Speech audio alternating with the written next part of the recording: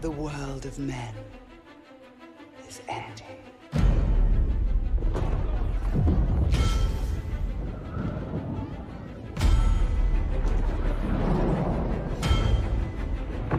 In the fires of Mount Doom, a ranger and a wraith, bound together in death, crafted the one thing that could challenge Sauron, a ring of power. But power can blind those who seek it. Celebrimbor! The great deceiver has returned to Middle-earth to rebuild his armies, to rule all. The corruption will be contained no longer.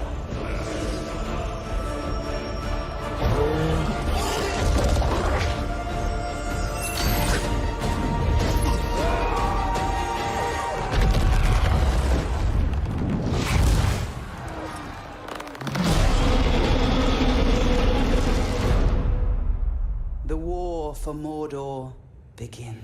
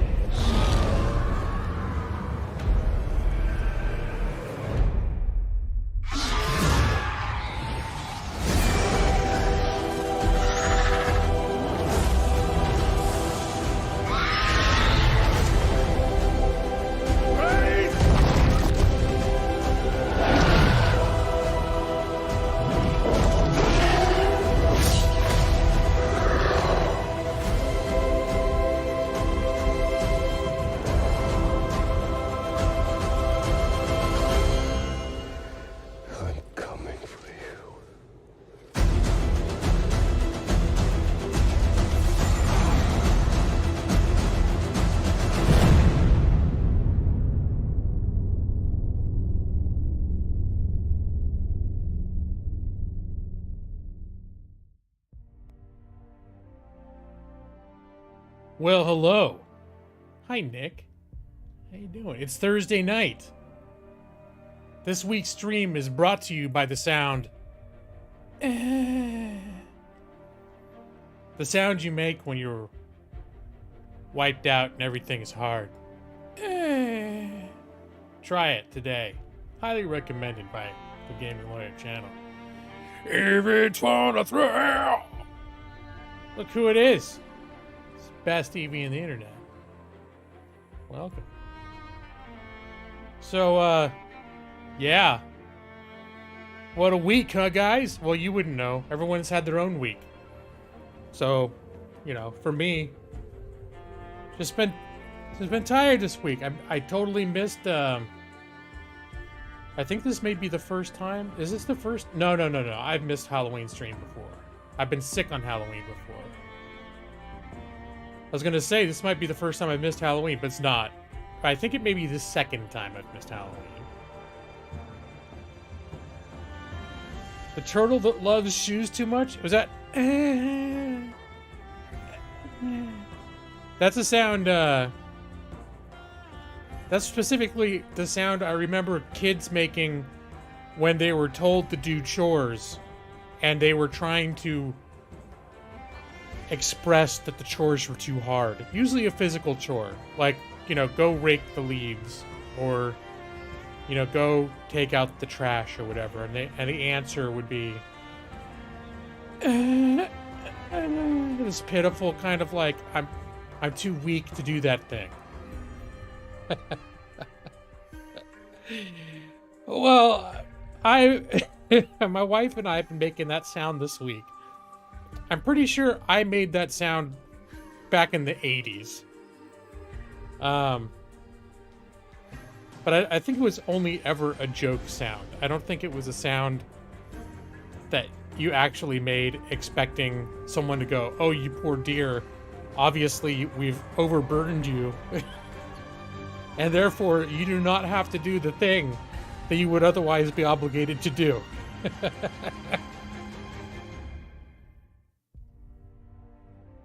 Oh, nice, Evie. 12-foot skeleton. Yeah, I saw the pictures you posted. It looked pretty badass. No, Nick, we weren't. It wasn't like it. It wasn't like that. 2 out of 6 ain't bad. I guess, Maxie. Maxie was one of the 2 people that expressed disappointment on Discord when I canceled my Halloween stream. So, Maxie, I offer an extra special apology for ruining your Halloween. Brad, Brad's got to go just shove it in some people's faces at the bank. It was a close call. This is one of those, I don't know, I'm just extra, like, tired and over it this week. I don't know what's up. It could be I just need to get more active and get in better shape, and I've just been tired because I've been such a lazy ass that it's catching up to me. My body is like doesn't have energy anymore. But yeah, this week, seriously, like, well, we went out of town for the weekend, and it wasn't like super strenuous or anything, but it was just like, it's just been a busy, like, for the last few months, since camping season started, we've just been busy.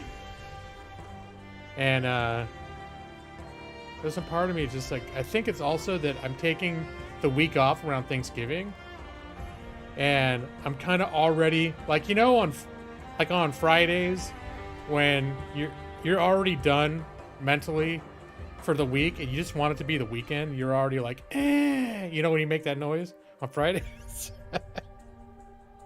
That's how I am about my week off vacation. It's still like 2 weeks away, a week and a half away. You were peeved, but you also wanted to try shutting your mouth for once. Well, Brad, you know, I appreciate that you oh, God. Okay, the audio cut out a little bit. I'm still, my PC hasn't done any crashing lately, but I've also been gentle with it. Gentle in the sense that I haven't been playing any of the games that I know it's had trouble with. But I've been playing the hell out of Shadow of War.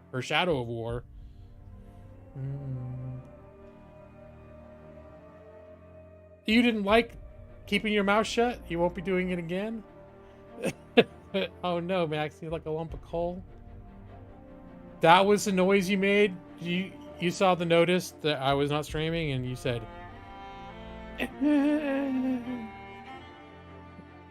Did you lay down dramatically and put your hand over your forehead? Because I think that's part of what... When you make that noise, I think that's part of what you have to do. Oh, Evie, I like that. I saw some of the pictures that you posted before, just of you and your husband standing in front of the skeleton. But this skeleton at night, it looks even creepier. It's badass. I dressed up on Halloween as a vampire. I posted it on the Twitter. Well, I wasn't... Wait, did I dress up on the day? I did actually dress up on Halloween. The picture that I took was on Halloween, but it was while I was at work. We had like a department-wide meeting, and they were like, yeah, we're going to have a Halloween costume contest. So I dressed up and showed up to the meeting, and then as they started, they're like, there's just too many people. There's like 150 people show up to these things. There's too many people for us to do, like, everyone get on camera, so just post pictures of yourself. So I ran into the other room. I ran into the bathroom, just took a picture, like a selfie in the mirror. And then I posted it. But now I have that picture, so brought to you by Under Armour. Oh no, Brad, I'm sorry. Yeah, I've been, you said you talked to me last night on my stream, but I wasn't lurking. Now, on occasion, no, usually if I'm lurking and you talk to me, I'll type back.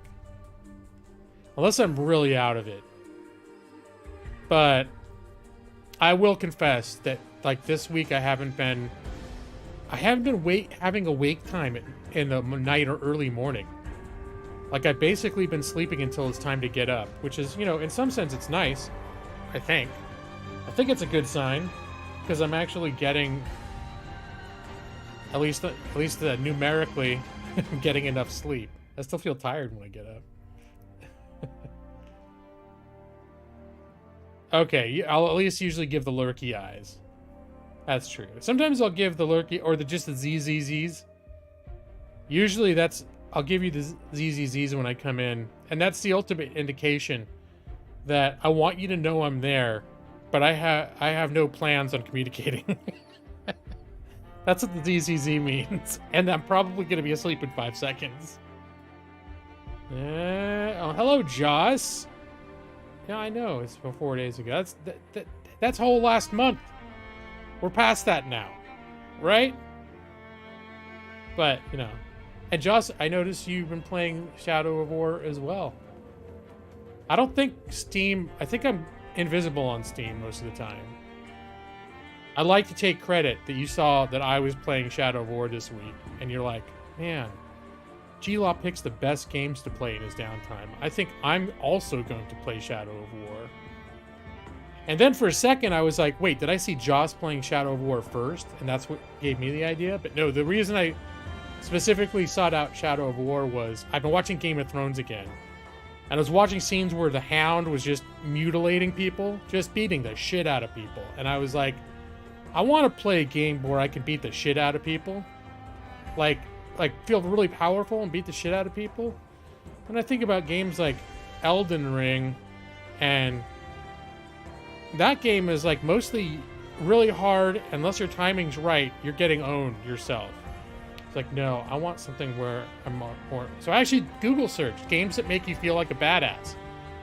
But I knew I wanted something with like swords and shit.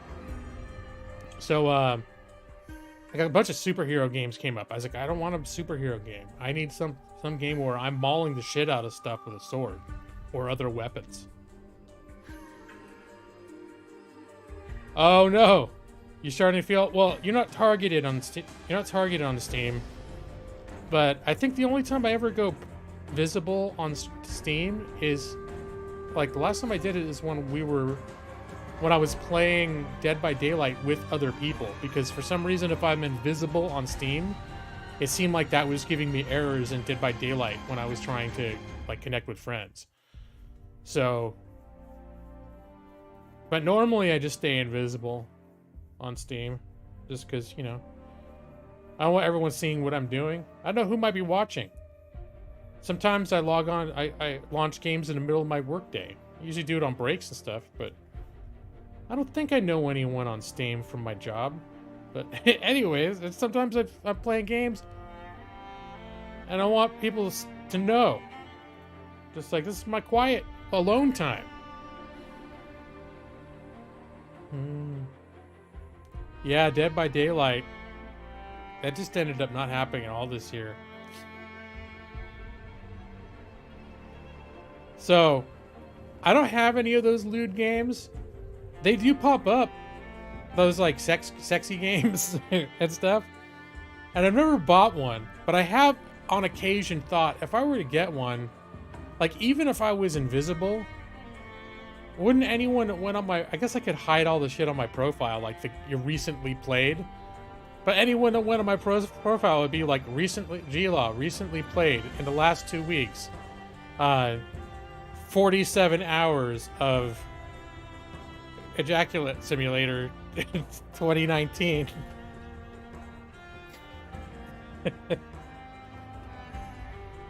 Oh no, did you install Dead by Daylight just so that we would play together, and then I destroyed your dreams by never playing it again?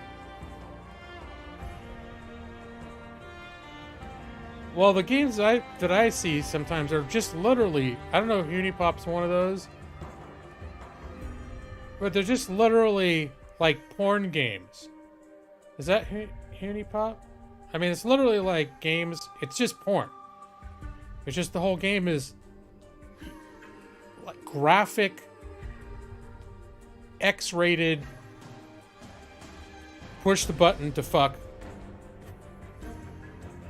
And I'm like, how are these even on Steam? But, anyways, never bought one. But, I have looked, like, because they'll pop up, like, on the popular new releases sometimes, and I'm like, how would, if I wanted this, how would I play it in such a way that, like, I wouldn't ever want anyone being like, oh, gaming lawyers played, you know, Ejaculate Simulator 2019 for 47 hours this week. I just don't, I wouldn't want that advertised if I were going to play something like that. Okay. Porn is allowed on Steam. Okay. Yeah, modded Sims. That's the beauty about Sims. Is it? Well, first off, I didn't play Sims on Steam, so you wouldn't have seen it anyways. But I think it's on Origin. They probably have the same shit. People can see what you've been playing. They don't know what mods you've got installed on Sims, so that's a perfectly, you know, safe way to play some deviant game, you know? It's like, oh, there's Gila, he's playing the Sims, he's playing Sims 4 again. Hey, he's been really into that. He's been really into that lately. He keeps posting on Twitter that he's buying, you know, when you buy stuff on Amazon and it's, or places online and they're like, click here to share on Twitter your purchase. I accidentally shared that I bought like a 48 bottle case of Gatorade and playing a shit ton of Sims 4 and a big bag of hankies. The Vaseline. Oh, did I put all that online? Oh no, maybe the people are gonna put it together, what I've been up to. I get off on telling people I will stream and then not doing it. I was honestly super close to doing that tonight. And this is one of those days where I got off of work, I stood up out of my chair, I took 2 steps to where the bed was and just fell over and basically went to sleep in about 5 minutes. And then I woke up at 7. So I was like, I had to try out just being not in bed. Like, am I get up? Am I gonna, you know? And then am I gonna want to talk to for 2 or 3 hours? It was not a for sure thing at all. But when I woke up at 7, I at least was like, well, I should at least get up and sit at my computer, and then we'll go from there. We'll see how things. It's a real touch and go situation.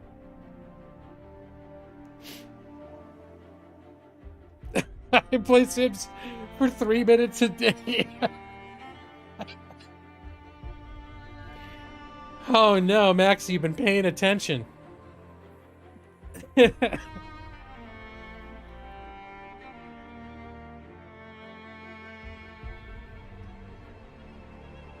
Well, have I ever just, sometimes I start streams and I'll be like, I'm feeling tired, it might be a short stream. But even when I do that, I'll still usually stream for at least 2.5 hours. Like, I don't know that I've ever just started a stream and just told you, yeah, I just don't, I'm too tired to stream. But I decided to like set up my stream anyways and stream to tell you that I'm not streaming.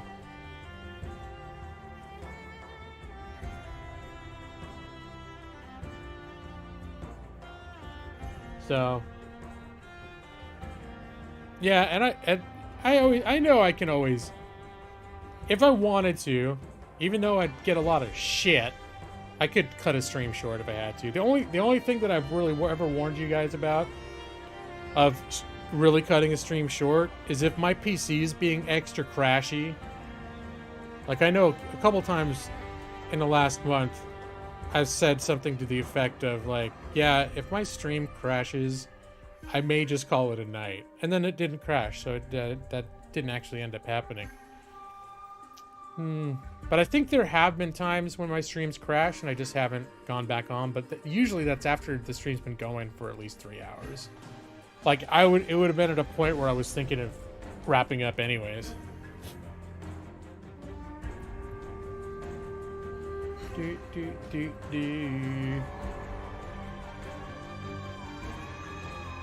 Alright, so now I'm gonna play this game now. So, 45 seconds of gameplay. let me turn that shit off. No cam. No cam because A, I don't want to be on cam, but B, also, mm,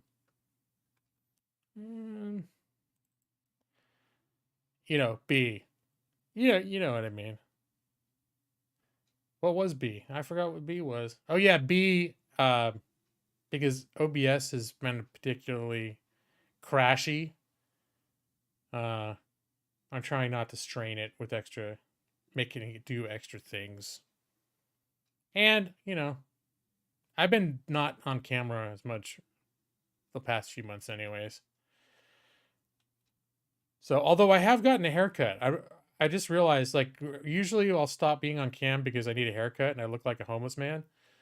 That's when I'll start being inclined to be like, I'll put on the Under Armour hat. And then when I start looking like Michael Moore, I'm like, I think I'm just gonna not be on cam.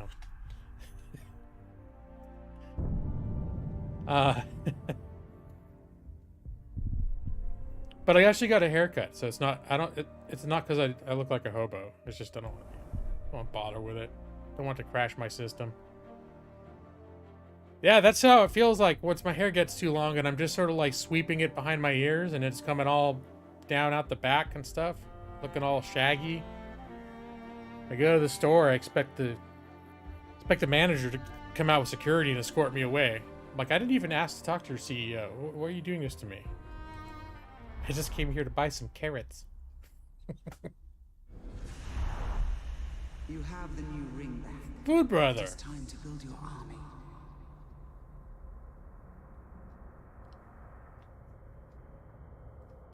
Food brother, feel like Contreras. Oh. Happy after Halloween, food brother. How you doing? That's true. I just came in here for ding dongs and Twinkies. And a extra large family pack of bacon. Maybe that's... Alright. So I just got to a new part of Mordor that's much more colorful than the rest of it so far. And I think I just got the mechanic you can build armies in here. So for those of you who don't know what the premise of the Shadow or the Middle-earth Mordor games, you're this ranger, and this takes place between the time period of The Hobbit and Lord of the Rings, while Sauron is building power in Mordor, but he's not quite openly attacking Middle-earth, although Gondor is already fighting against him. And you're this ranger who was at an outpost on the border watching Mordor, and his family lived with him, and they got attacked by orcs, and his family got killed, and he got killed.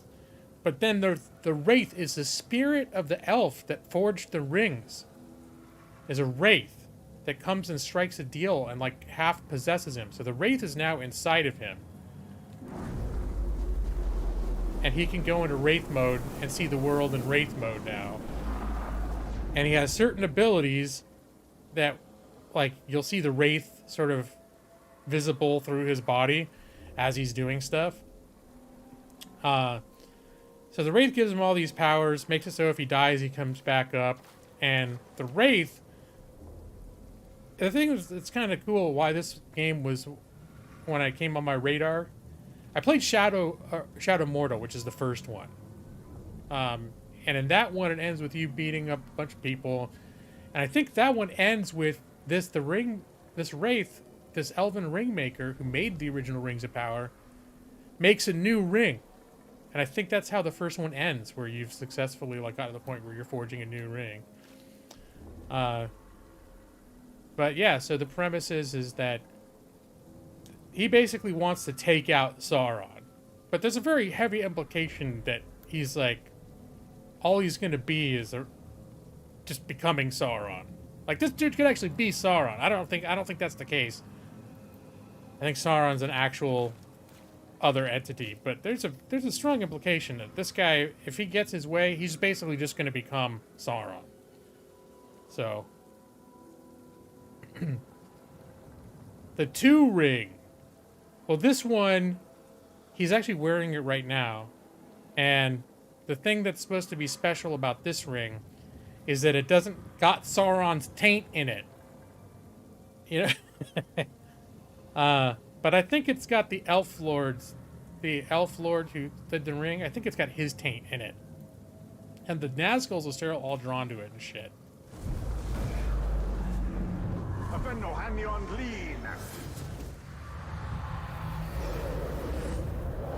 So see, this was like an Eye of Sauron location that I've now converted to the happy light blue eye of goodness. This is sort of like a tower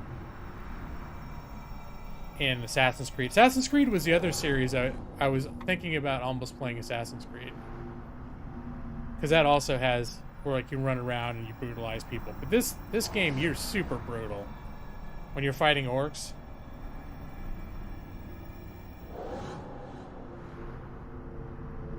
So a little bit of a scanning game here. You track down and unlock points of interest.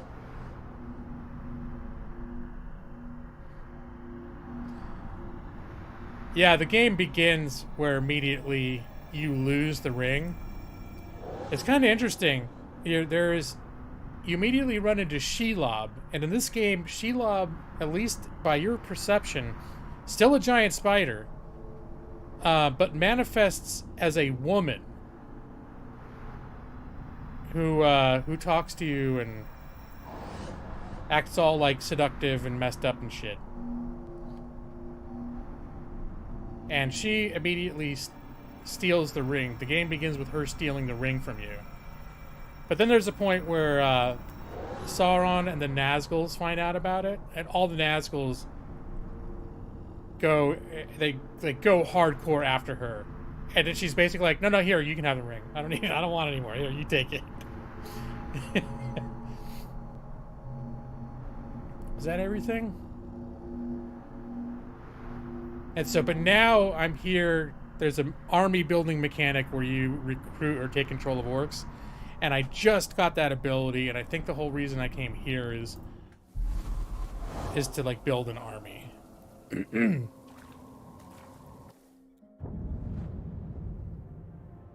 Alright, we got some main quests here. The return of the new ring gives you the power of domination over your enemy. It's time to forge an army. So I think the quests now are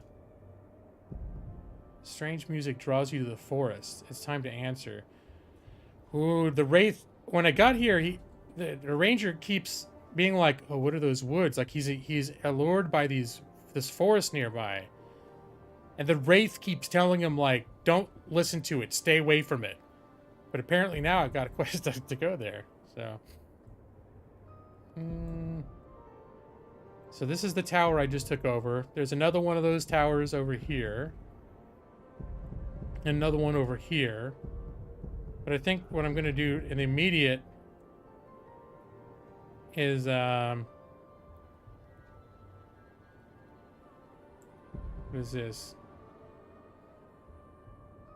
This helps you unlock, you get parts of a poem that you can find a place. It's got kind of like the doors to enter Moria, where it's like the riddle. You have to solve the riddle and the door will open. Each zone I've been in so far has a location like that where there's a door. And if you collect enough of the words from the poem, you can put the poem together and open the door. So I think I'm going to grab this. Then I'm going to grab this lost artifact. There's basically just grinding stuff. If you get all the artifacts in an area, you get an extra skill point. So it's worth it to just pick them up if you're in the neighborhood.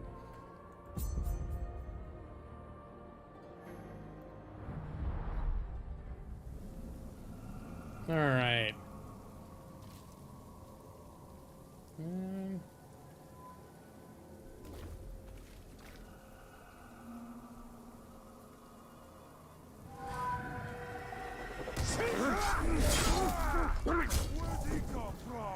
Uh-oh.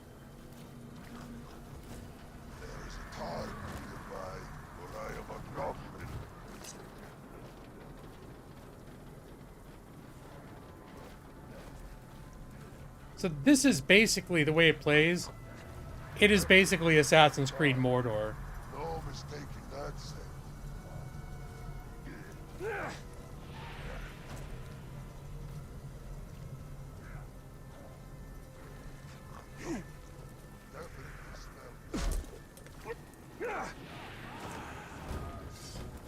Uh-oh, did somebody see me?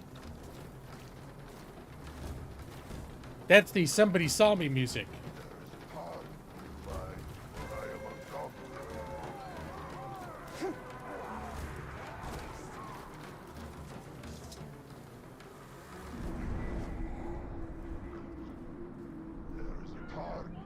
Oh yeah, he's definitely looking for me.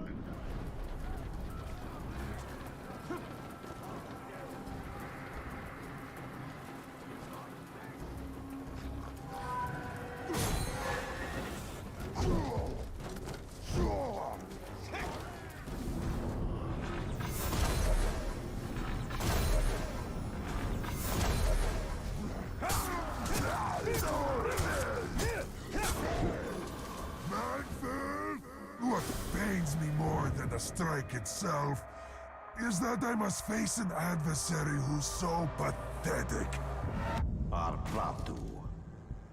Alright. So there's various captains and warlords. There's a whole system about, like, if they beat you, they become more powerful and you can run into them again. Sometimes if you kill them, they can come back and get revenge on you, but they're sort of like dynamically generated characters. And you can gather intel about the captains and warlords in the area you're in. I haven't done any intel gathering yet, so I have, like, I don't know what his weaknesses are. Usually these big guys don't like arrows, though. He's got super strength. He counters attacks with powerful stunning blows. Great. Enraged. Other orcs become enraged around him. Fireproof. You like the large lumpy elf if it would eat me? It's fine, Brad. Okay.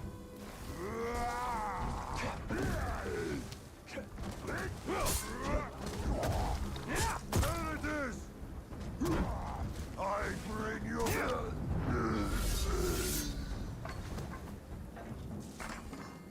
Well, how do you like that? And he dropped an item.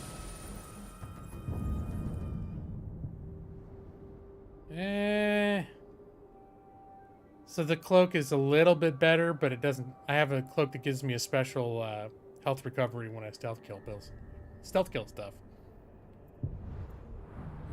Well, I know at least give him a couple good whacks in the tuchus. What is this guy?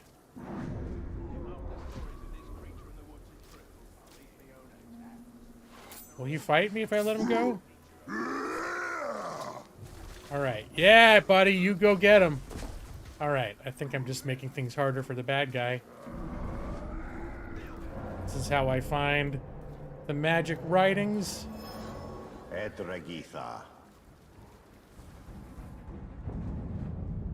Alright, now I'm gonna go check out this one.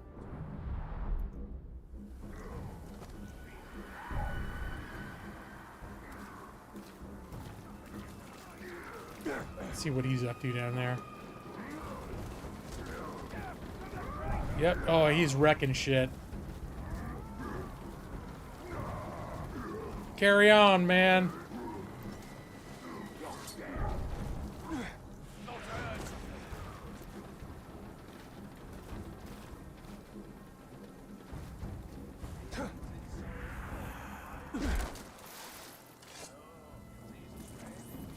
Are these... What is that? Fucking spider, dude. Wait, are these the woods I'm not supposed to go into?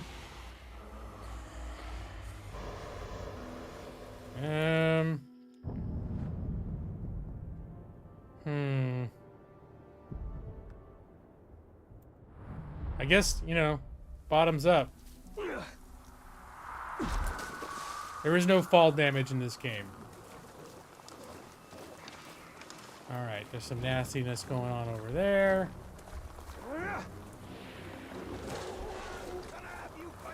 Oh my shit, there's a whole bunch of these guys. I'm just gonna, while they're preoccupied, I'm just gonna come in and grab this.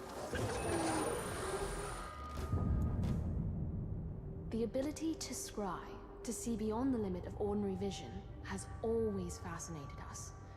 Those who claim to scry say pools of still water held in an antique bowl can foresee Mordor's many dangers, or reveal a glimpse of fair Gondor itself.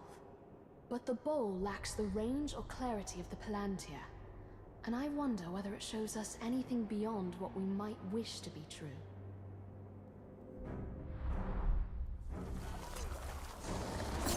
Could the elves scry with such a bowl?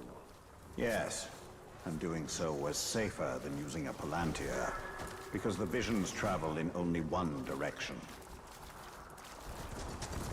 So when these things are really hurt,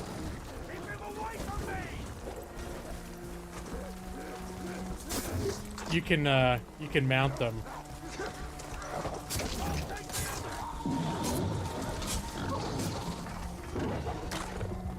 And ride them.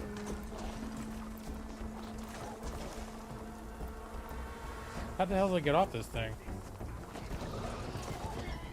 Oh. Dismount, hold to kill. Okay. I just figured it'd be a kind of a neat way to leave the scene. Maybe I should have used him to climb this cliff to get the fuck out of here, though. I can't climb here. Stop moving! You should be in a cage.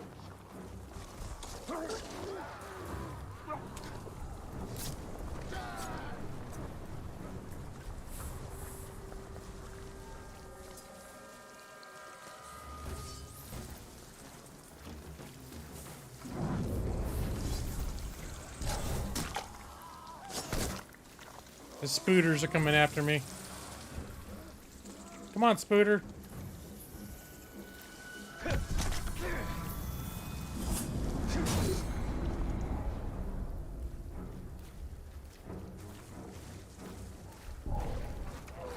Alright, well, I might as well do this.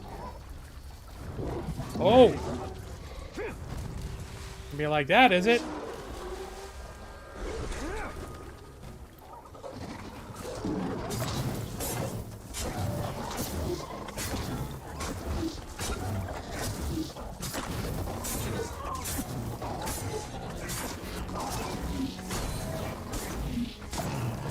Just die already. Now you can die too.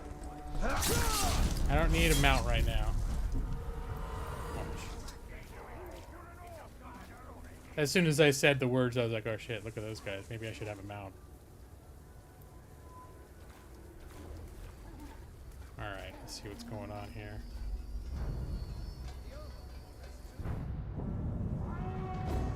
A strange music draws you to the forests. It's time to answer its call.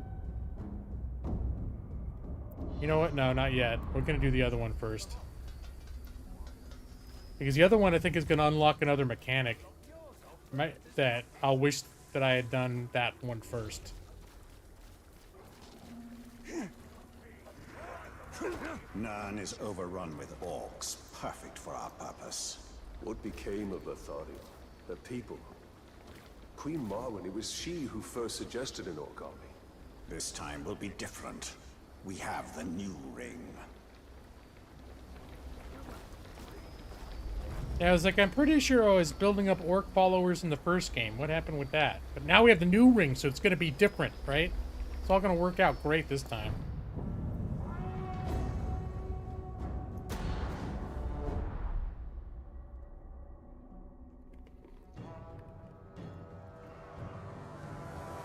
I've had enough of your mouth, Bruise.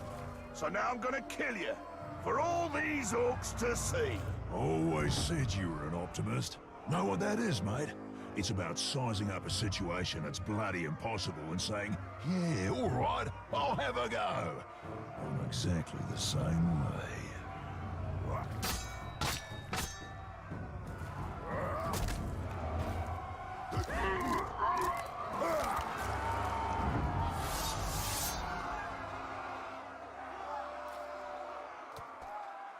I like him. Recruit his followers. You have to attack him until he breaks, and then hold E to dominate him. Okay. Dodge 3 of his attacks. What is it? By sliding through his legs. Is a bonus objective.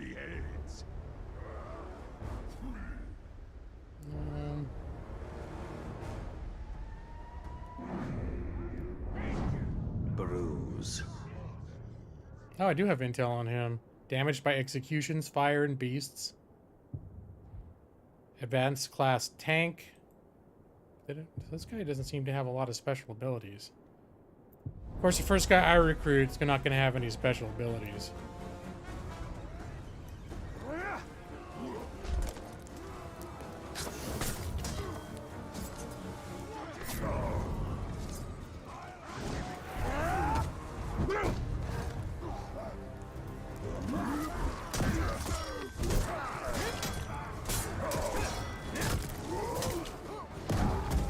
That's 2 times through the legs. Whoa, no, didn't care for that. Reckon you're going to skewer me? Ah, that little sword's good for a tickle, maybe. But you're gonna need more than that to take me down.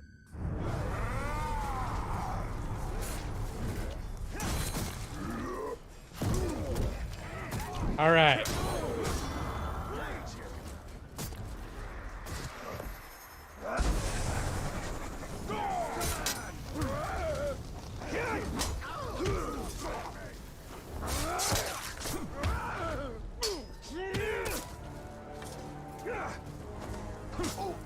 Yeah, it's enough of that. Oh, get out of my way.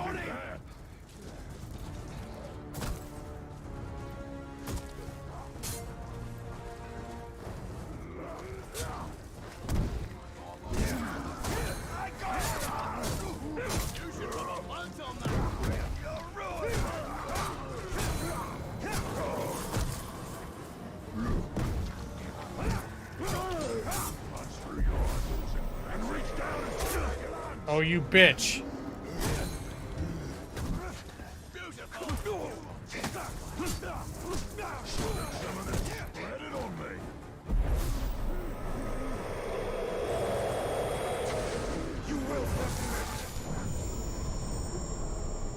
You serve the bright lord now.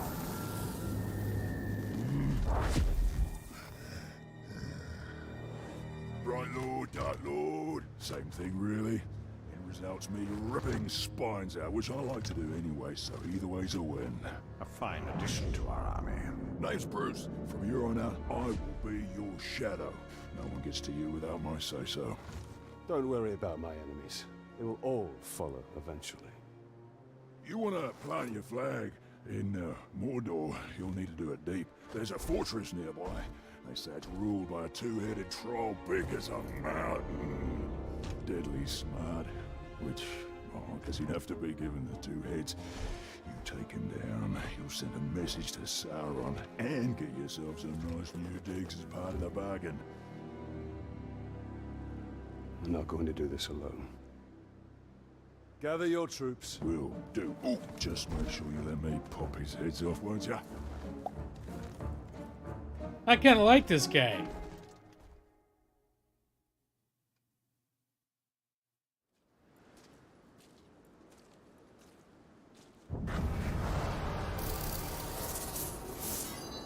Okay, a skill point.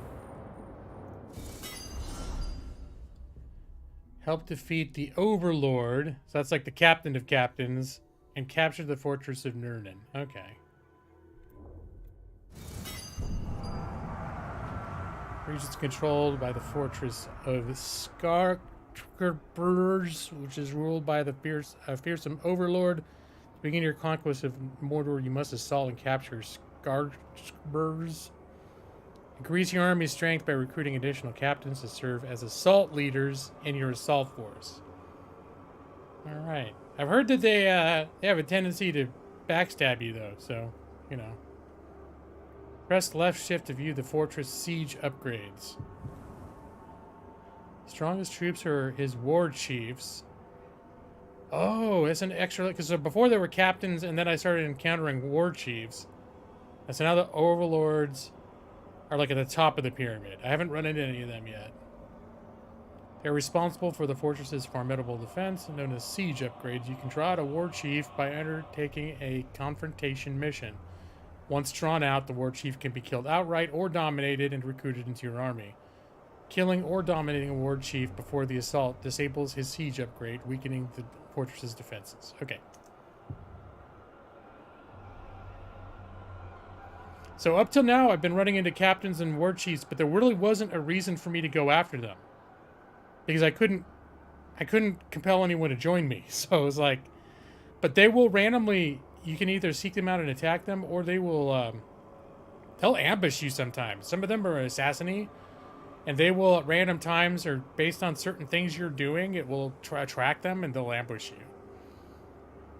Bruce has joined your assault force as an assault leader. Recruit additional captains to join the assault force and spend I think that's the, I've got a shit ton of that because I haven't had anything to spend it on.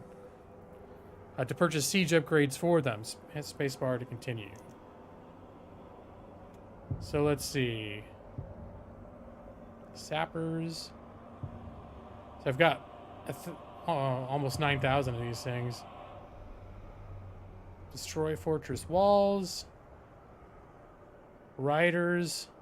I'm just going to give him all the upgrades. You know, why not? It might be a bad idea. Maybe he needs to get stronger first. I'll give him all the goods. And, I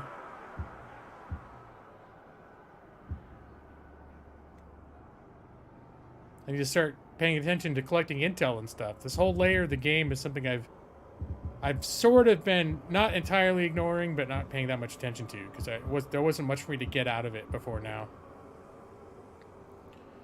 So these guys are all connected to these guys. The lines coming off of the war chief are their bodyguards. If you take out their bodyguards before you confront them, it's easier to attack them. And then the unknown overlord. Okay, that's at the top of the food chain. Weakening enemy power is important, but what is most crucial for conquest is strengthening our own forces.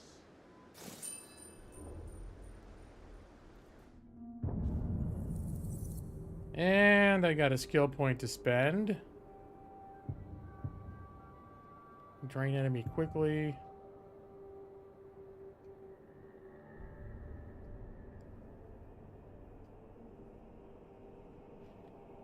Alright, I kind of like this. I think I'll end up forgetting half my special abilities. What about, was it the quick assassination?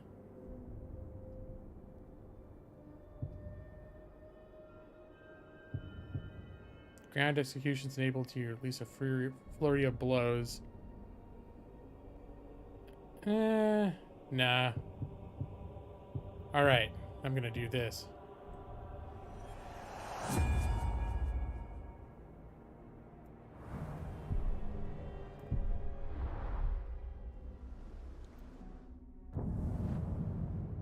What's this?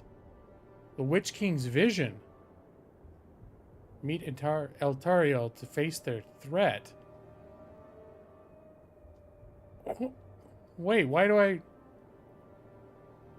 I guess it's right there so I can try it, but does that mean I'm gonna have to fight Nazguls right away?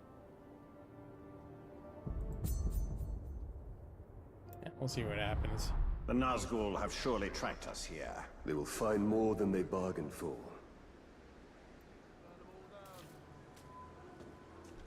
Why do I feel like this is a bad idea?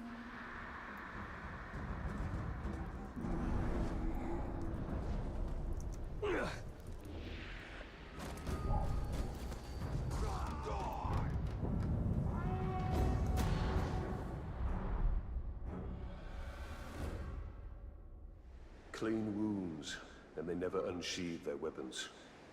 This looks like Eltariel's work. Well, she is indiscriminate. By the look of it, some of these would have made good followers. We must find her before she eliminates all our potential recruits.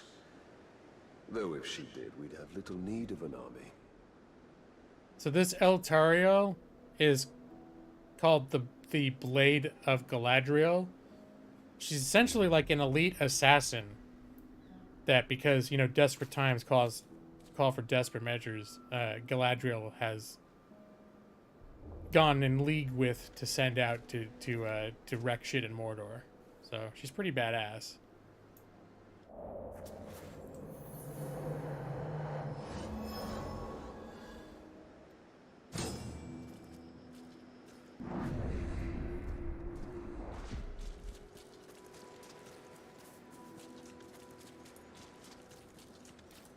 I may or may not get wrecked.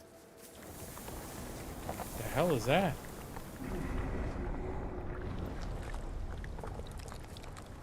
The very air is a poison fume.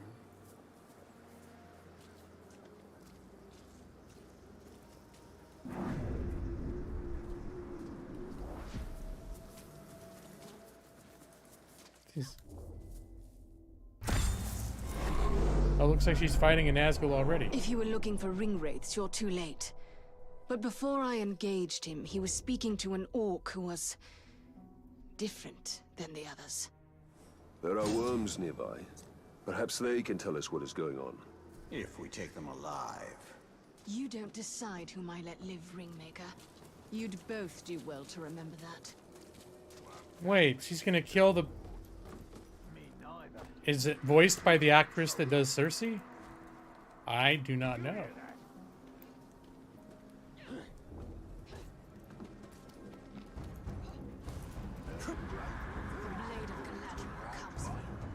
Get off of the wall, bro.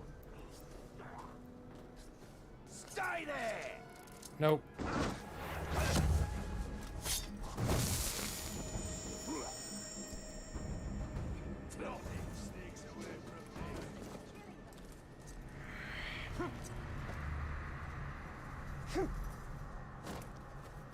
We just need to interrogate them a little bit. The Nazgul have dealings with special orcs. What are they? They're called the Chosen! I don't know what they're chosen for!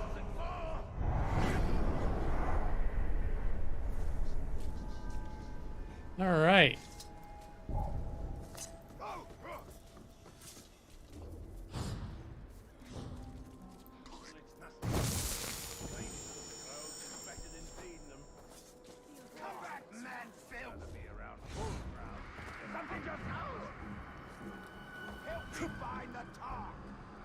Is this guy?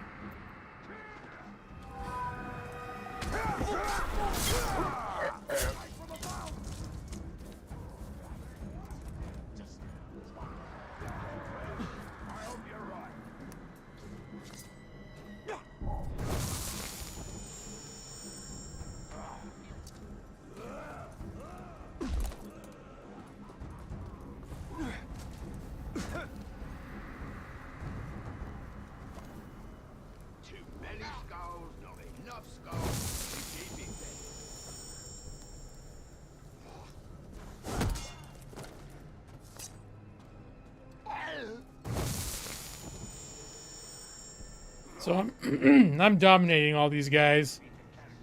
Something I haven't been able to do until now. That's kind of cool. But yeah, I wouldn't put them past having voice actors in this game that are actually known people. What is the purpose of the Chosen?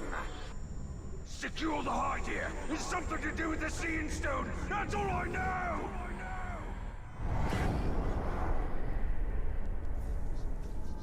The whole first chapter of the game was defending a Gondorian town on the edge of Mordor. It's actually the one that becomes like the stronghold of the Witch King eventually. And trying to locate a Palantir.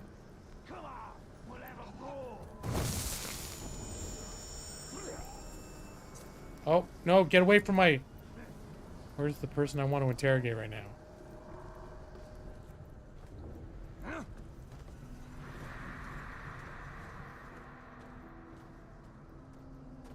Who's at the talk?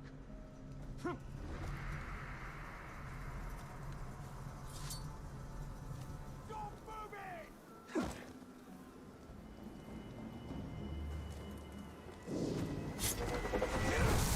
What have the Hydia revealed? Only the Shriekers know. The Chosen kill anyone else who gets close. Oh yeah, I definitely know that there were some big name actors in The Witcher, in the video games.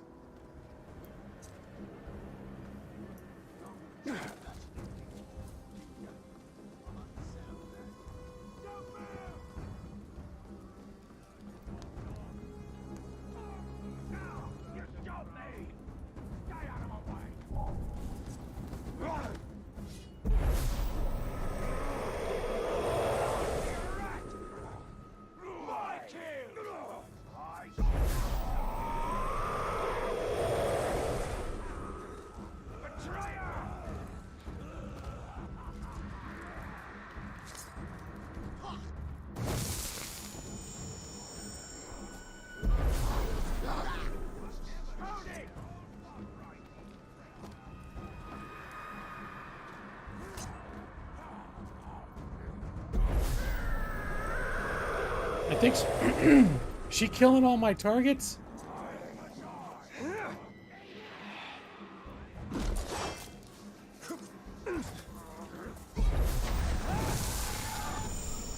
The Chosen. Where do they come from? The Shriekers make them is some kind of ritual. All very secret. I don't know where. More orcs are coming. I'll deal with them. So long as the Witch King has the Palantir, any towers the Chosen hold will be his eyes. Then we must blind them. The ritual to create the Chosen. Where is it performed? No one knows. When a captain's selected, the Shriekers send a worm to tell him where to go. We must tell Eltariel what we know. This need not concern her. We have our mission and she has hers. Her mission is the destruction of the enemy that tracks us. The more information we share, the better. I miss the smell of scorched earth.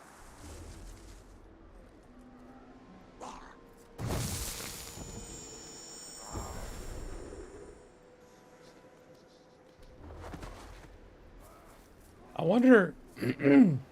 I wonder if there's any point in me killing any of these orcs ever again. Up until now, all these moves would have killed them, like stealth killed them, and now it's like they're turning over my side. Were your messengers forthcoming? The Witch King is using the Hydir to track the ring. They extend the Palantir's reach. Orcs called the Chosen guard them. And the enemy may hold the Palantir, but the Hydir themselves are vulnerable. So, we know your design. And now we dismantle it.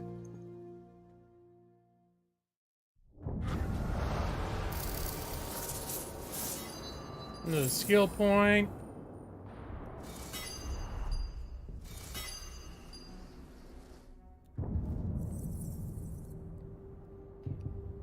This last one, retaliation.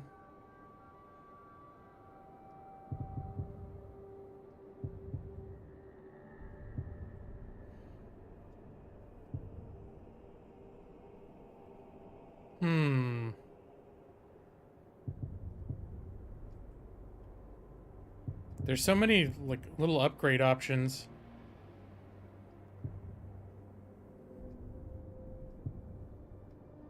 Kills can be used against beasts. Stealth kills.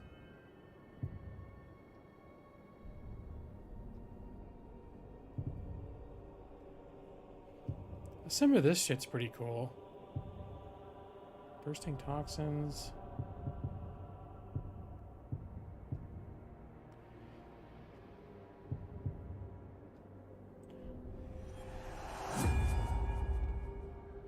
These are ways of like taking out groups of enemies from a distance by causing terrible things to happen, like they're making their campfires explode on them and shit. It's fun. Good stuff. This game, that's what I like about it, is it really... If you want to absolutely feel like you're wrecking some shit, it gives you a lot of options. This game came out, it got pretty mixed reception. I think mostly because... I'll go ahead and do... Well, I'm going to get this thing. Then I'm going to do that. It had a very strong pay-to-win component. Like the... it's always been considered it had the bones of a good game.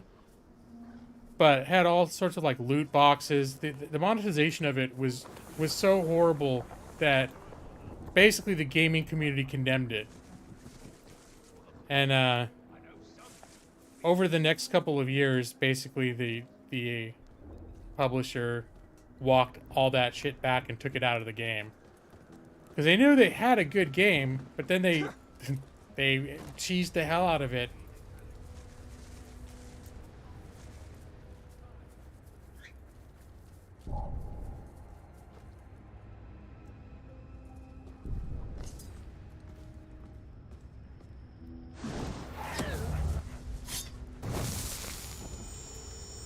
And so the past year or two, I've started to see a ton of videos talking about how now that they've gotten rid of all that shit, this game is like really good.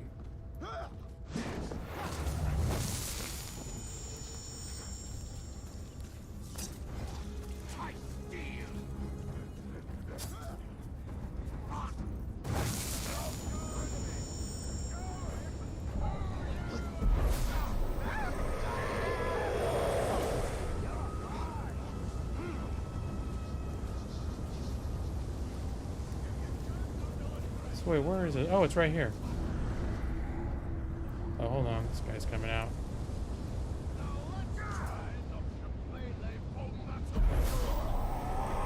Oh, everybody sees me. Alright. It's okay. Sometimes it's fun to have a little bit of a...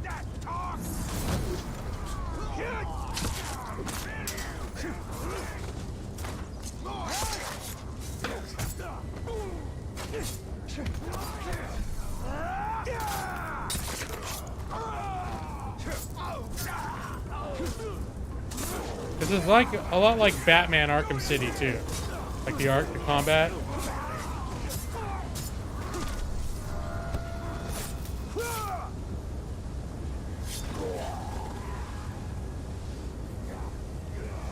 It is no baseball, that is true.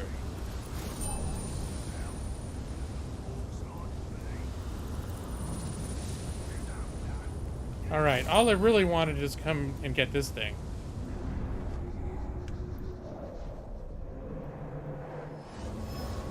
Naive.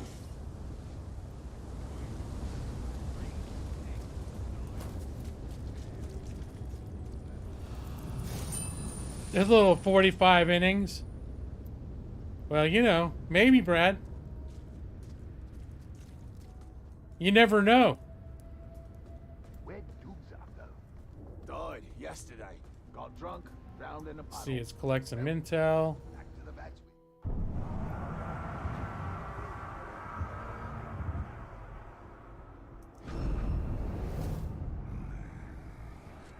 All right.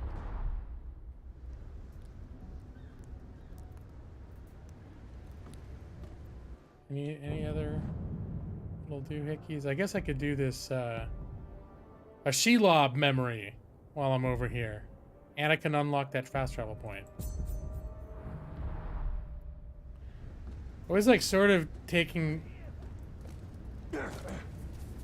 grabbing all the things in the vicinity, because you never know when you take a quest and it's gonna end up taking you halfway across the map, you know. Remind me of your mom when she says maybe, because you know her maybe means no. Maxie, why would you make such a conclusion?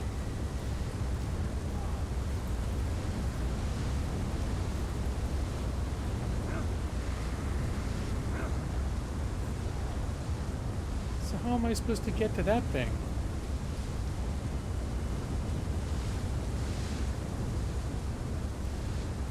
I can't go to that waterfall over there. There's got to be some way, like some cave or something to get into.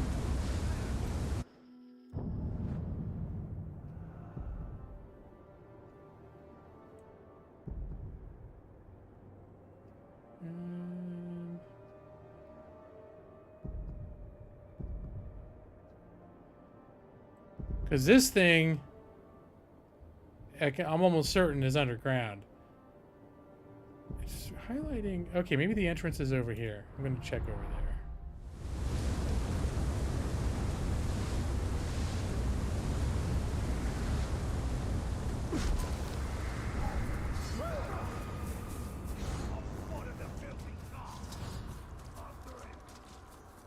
There it is.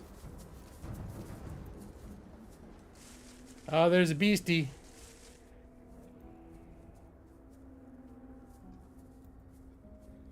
Maybe I can just sneak by this guy. This thing looks like something I don't want to... if he's just gonna sit there, I'm content to leave him alone. Oh, I think he noticed me. You're a paste. I smash pastes.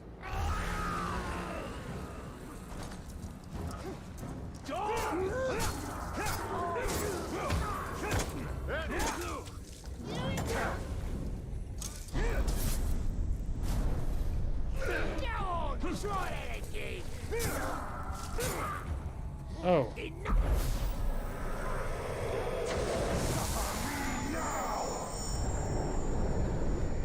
Well, look who's on my side now. I don't know, but does shame level reduced? We will conquer Sauron. Why Why wouldn't I add him? On your command, bright lord. I am clever. Filthy fuck!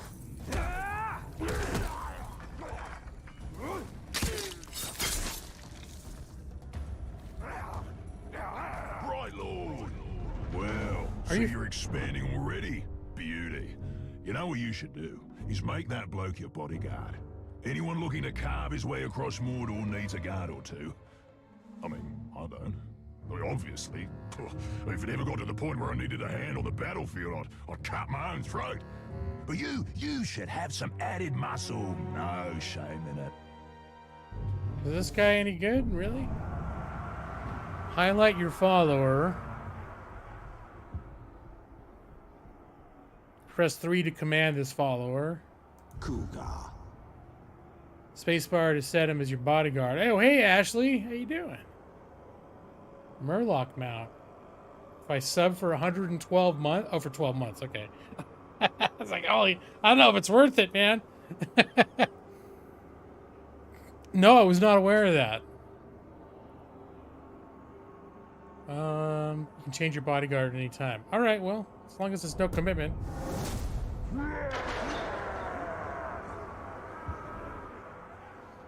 Just the first rando I came across.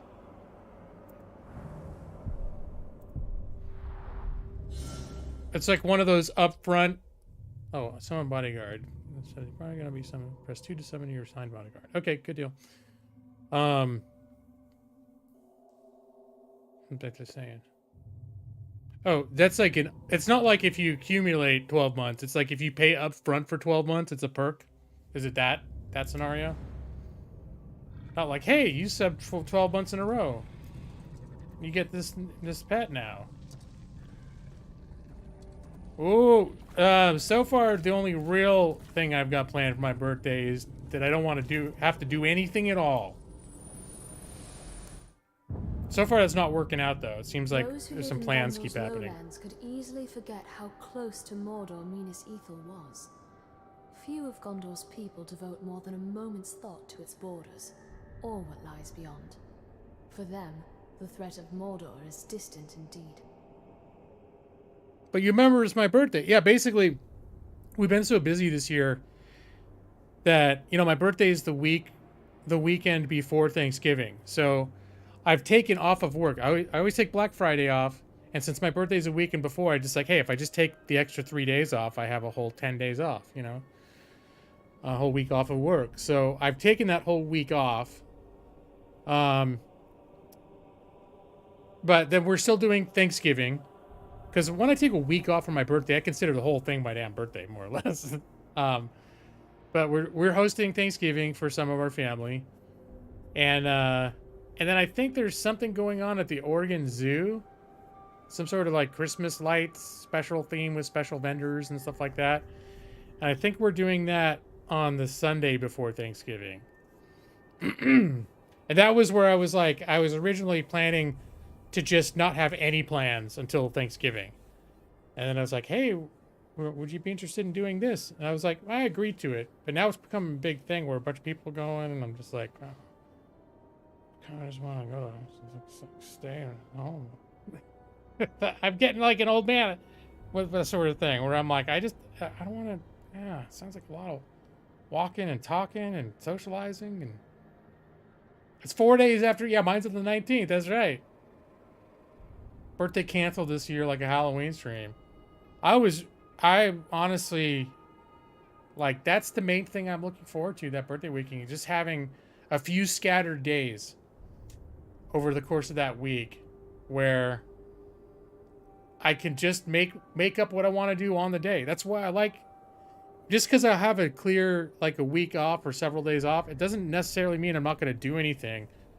But I kind of like going into each day, sometimes having a few days where I don't have things planned out or scheduled, where it's just like each day I wake up and I could do anything that might just be like sitting in my easy chair binging Game of Thrones, which I've been into lately, or randomly, you know, could just be like going someplace and doing something, which is happens less frequently because a lot of the stuff I like to do is at home. So if I have like a day where I've carved out for as just a no plans, and you know, I like doing the things that we do sometimes, but for me, it's when everything is taken up by plans. Okay, so on this day we're gonna meet these people at this time, and then that day we're gonna go and that people that time, and then we're gonna spend the night over here at this person's house or whatever. And it's just like, it's cool, but sometimes I just like to be like, yeah, I got nothing on the calendar.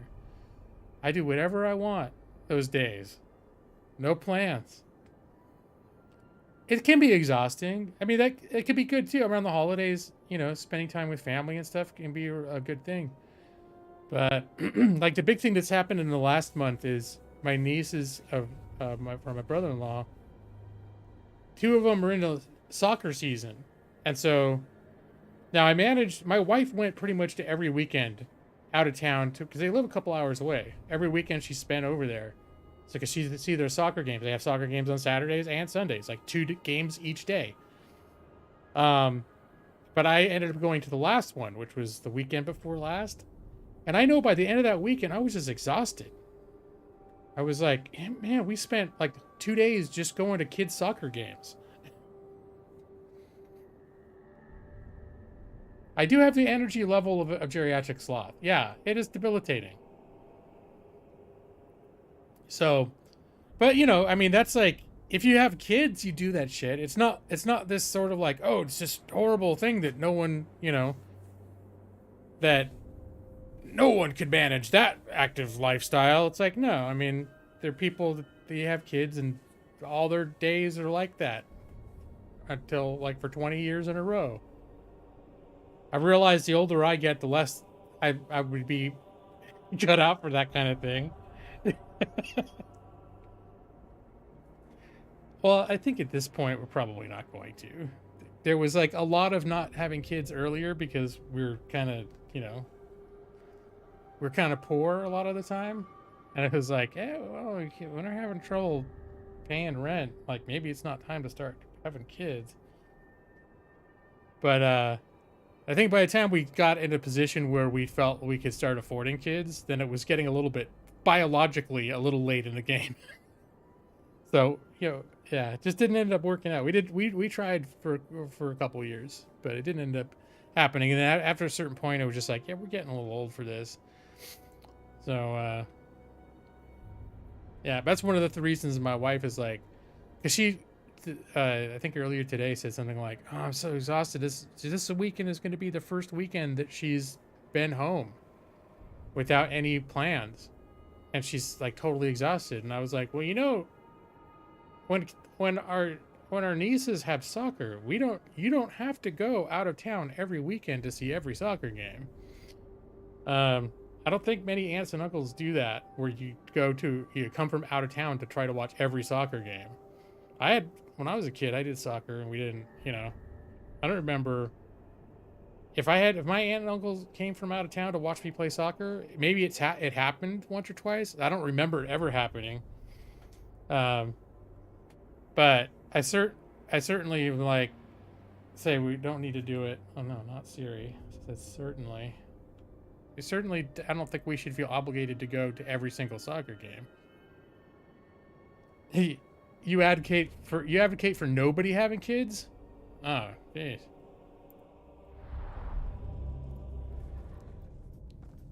I've never seen a map of Gondor so detailed.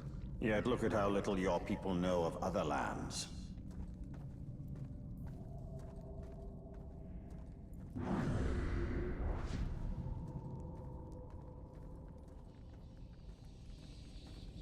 So it was one of the reasons we moved back to Oregon, was so we could be around the nieces since we didn't have kids. So that was one of the reasons why our big motivators for coming back. So it's not like I'm completely surprised that, you know, she wants to spend a lot of time with them, but it's like we were originally planning to try to move to where they all lived, you know? So I'm like, given that we're in Portland, it's a little like, yeah, I'm not going to go every weekend. To rule, one must be willing to destroy everything that has come before you.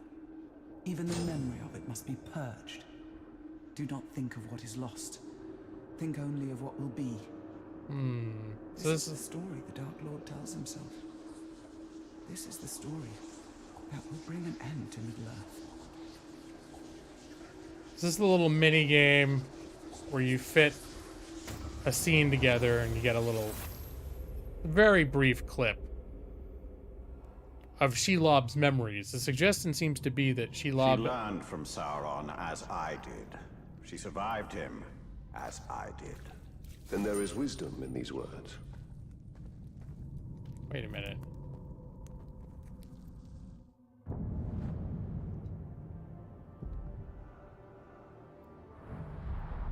All right. You're having you don't want to have kids, and maybe we've also thought about fostering or adopting as well. So when it was looking like it was going to be a trick for us to have our own kids, that was sort of the next thing we were talking about doing. But I think for me, it's just even more like the older I've gotten, like the closer I'm getting towards 50, I've started feeling more like, wait, is that where it came from?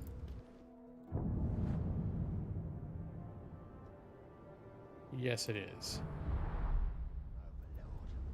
I've started feeling a little more like I just wouldn't have, like when I see my brother-in-law and his wife going, it's like weekends are soccer games, Saturdays and Sundays, and then during the week there's all this like gymboree and all these things that they do like all the time, and I'm like, holy crap, like I couldn't.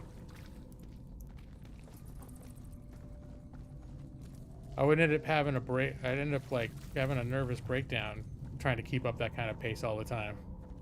I just don't have that. I don't have that much energy anymore. Maybe if I was in my 20s, I would.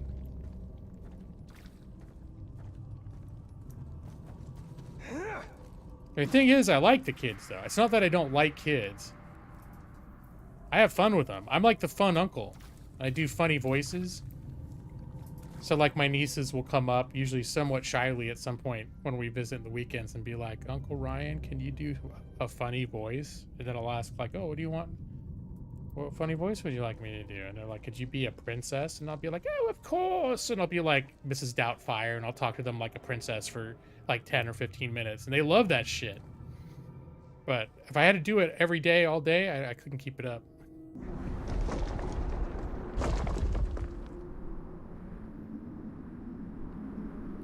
I think mostly they're into like the princess and kingdom thing. So I've done like the royal butler and also a princess that helps them decide how they're going to decorate their castle for like the big ball or something like that. It's all little stuff little girls are all into. So like when we were there last weekend, they bought a large plot of untamed like Oregon wilderness that they're building a house on, and they've leveled off some area where the house is going to be, and they're starting to plan for it. And so we all went over there to take a look at it, and I got in a game with the nieces talking about like, oh, they're building their castle, and what sorts of things do we need to make sure are in the castle, and oh, we need a big gate and a moat, and how big should the moat be? Should there be alligators in the moat? You know, all this. They just eat it up. They love it because we're sort of playing imagination, and then they're but they're sort of dictating like the course of the conversation a little bit, and I'm just playing along doing a silly voice, and they're into it. Well, of course we need a moat. You're absolutely correct. We need a large moat, don't we?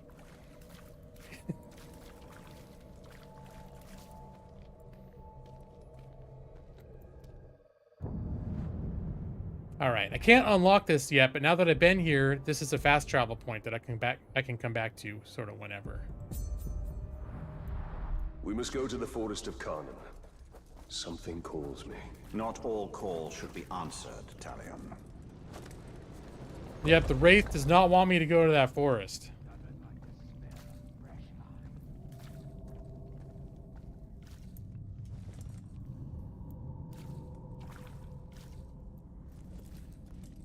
Here, what happens if I summon my bodyguard?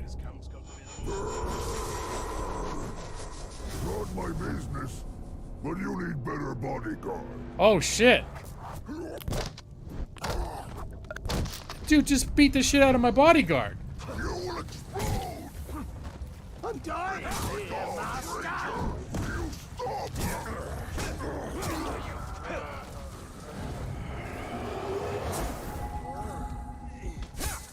Back to it, I suppose. You die. This is not how I was anticipating this going.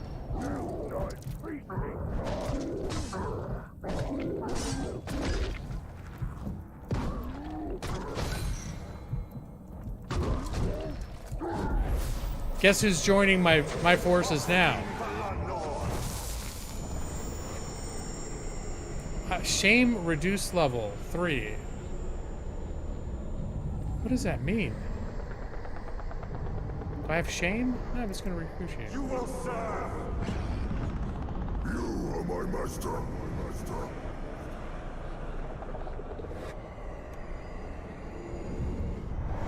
I defend.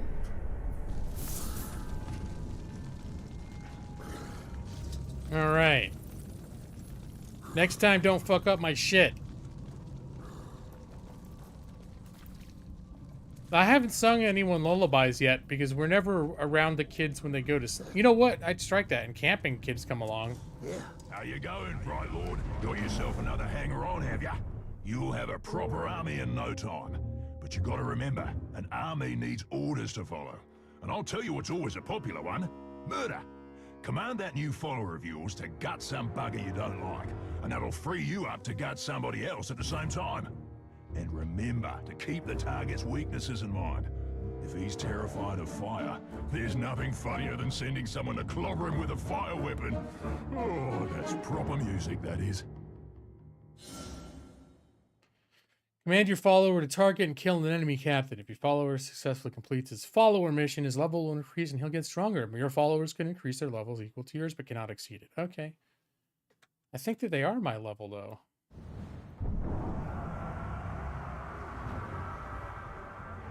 Well, this guy's level 12, so yeah. Ur Kalmar.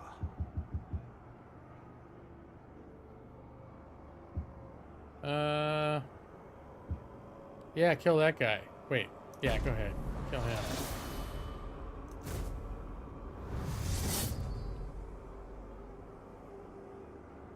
Well, see, that's like the following missions are active for a limited time. When the counter's below the mission expires, the mission is automatically resolved. Your follower will attempt to complete this on his own, but you can join in to ensure his success. If he's successful, he will increase his level. I'm just going to let him take care of it on his own.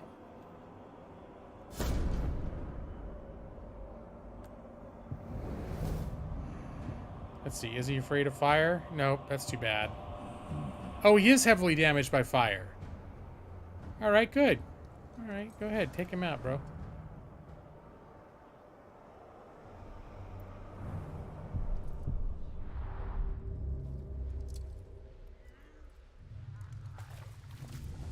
You know what we're going to find in here, don't you? As much as anyone can know.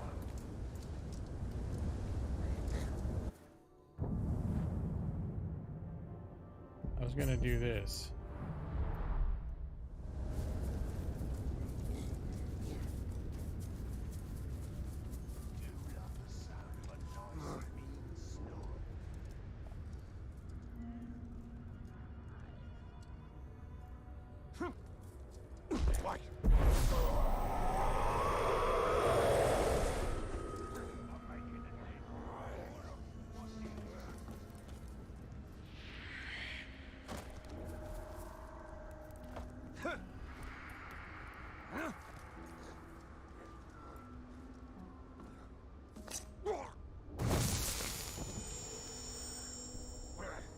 I should have had my own command, you know. Leading a large army of orcs. Or maybe being overlord to one of the Dark Lord's great. Oh, did I kill him by accident? I just noticed that, I know you'll do right by me, Bright Lord. alright, for some reason he's dead.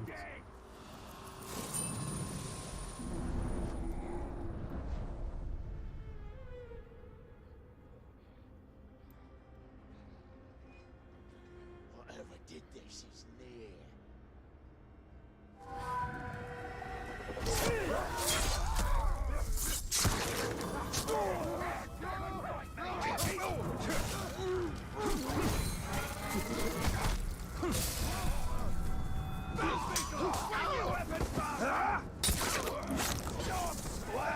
Wounded now.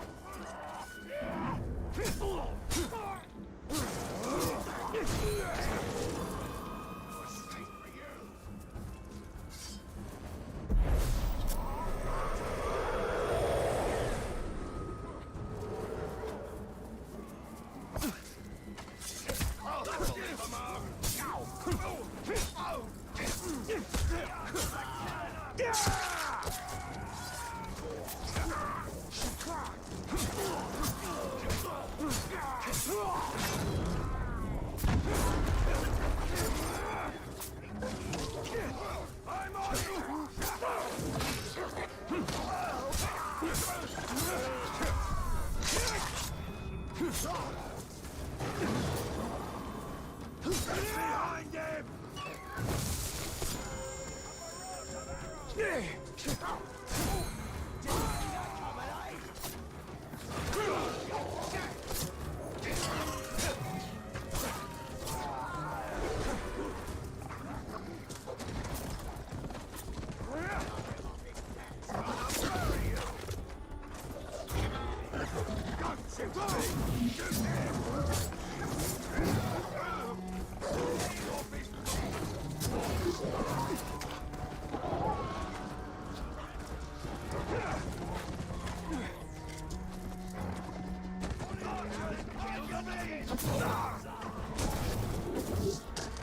I know you think. It is a workout here.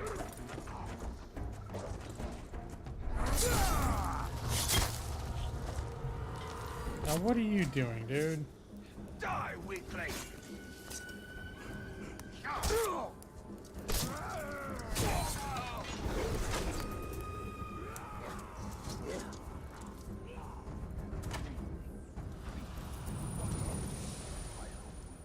All right, what was I doing? I didn't even have to fight those guys. I just suddenly felt, you know, there was a bunch of them, and I felt like killing some stuff.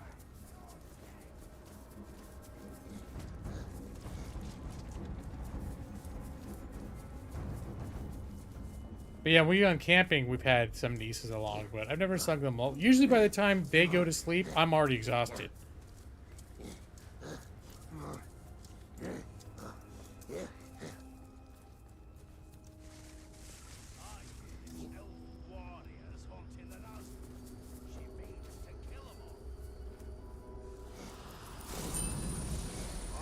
All right, here we are. Let's see what's up with this forest. Go! Go! It haunts us! What creature haunts this forest? Oh, Kanan is no creature. She is nature itself. She calls us. Talion, we must move with great caution.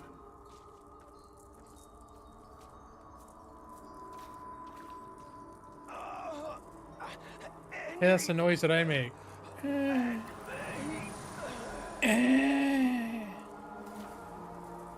back here! Finish the job, will you? I'll kill you! Come here and I'll kill you! Oh, not you! Have some mercy! She's picking us off, one by one! That beasts come hundreds strong. Get out here and show yourself! Pit to peak, enslaved our rivers and trees. No!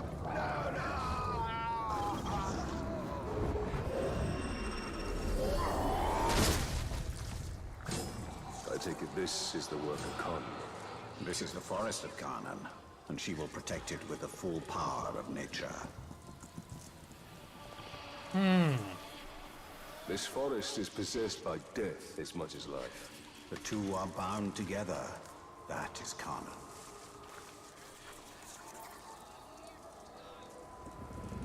What are the orcs doing here? They are doing Sauron's work.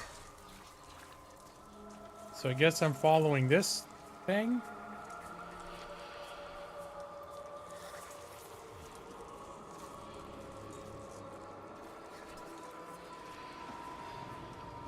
So this lady doesn't like Sauron. And she's a friend of mine.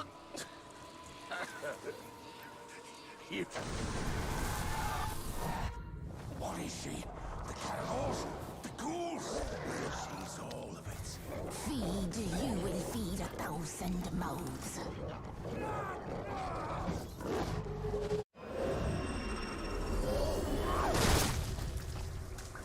Yeah, that's how interrogations usually end. Why do these beasts not attack us? They hear her song. They are part of her as she is part of them. Yet they will defend. She is watching us. No. She's drawing us in. This Carnan has been busy. Where are you?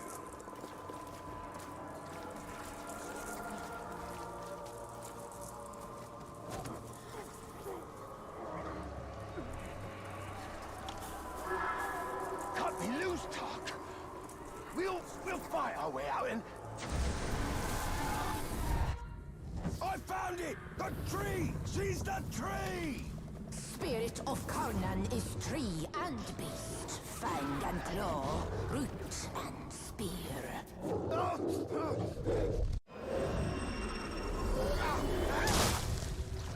Is she an ant? Don't be hasty. Well, that wasn't there before. Investigate the great tree. Don't know what's so great about it.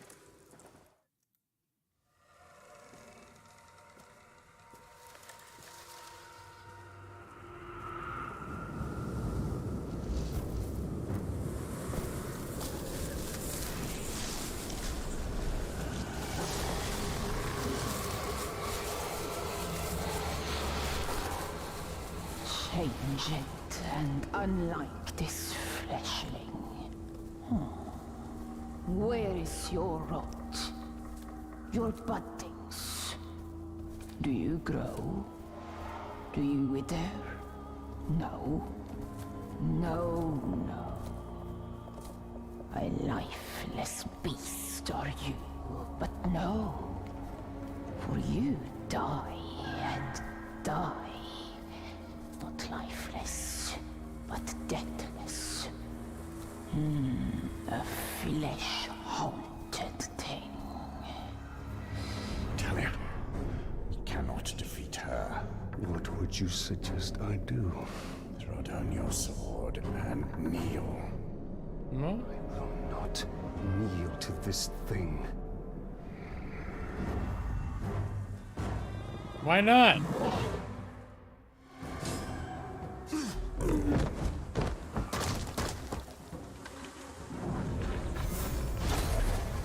Come, deathless one. Bring you to rot and ruin will beasts of Mordor. Keeper of the Wild! That was easy. Carnan! Who Oh. do you call to?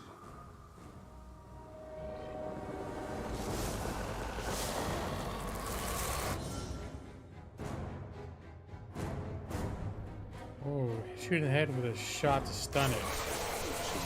Is there any arrows nearby, maybe, though? I think I just used a bunch of my arrows. Suffer with us. Oh, youch!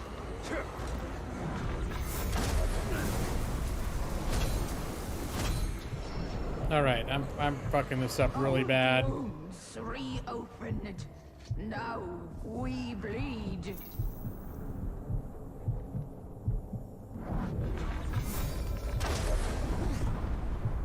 Oh yeah, I'm like about to die.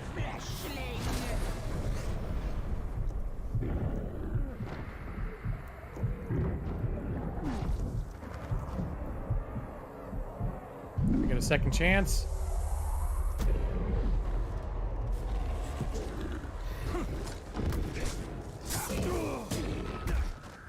Alright, I'm already pretty much dead again.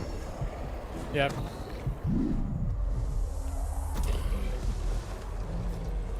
Alright, so,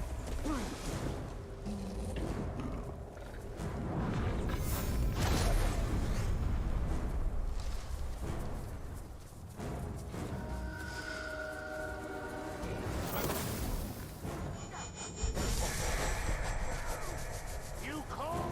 Here I am.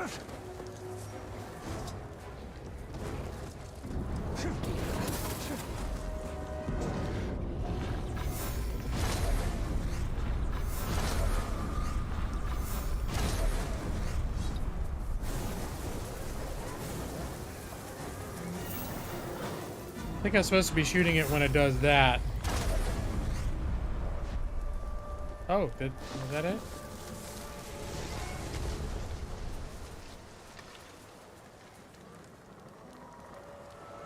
Oh, what now? Are you shitting me? I take it this is also nature. In all its fury, Can you tell it to stop? one does not reason with the wind.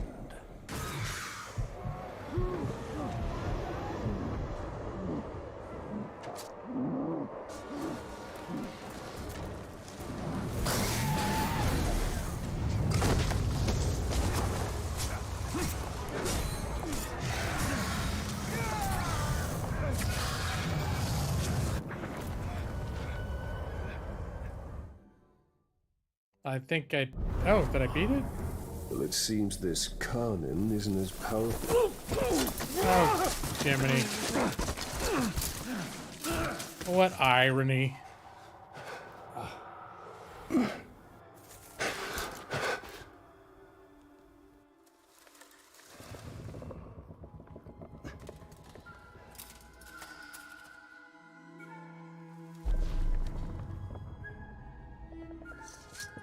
Unleashed to rise and rise again. In a hole go you. What have we unleashed? The cry of the forests. The scream of the rivers. Great spirit of Karna. Cease all cry and clamor. You have woken Torgorot, cracked and creviced until now. I opened the Dark Lord. He stokes its flames. Forges cage like kindling for shattering fire to come. Burn you, burn we. A fire for all it will be. What have we awoken? Undead! Ringmaker, your forge sings. A crack across the land. Fire woken by a cold metal ring. We hear your call. Allow us to help. Yes, you will. You. A deathless beast. You. A flesh-haunted thing. You think that's hot, Nick? We will find Torgorov. Go now. Your Balrog waits. He rises in doom shadow. See Balrog? Fight till death and rise again, you will fight. Soon and soon. Death will defeat undead.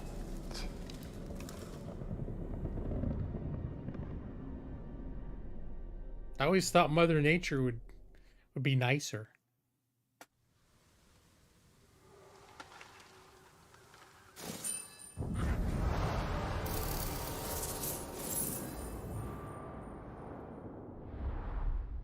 It seems this ring has woken more than Sauron. Yes, we must go to Golgoroth and deal with this Balrog. Fighting a Balrog seems like a bad idea. Although, I have found that I can do things that I'm surprised that I've been able to do. Was that my bodyguard? I'm not sure.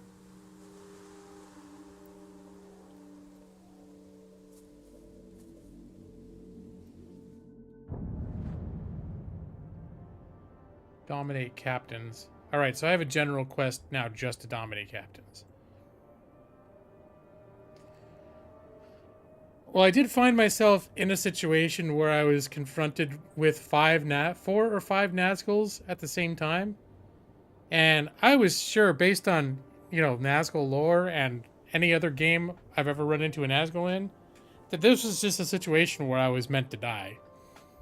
But no, I did die, but then it was like, do you want to try again? Or it's like, yeah. I beat the shit out of those Nazguls. So I was like, I guess he's kind of... I mean, I know Aragorn drove them off by waving...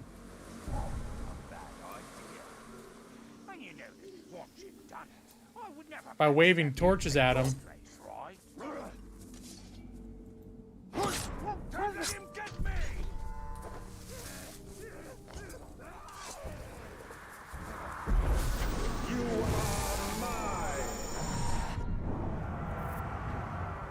Alright, so let's, here. Was my guy beat up? Oh no, he's got his mission he's almost done with. More Nazguls.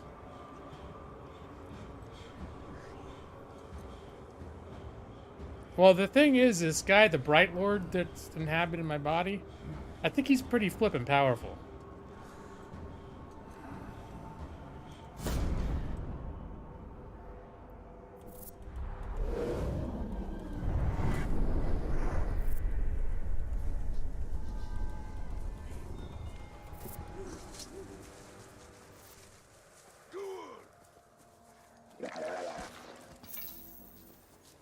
I should really have some sort of a game plan of what I'm doing. Unknown captain. I guess since I'm dominating captains now, he's leading a hunt for ghouls. No. That doesn't sound like something I want to do.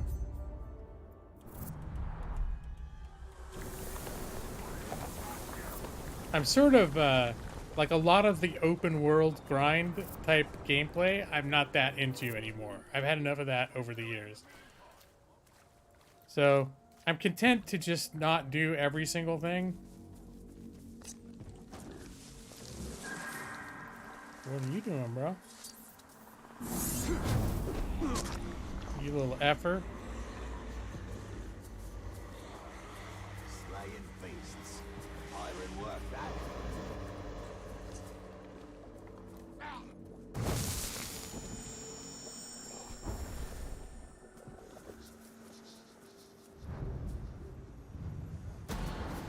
A guard post is nearby. Let us see how well the orc guards it. Track to find Amug the Inscrutable.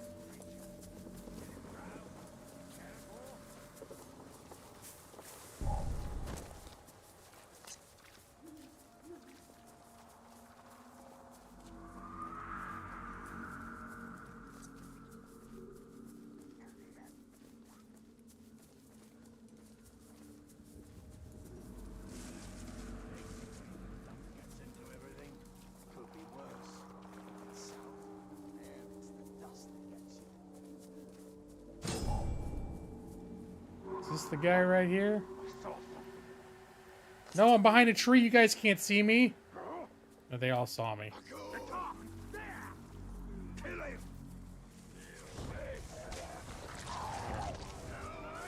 Oh, no, they're fighting ghouls. Ghouls. I'll let them sort out their business with the ghouls.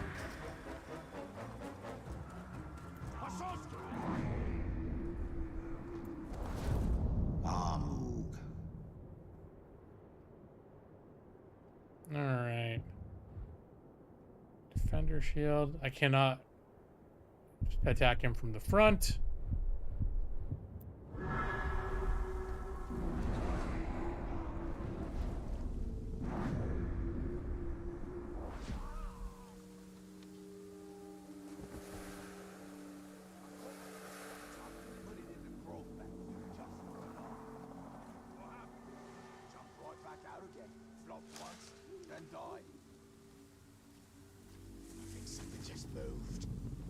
These guys are jumpy. I mean, they have reason to be, but geez, how do they know I'm here? I feel sorry for the Grave Walker. The Orc one, I mean. How would you what was that noise? Took your name? I don't know what it was. Must have been nothing.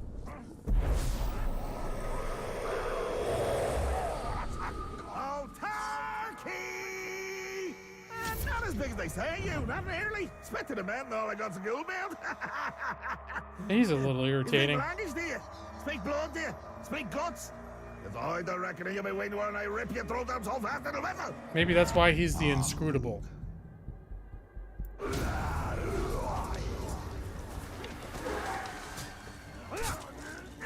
Ow!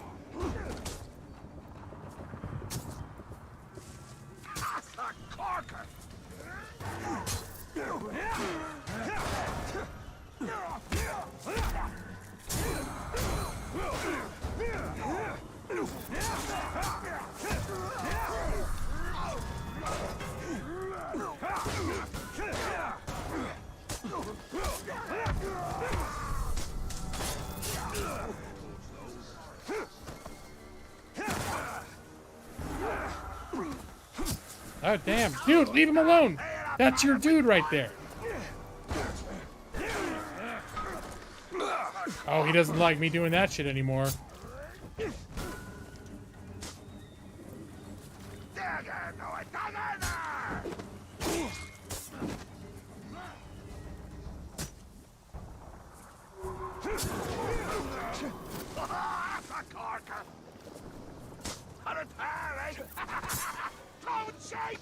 Now it's time. Danny DeVito. Yeah, come on. You serve the bright Lord. Diana was right.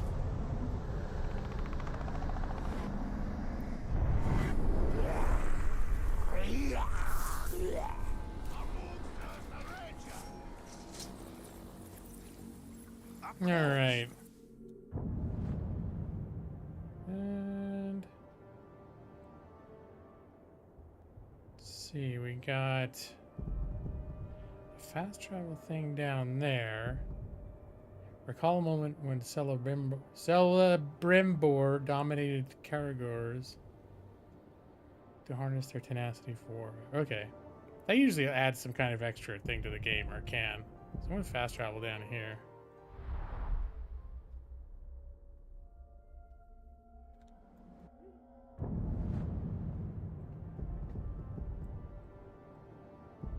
I'm gonna do that thing.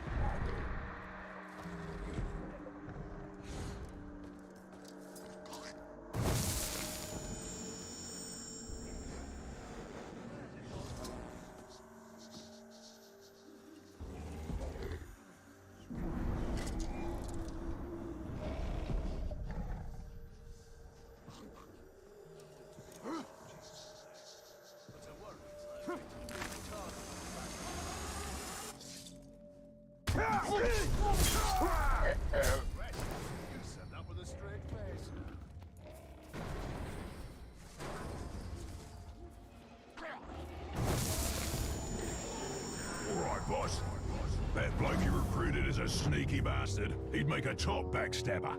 What you want to do is to make him bodyguard to a war chief, so you can, well, stab him in the back. course, no war chief's gonna take on a bodyguard unless he's proved himself. And the place to do that is in the fight pits. How does surviving a few rounds make it trustworthy? No idea, but it's a bloody good laugh. And you'd be a drongo to trust an orc anyway, so it all works out. Go on, have a go. Oh, jeez, there's a part of me that kind of thinks like I could do without all these extra layers of gameplay. It's one of the things people love about this game is this whole strategy layer of taking over and building armies and all this, but it's like I feel like I'm in college again, learning how to be an orc leader or something. It's like, oh, so many things to learn. Okay, war chiefs use fight pits, ritually select their bodyguards. Command a follower to infiltrate the war chiefs. Infiltrate a war chief as a bodyguard by proving himself in the pits. He will betray his master the next time you encounter him, stabbing the war chief in the back. You can also command a follower to infiltrate an empty garrison in the fortress where he'll capture a victory point in your eventual siege. Okay, then.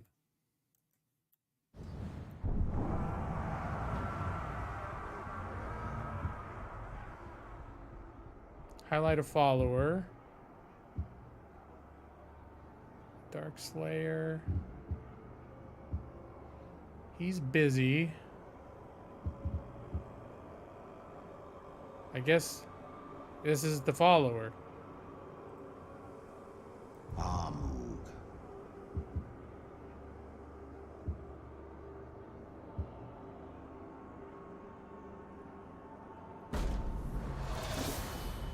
Yeah, you get him, Danny.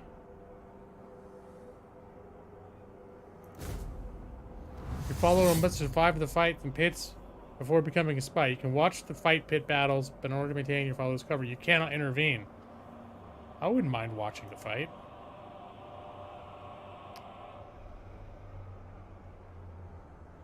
All right, I think I've done what I need you to do.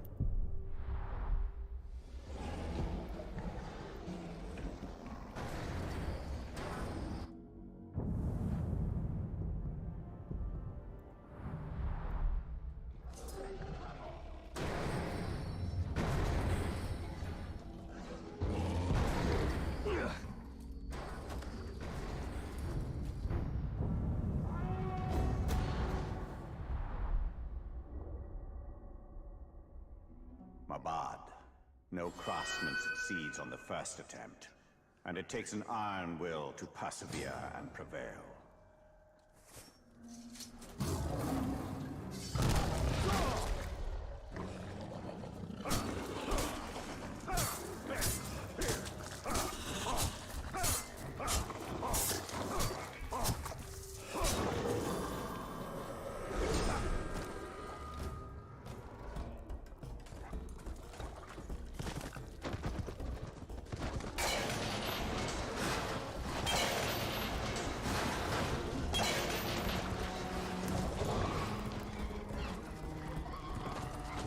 If their intention was for me to fight all those guys, I'm gone. That's back there, man.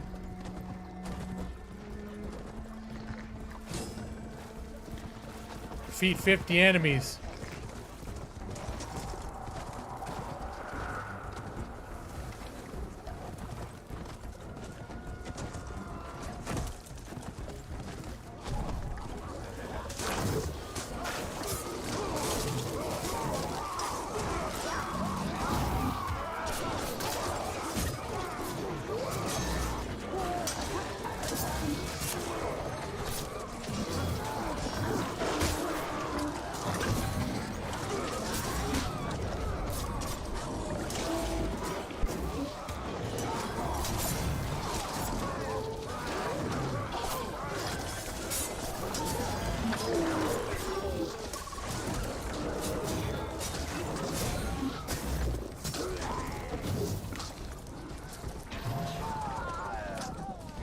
All right.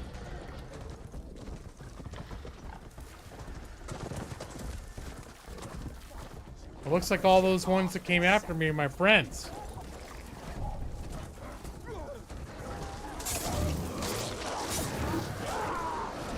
Even though I think they're mostly dying because of me.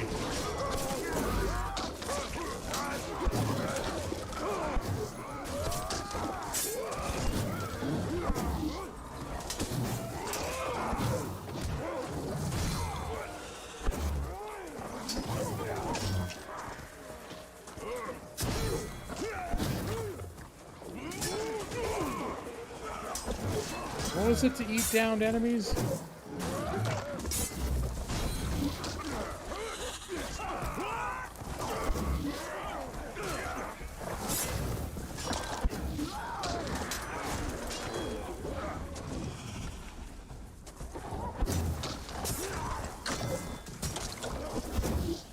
Oh, I've only got 27 seconds to kill 30 more of these fucking things. Yeah, that's not gonna happen.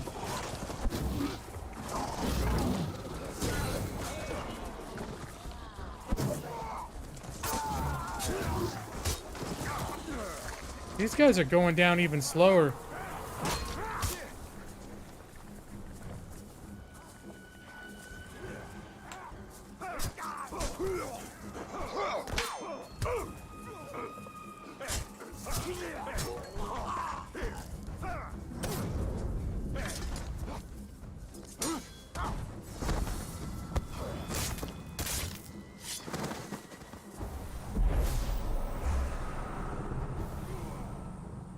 Oh, maybe mounted executions. Maybe the time thing was just for like a bonus. Can I not get this right now? All right. Well, looks like the whole riding around on a mount thing is stopped. Oh wait, do I have a thing over here? No, that's just another orc that I've recruited. Alright, looks like I'm doing the rest of them on foot.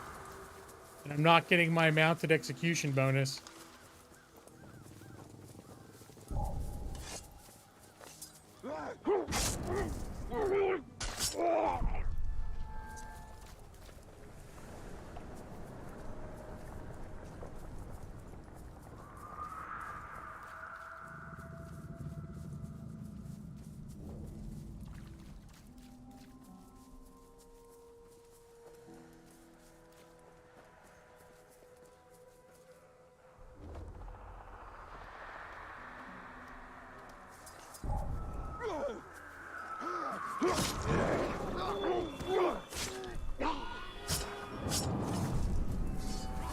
All right, bring it, boys.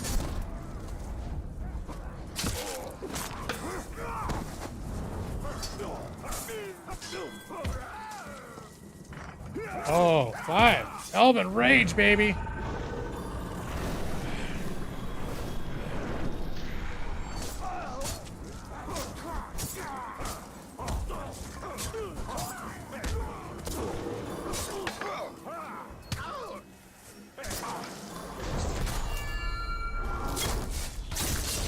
Ooh.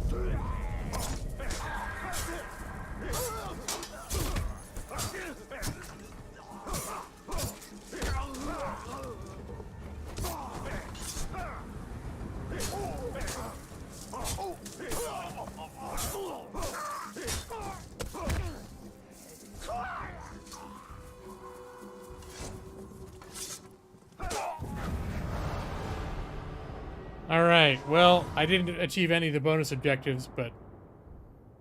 When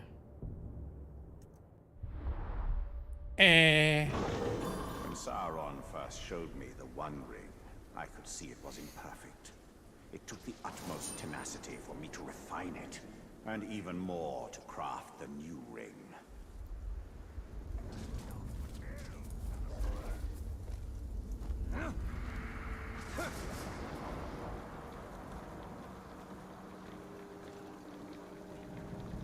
Well, those guys look like they've got a lot of intel over here.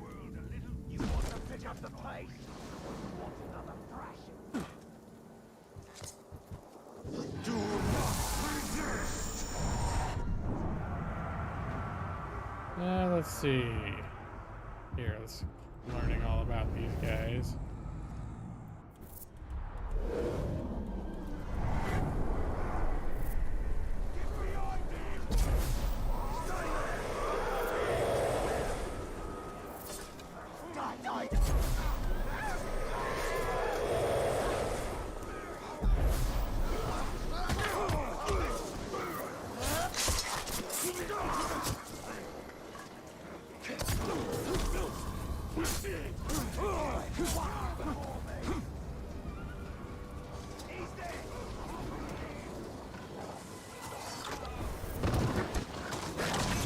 Okay, that didn't work so well.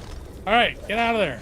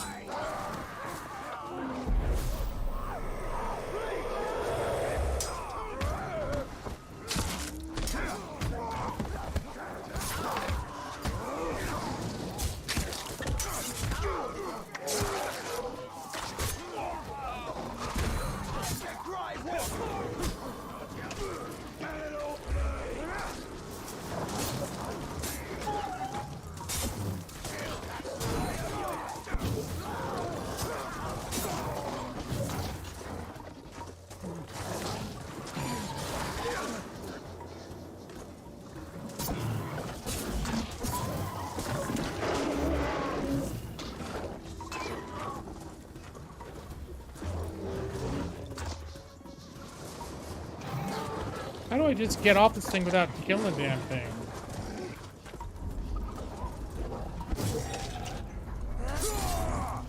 Well, maybe not at all.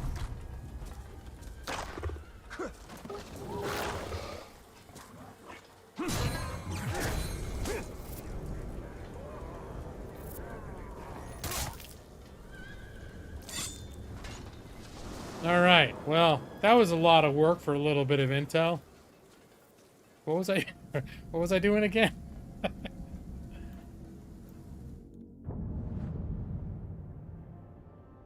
The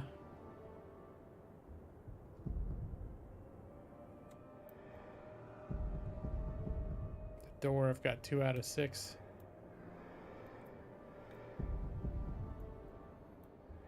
And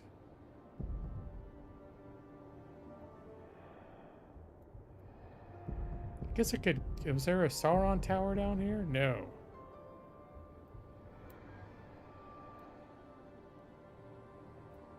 I wouldn't mind just picking up some of this other stuff. What is this one? Infiltration. Must defeat the captain. Enemy. Okay.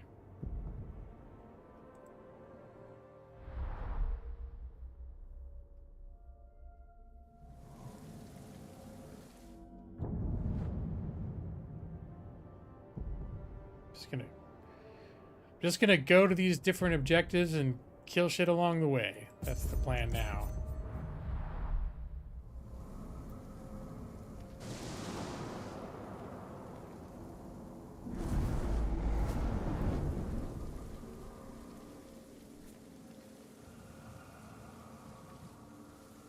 Okay, there's something to interrogate right there. Oh, that went a little further than I was planning.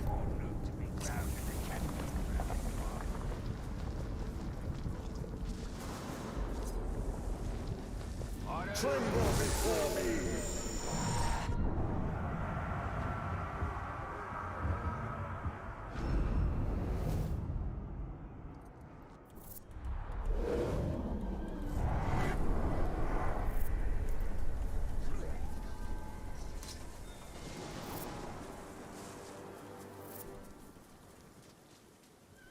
So wait, what is this thing? Is this my guy's stealth mission? Can I join in?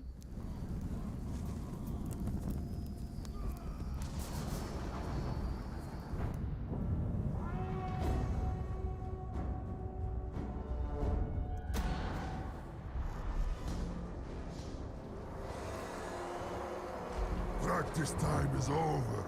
Time for a real fight. Uh-oh, this guy looks tougher than my Danny. Hide again, Tarzan! Charlie! Your time's up.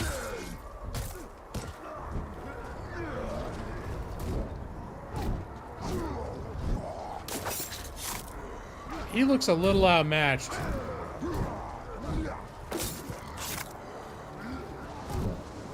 You're not gonna get anywhere just stabbing the earth over and over again. I can't control this guy at all, can I? Prepare to die. Oh, that's good.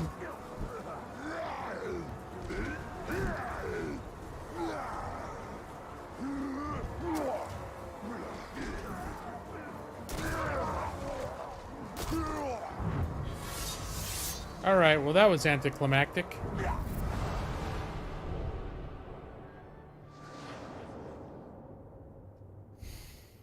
I can't tell if I was affecting that or anything. Basically, when they described it, they said all you can do is watch. But I don't know if that meant technically I was. So I started clicking things.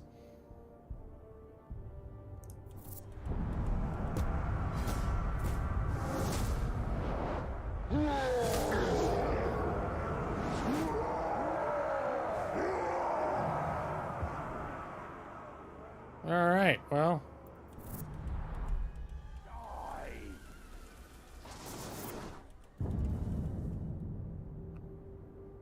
Oh, did I have something to add to my ring?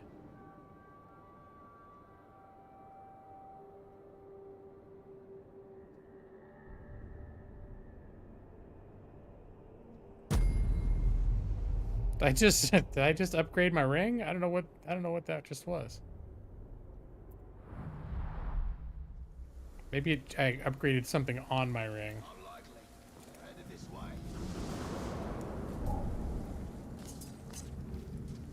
What was that noise? Don't mind me, fellas. I heard it was the last one to the time. Here. You beat Danny DeVito. Serve the Bright Lord. I swear allegiance to you.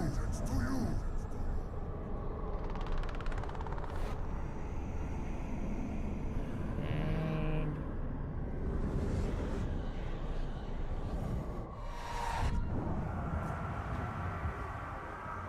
here. And well, no, I needed an assassin guy, didn't I?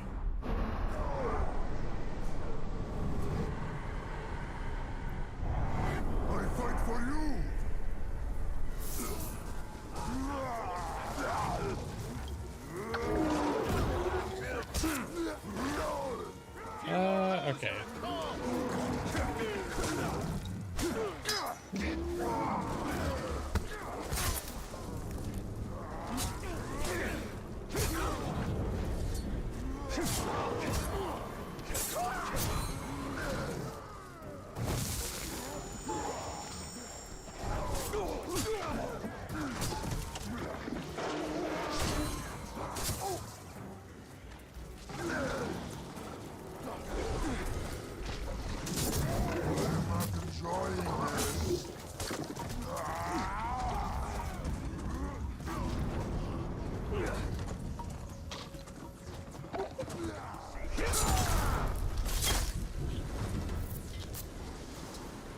Alright, what was I doing? Oh yeah, I was gonna go look for that coin or whatever it is.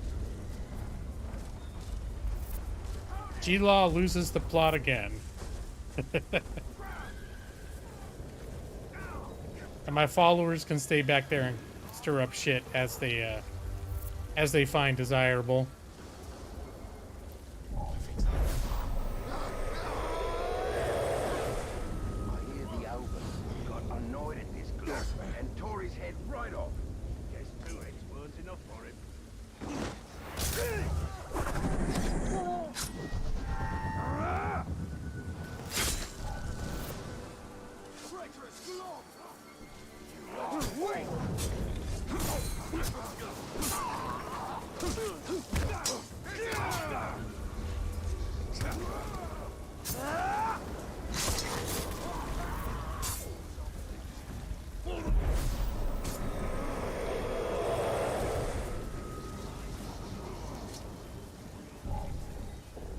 Got some intel over here.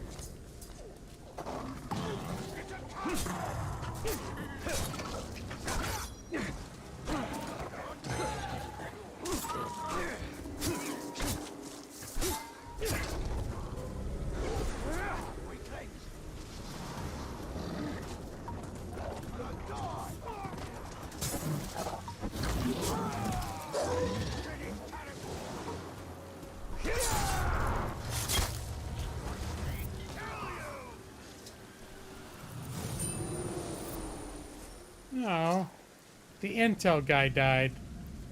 Doo, doo, doo, doo. All right, you guys.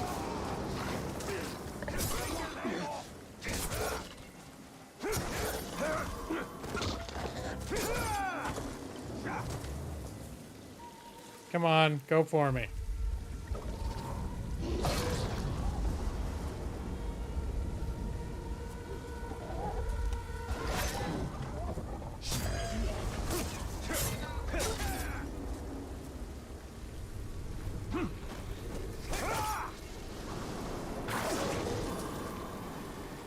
Things are a little bit tough. I don't know why all of a sudden I'm having a hard time with it.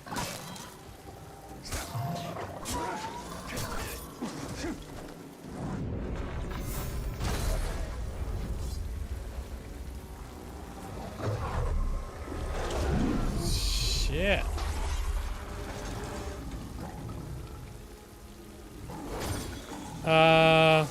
Really? No. It's like a bunch of bullshit just happened to me right now. So whenever you get killed, time advances so things play out.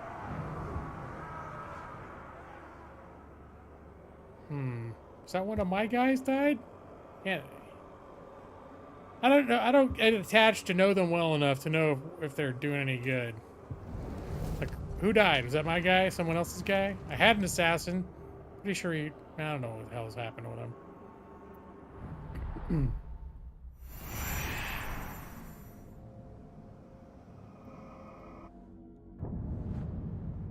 Oh, right where I started. Okay, I'm going after that coin again.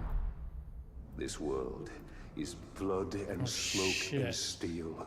This world is ours for the taking. It is ours to set free.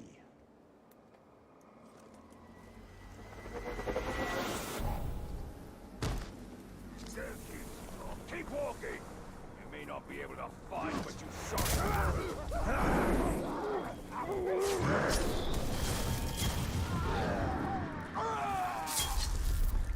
Kill you! Talking me up!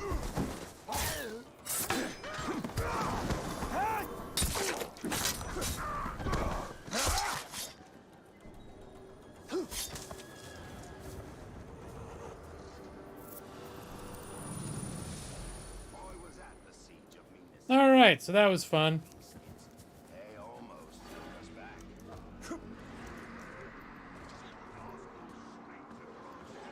I'm pretty sure I got this game a year or two ago super cheap and just never played it.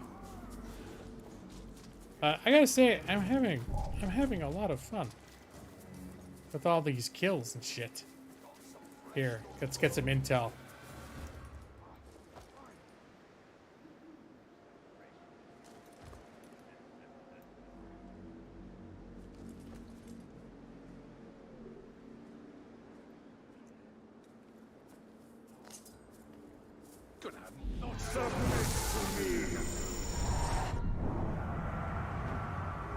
Let's see, so we got those guys.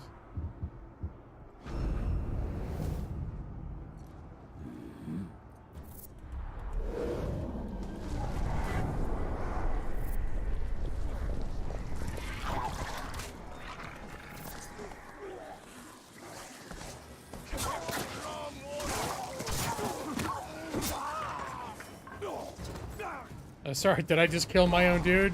Whoops.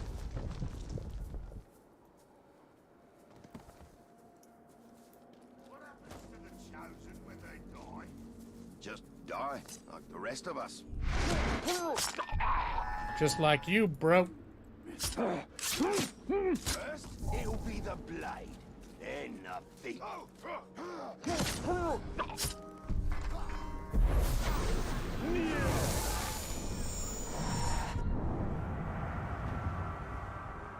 Let's see, we got them, we got them.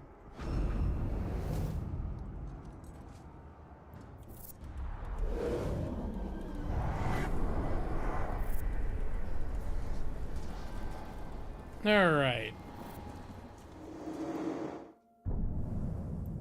Just occurred to me, I haven't gotten skill points in a while, but I thought maybe I forgot to add one, but it didn't look like it.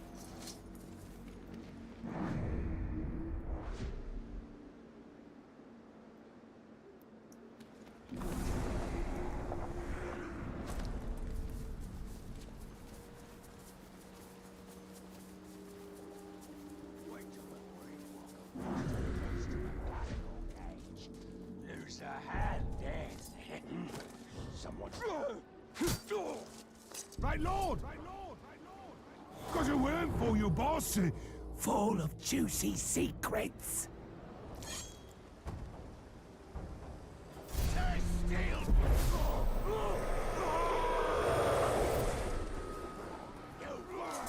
Here it comes! Submit!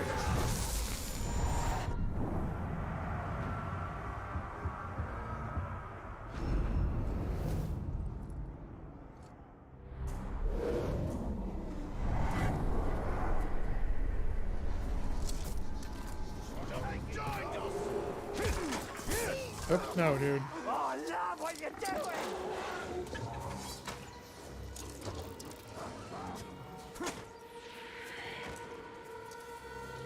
No mercy! This is all I came here for, was this. I believe this statue depicts Galadriel, an elf queen from a legendary forest beyond Gondor. I found scant reference to her in our books, but I know her name means Tree Maiden, and she's said to have hair of gold and silver. She was an elven monarch of the First Age. What wonders she must have seen when the world was so young.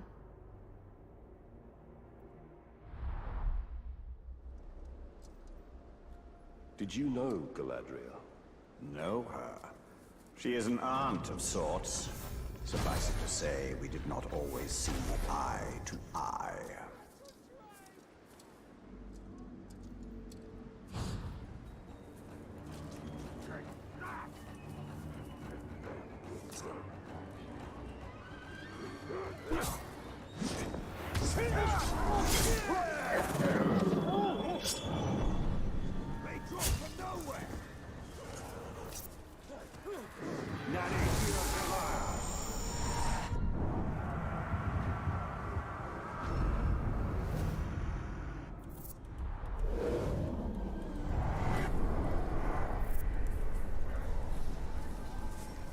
Squash those spiders!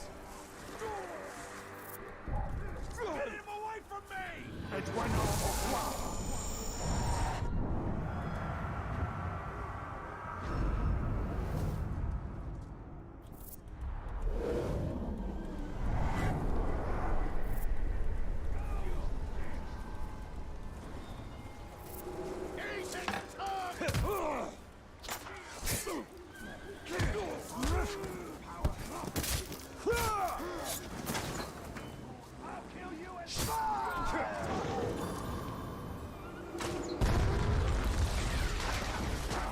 What was that? Alright. Let's figure out our next move. I think we're gonna go check out this guy. And then maybe go through this little clump over here. See what's what. There's another one of those towers of the eye that I can purify to become an eye of happy goodness. Because surely we can tell that I am on the side of righteousness.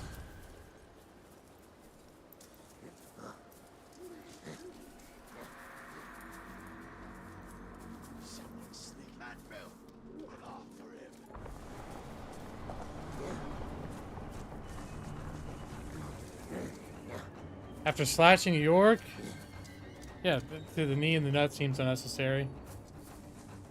You just gotta be sure, that's all. He's got a fine category. Strong, virile. It eats better than we do. That's not a category, you idiot. You can't tame a category. It's just another Uruk in a suit.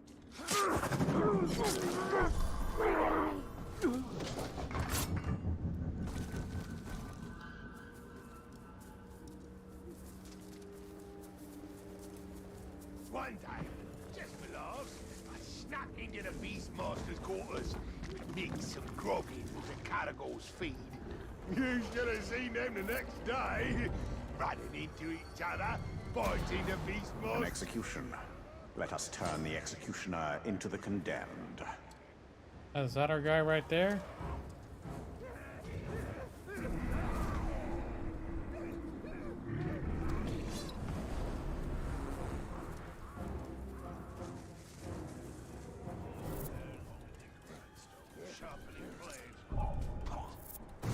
Me too.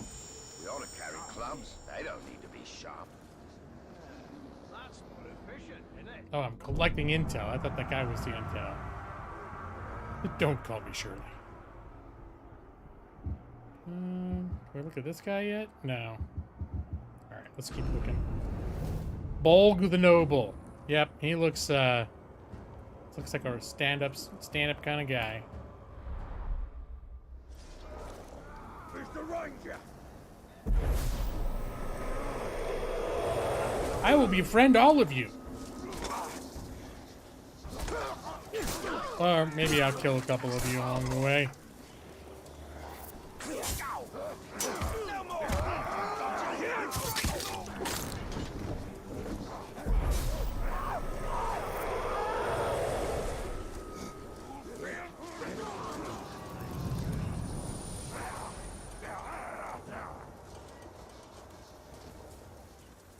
All right. Well, so much for stealth.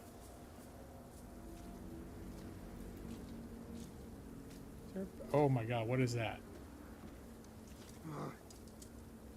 I think that icon is like a, it's like a drake of some kind. The things the flying mounts and Nazgul's ride, they're pretty hard to fight.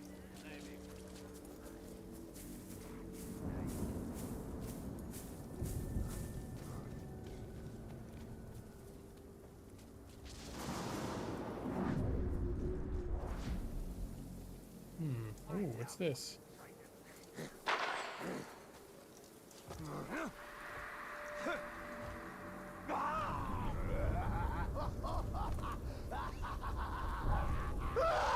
It's a drake! What? I hate it when it rains. Motherfucker.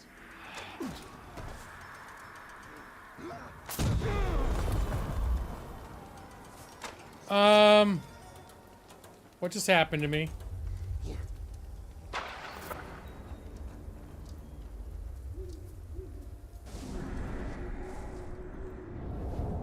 Shog. He doesn't like range attacks, fire. He's clumsy. Hates those dogs. He's got a sniper shot. Stick blade, crossbow, power shot. Alright. Whatever was thinking about. I need to drink this grog. I'm hearing things.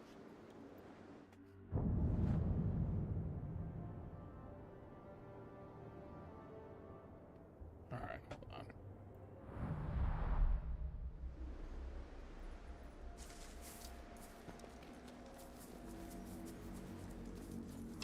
That's a drake! You gotta quit killing my guys, dude. That's what hurt me. It's your own damn arrows. Okay, you piece of shit. Or maybe I'll be glad to have him when the Drake attacks. Alright, but you're exploding arrows, bro?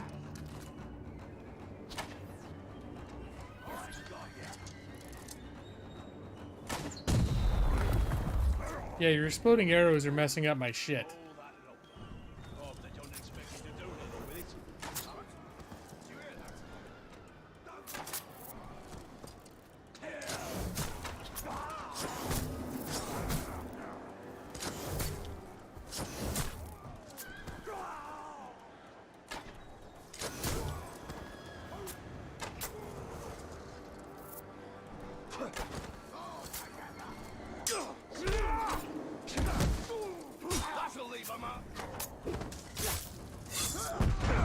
Damn it! Alright, dude. Alright, you're done, man. You're done. It's time for us to have a talk.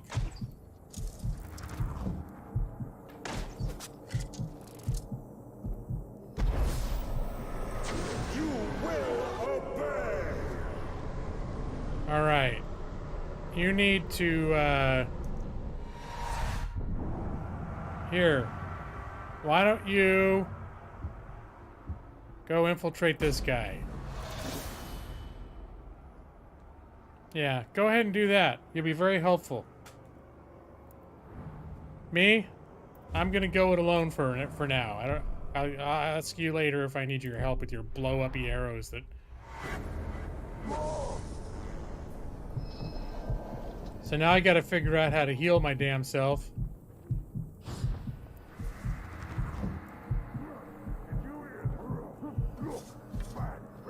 No, motherfucker. Alright, y'all...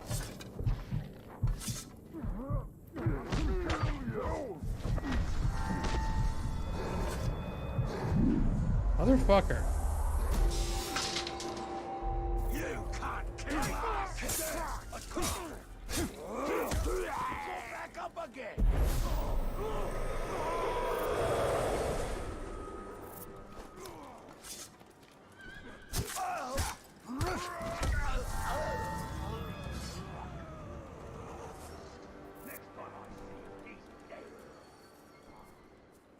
Alright, I'm gonna check out these intel dudes.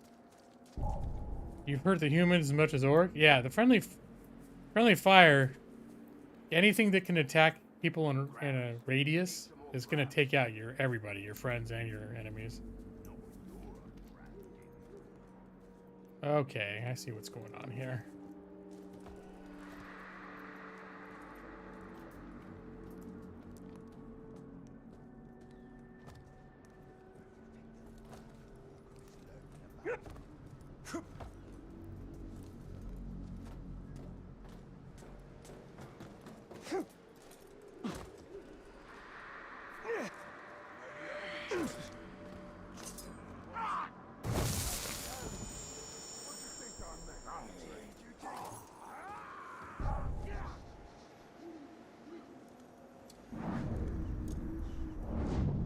Shog. He doesn't like ranged attacks. Okay.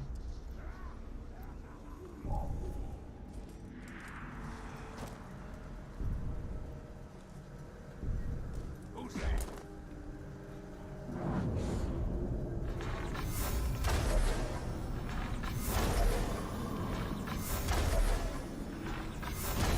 There you are. Eyes are upon you. Wizened eyes that have seen much and would see much more. A mighty tower rises over Mordor, but at the foot of the mountains of mist, on the edges of an ancient forest, another tower looms. Through me, its master will learn of the Dark Lord and the Ranger who presumes to challenge him.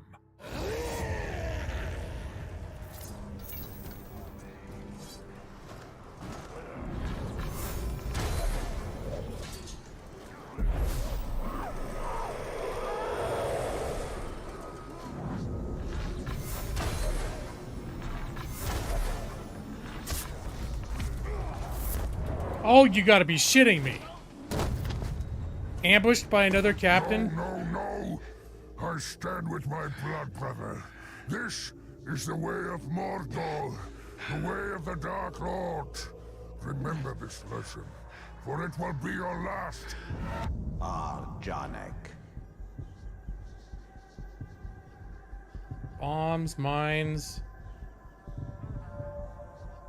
Doesn't like ranged.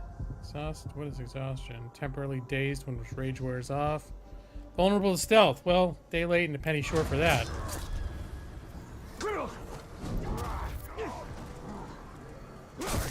cover you!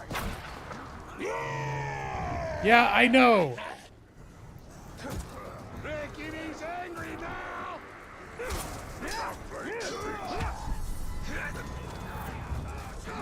The tide has turned! Retreat and live No, to fight again! no, you're not retreating, bitch. Nope.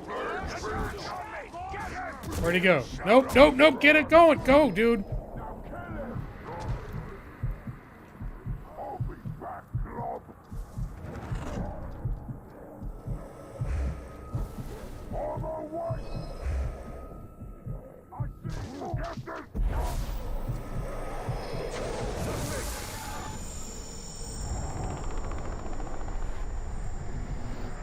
Swear loyalty to the Bright Lord!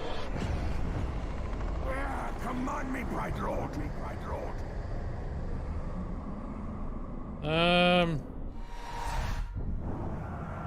Here. Can you spy on this guy? Oh, he's already.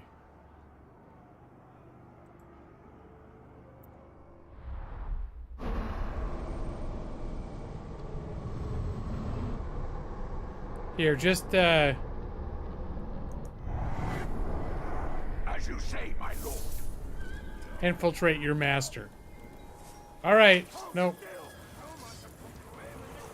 I'll deal with you gentlemen in a minute.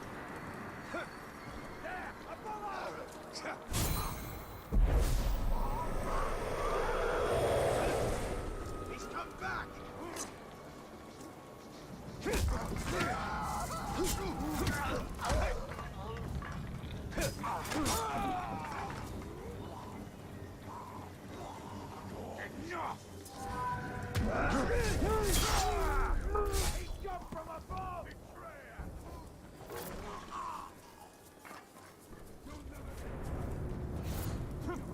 Alright, now we're gonna finish off this dude.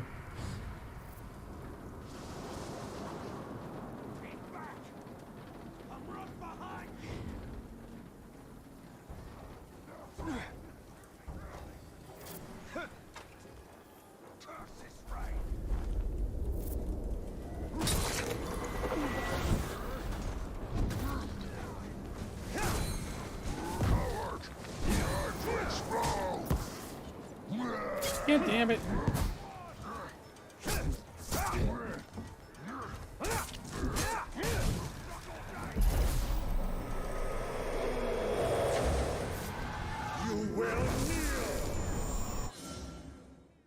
I cannot recruit this captain because his level is too high. To decrease the captain's level, press 3 to shame him. Oh, sure, okay.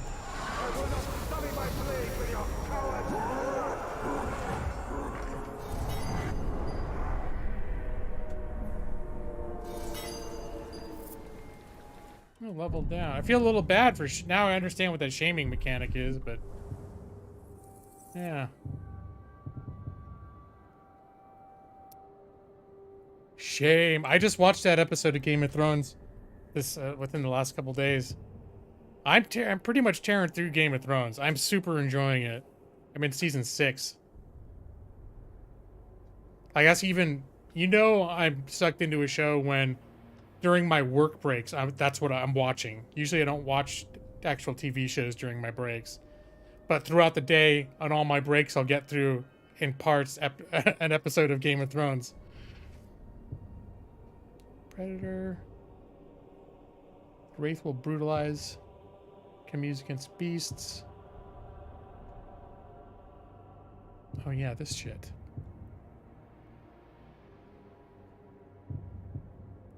The grog pits. I barely ever use this shit. I always forget it's even there. You can, like, poison their grog pits and cause terrible things to happen to them. They go berserk and attack anyone nearby, spreading the poison. I do like that. That sounds like fun.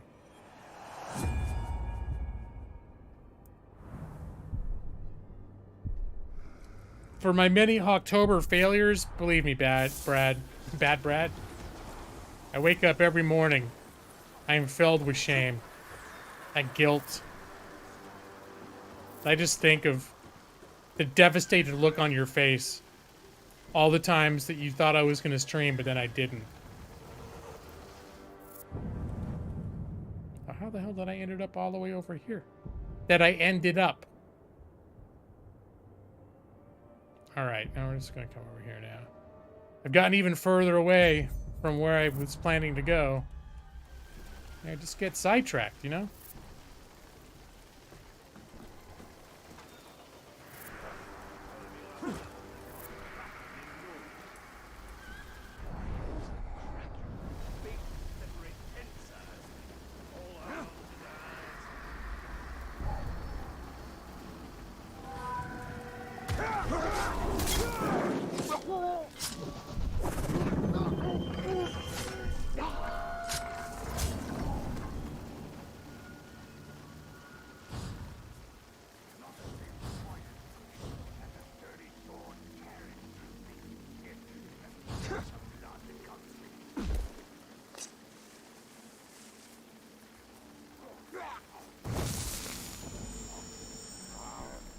Something just...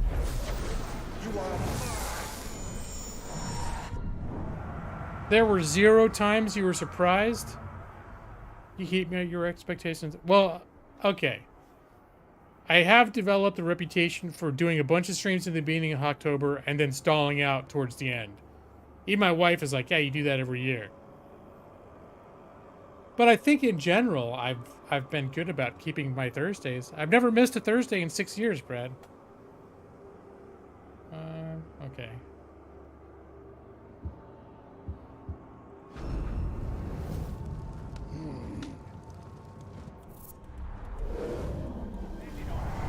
That's why you can take the bank.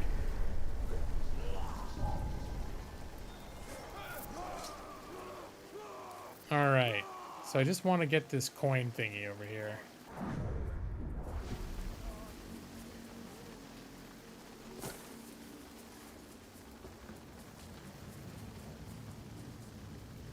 And how do I get there?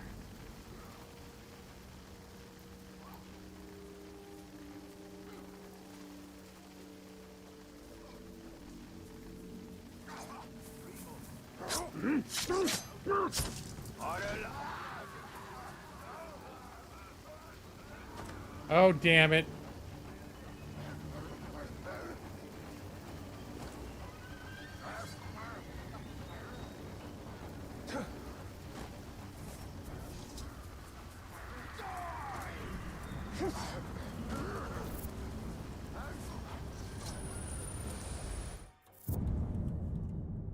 Numenor was an island in the Sundering Seas to the west, the greatest realm of men before it sank beneath the waves. Few survived that calamity, mostly pioneers keen to settle what we now call Middle-earth. We Gondorians have often sought inspiration in what we know of Numenor, and many a young soldier would come to touch the brow of this helmet, wondering what great battles in far-off lands its owner must have seen.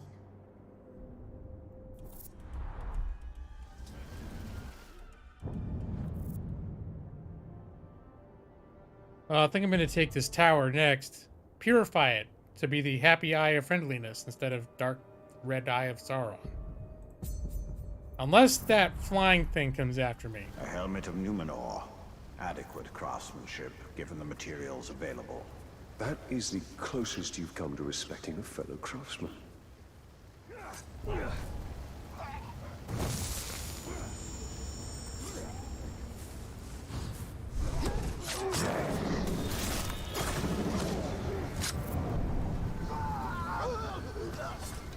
Yep. Don't you bother with it.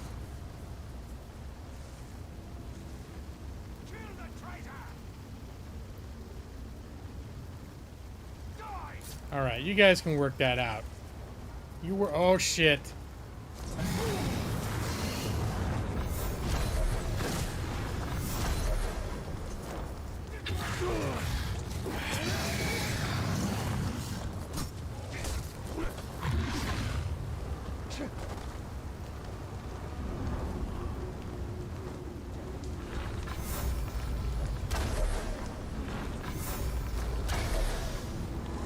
I'm out of shots.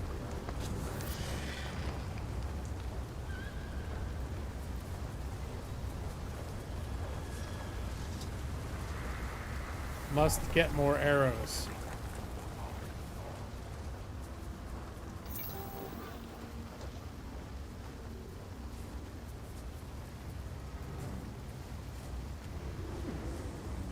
Oh, is it fighting everything? That could work to my advantage. Did you hear that?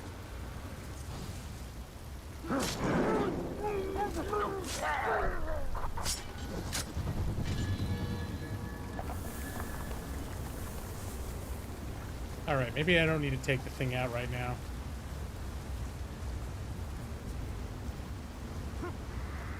Yeah, I should upgrade my bow. The one I have is actually was the most powerful one. It did significantly more damage, but it also had less arrows. Right, time for the happy eye of purity and goodness. There. Out with the bad, in with the good.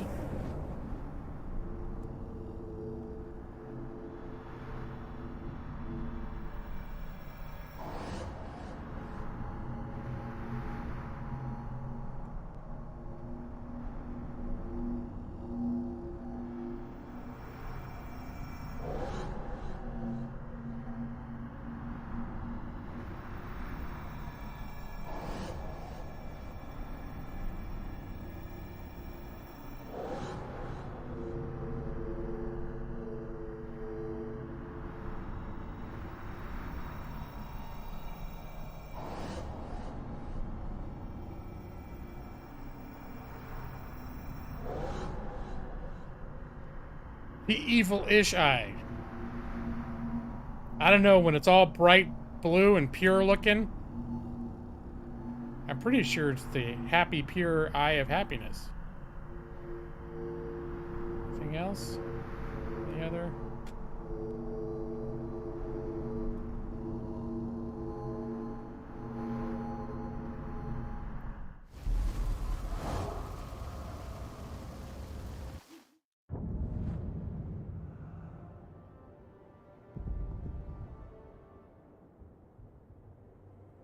Alright, we'll destroy this thing.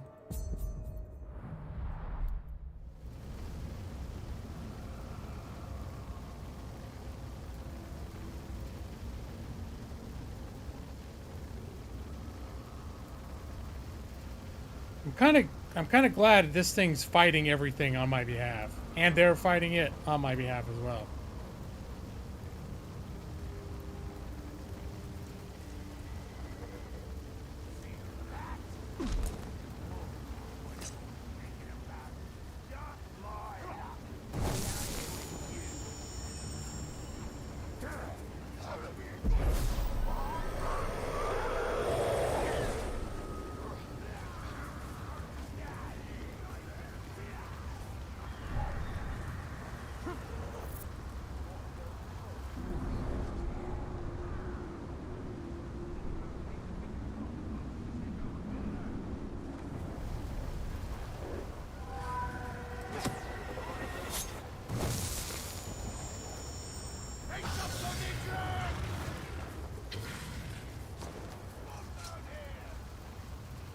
Oh, this is... Wait, where is it?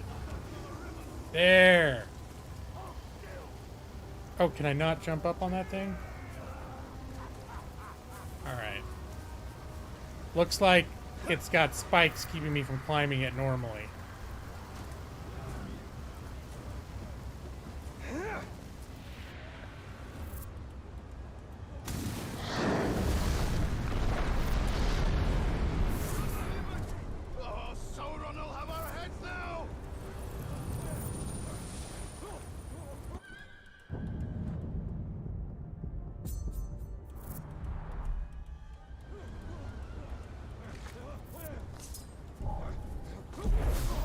Stop panicking and start fighting for me.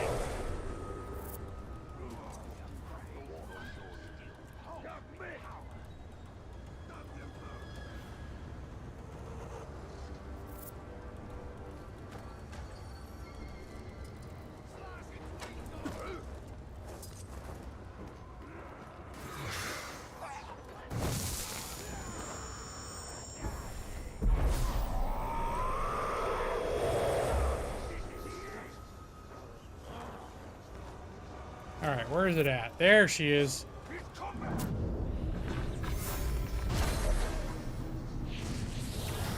Did I just finish it off? Wow, I feel really badass. Do we have anyone that deals with ghouls round here? I thought that was your job. Which of these organs did the fire? You are mad!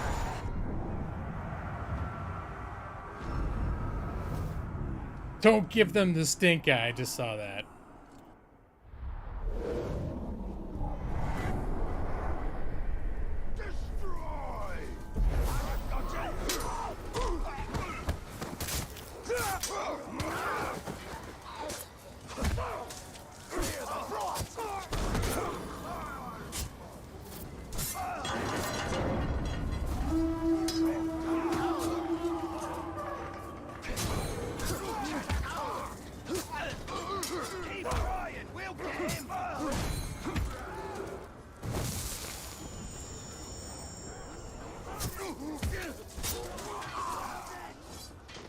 Oh wow, I think I've gotten the whole camp's attention.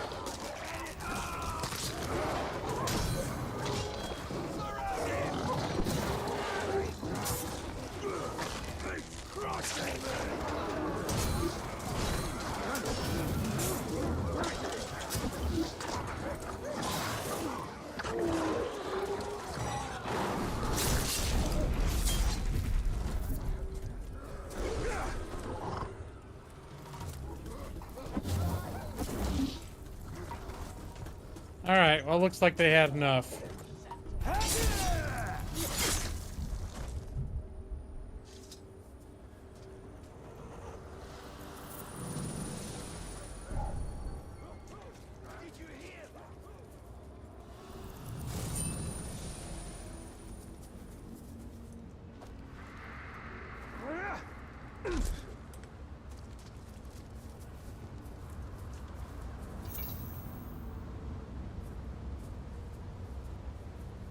All right.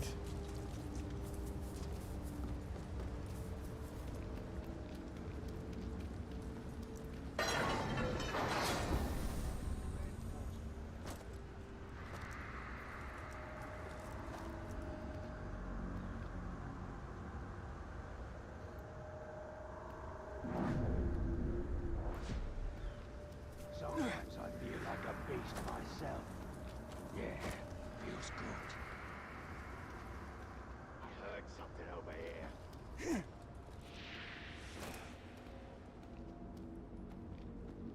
Oh, I walked right past the thing I was looking for. Getting tired of things sneaking about.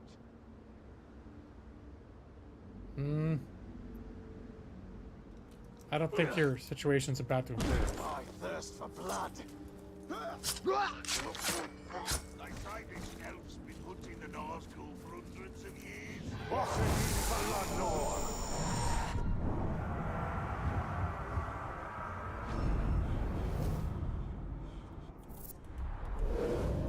Rubbish job.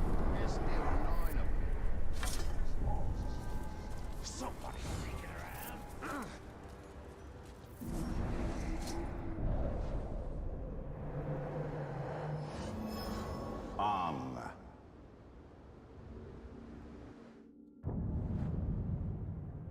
All right, I think that's all we're doing.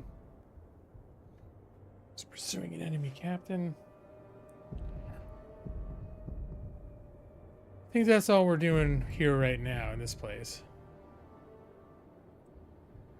How did I miss this?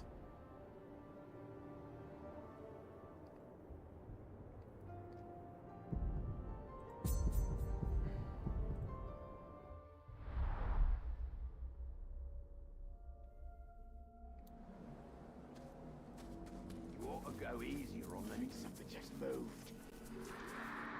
I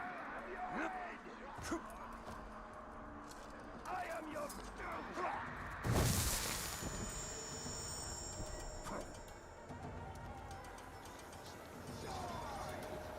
All right, how do I get over there?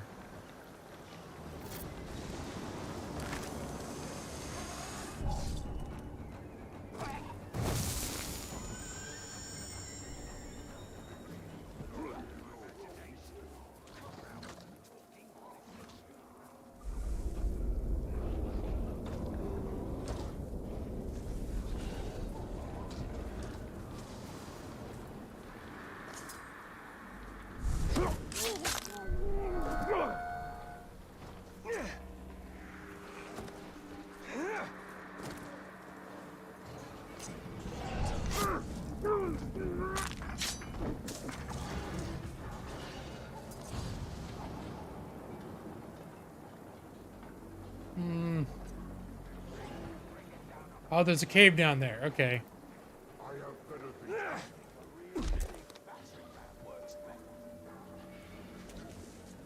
This is probably the way to go.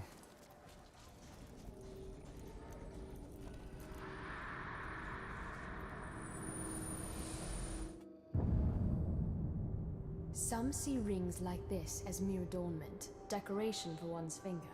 Yet this ring marks its wearer as a Lord of Gondor, the line of Hammerseer. Its filigrees form a seal that marks correspondence as surely as a signature. This ring may be all that's left of Hammerseer's line. I know they perished when Minas Ithil fell. When a ring has symbolic significance, it is far more powerful than ordinary jewelry. What's the 2 ring? You mean the new ring? The new ring looks like the old ring, except I'm wearing it. The Hammerseer family. I knew them. A long time ago. I doubt they have any further use for it.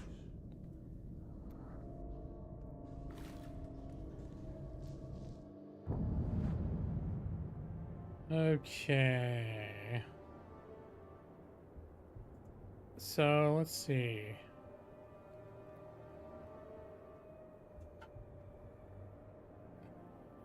Let's see. Yeah, right now in this game, or in this time frame, it could be Bilbo or Frodo having the ring. It might be Frodo at this point. I don't know exactly what year this takes place. So I guess as long as I'm over here, I can. I mean, there's not a whole lot to do in here.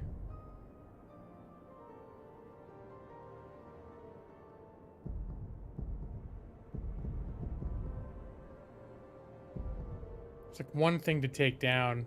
And just not that. I think I'm going to come back up here and then come across, grab this stuff.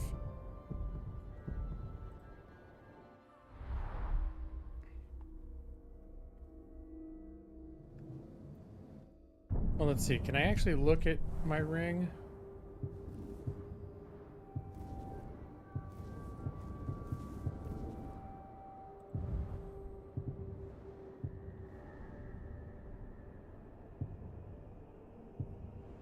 The new ring. Guess it's not letting me get a good zoom on it.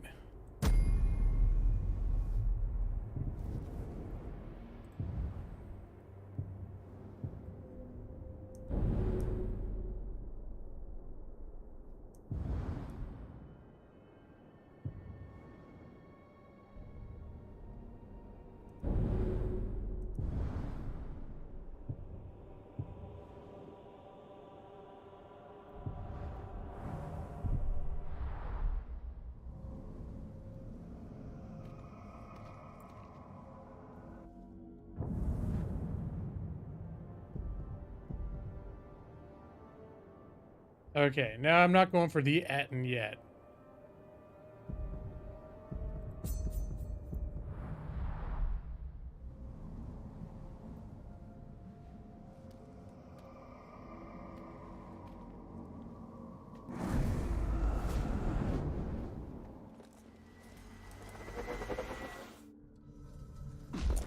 So those gold rings I had are gone.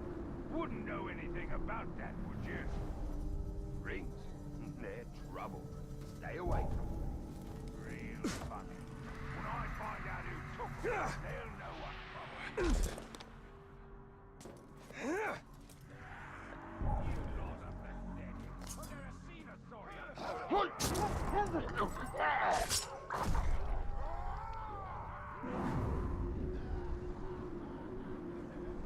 You think the Carragers feel pain the same way we do?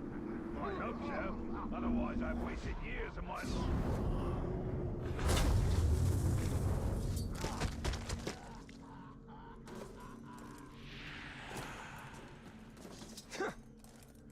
Whatever this thing is, I'm eating it. Still alive! Why are you wasting meat? It took time and skill to butcher that. Here, let me show you how it's done. Cough. Oh, I don't have intel on this guy yet. So the thing that I shot a minute ago was a sack of meat that when you hit it and it breaks open, it attracts the beasts. It makes the beast, those Caragor, wolf, warg things go crazy and start wreaking havoc in the camp. And so apparently this guy is triggered or can be triggered when you do that, because his appearance here was in reaction. This ambush is in reaction to me doing that, because he referenced like that I ruined good meat or something.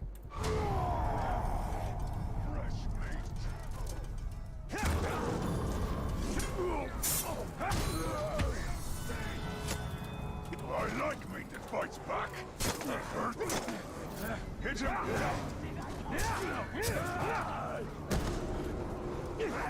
Cut his leg off! I don't like fighting right at the edge of this damn thing.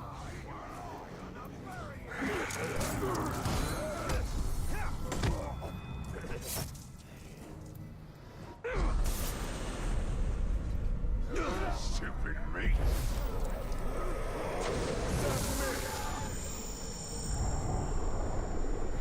Abandon your master and serve me! I await your command, All right. Stay and fight for me? No.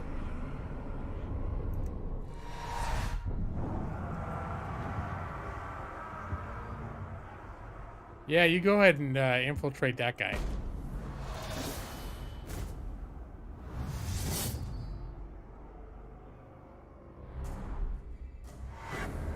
All I know is I don't really like having these a-holes follow me around all the time.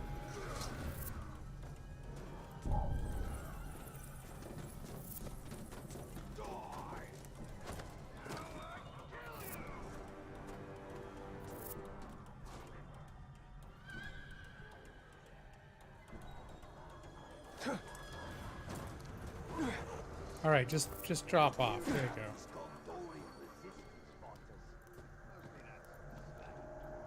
Oh, there's two intel guys down there. So tempting.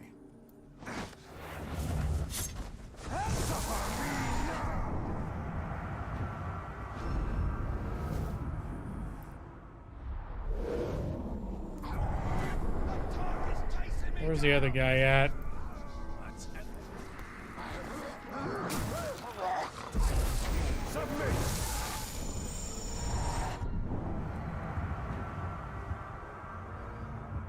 See, is there anyone else?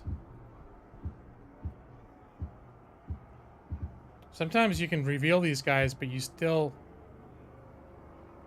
don't know their weaknesses. So I want to make sure there's none of these that are... Like, I think I know what they are. Here, this one is an example.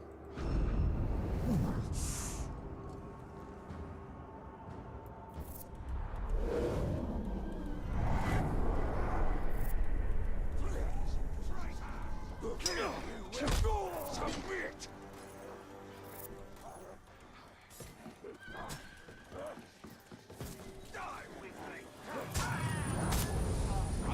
All right, no. That wasn't cool. I was trying to loot shit.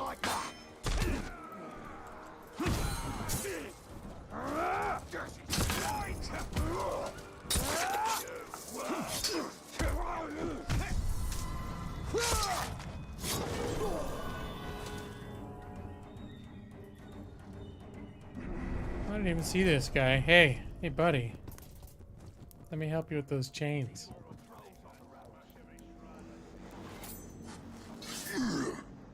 All right, go make friends.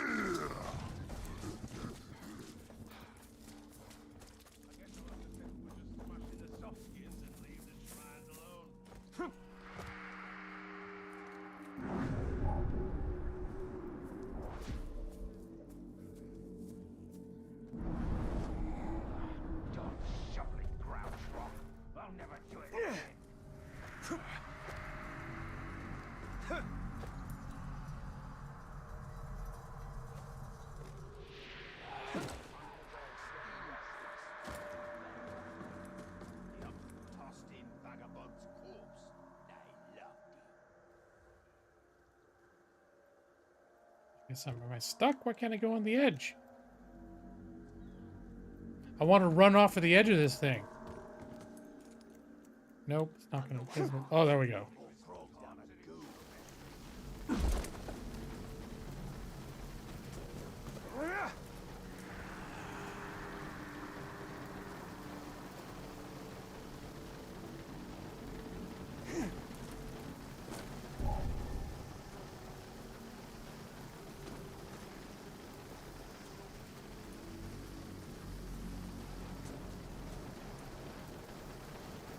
Alright, there's an intel guy.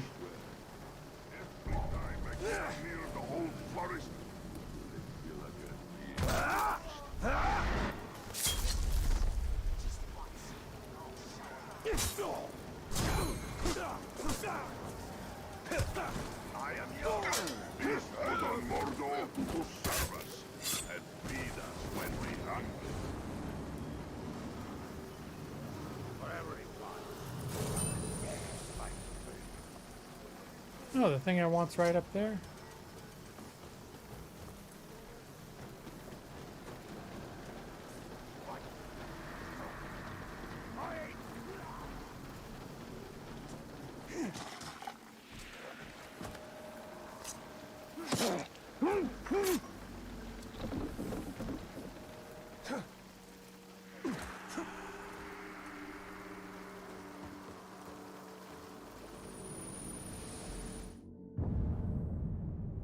This ore comes from a longboat that washed ashore in the Bay of Belfalis, and it surely passed through many a corsair's hands before finding its way inland, where I espied it atop a merchant's cart years ago. I've often wondered about the hands that rode it to sea. Were they the calloused hands of a slave, or those of a dashing corsair of Umbar? I suppose I'll never know.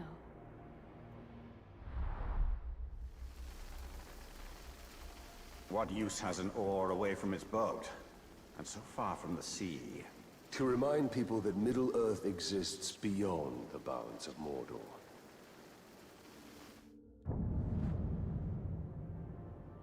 Okay. So I think the main thing I want to do right now is get to this thing. And unlock that fast travel point. I think that's probably going to... I'll probably call it a night after that. Because it's getting to be that time, you know. Unless, maybe I'll play a quick 45 innings of baseball.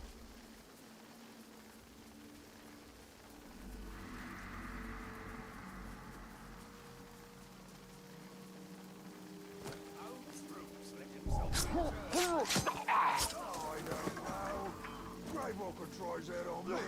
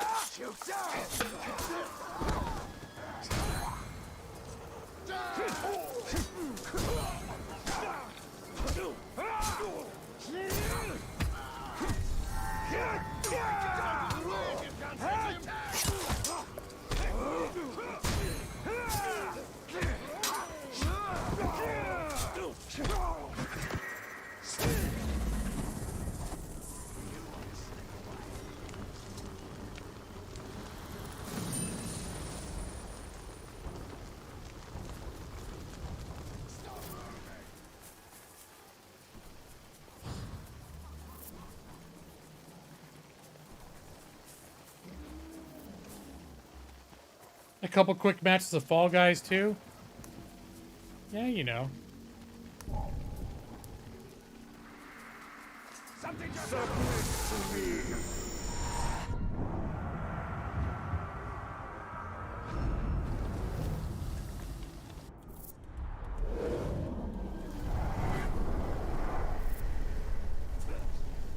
How'd you become chosen anyway? Yeah, it paints a target on you for the Grave Walker. Here, go wreak some havoc.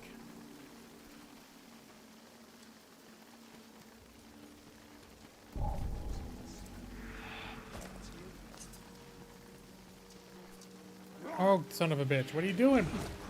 The Ranger!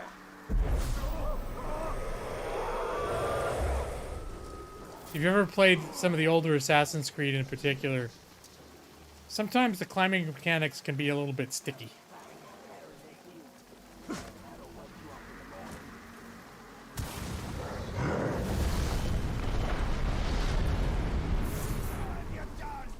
They only have their beasts now. That won't be enough to stop me. Beep, beep, beep.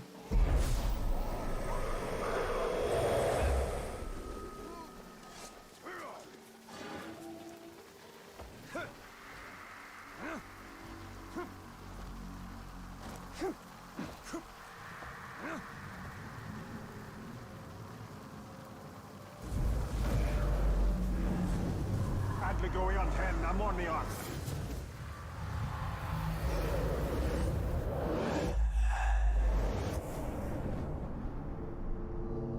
All right.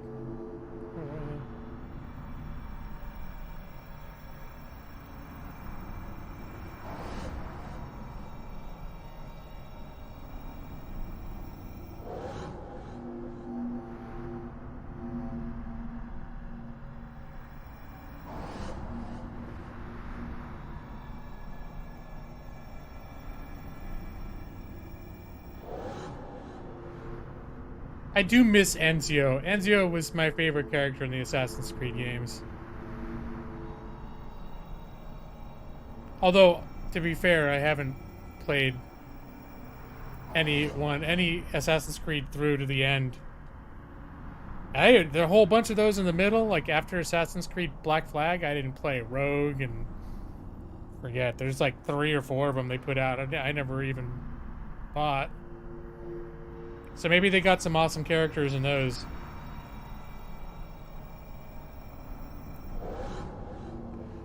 But I really liked Ezio because he had a character arc. I mean, you started playing him when he was just coming of age, and then you play him in middle age, and then you play him kind of like a little bit over the hill where he's still climbing around, but he's grunting and, you know, kind of like me when it comes time to stream on Thursday nights.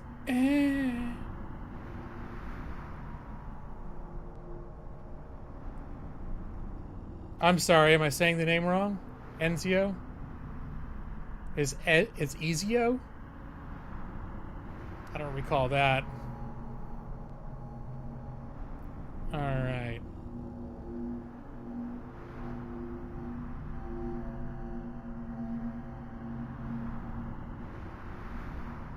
Potatoes, potato. Maybe I'm having that kind of one of those collective memory things. Forget what that's called, but I was pretty much 100% sure the guy's name was Ezio with an N. Was it Ezio? Maybe it was like a hard Z. And I always assumed there was an end there, though. They go, Ezio! And my brain put an end there. Alright. Your progress has been saved automatically. Yeah, I want to quit. Yeah, it's probably... Now that you're mentioning it, like, I was sure it was Ezio, but I think it was... It could have been the way that they pronounced the Z. That made me think there was a, a letter there that wasn't.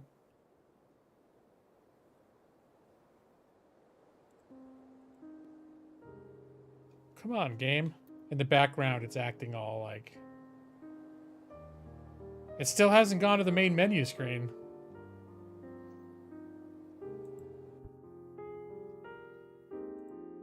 Oh, there it is.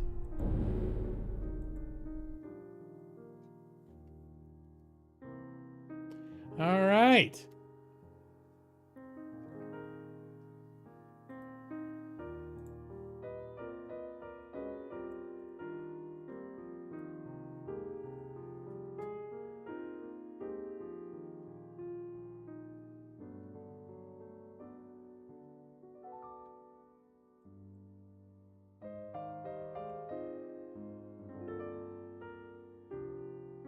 So you're right. I just looked it up to confirm it.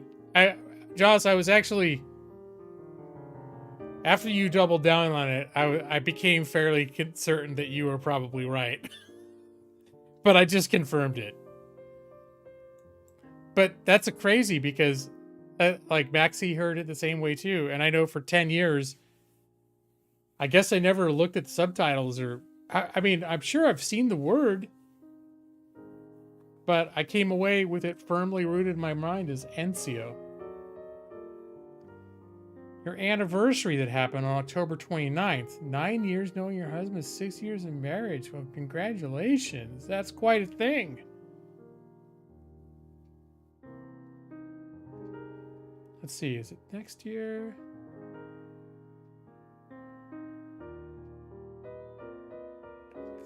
No, it's the year after we're having our 20-year anniversary since we met. We met in 2004. Oh, Josh wrapped up Princess of the Apocalypse. Now you're on to the next game? Wow.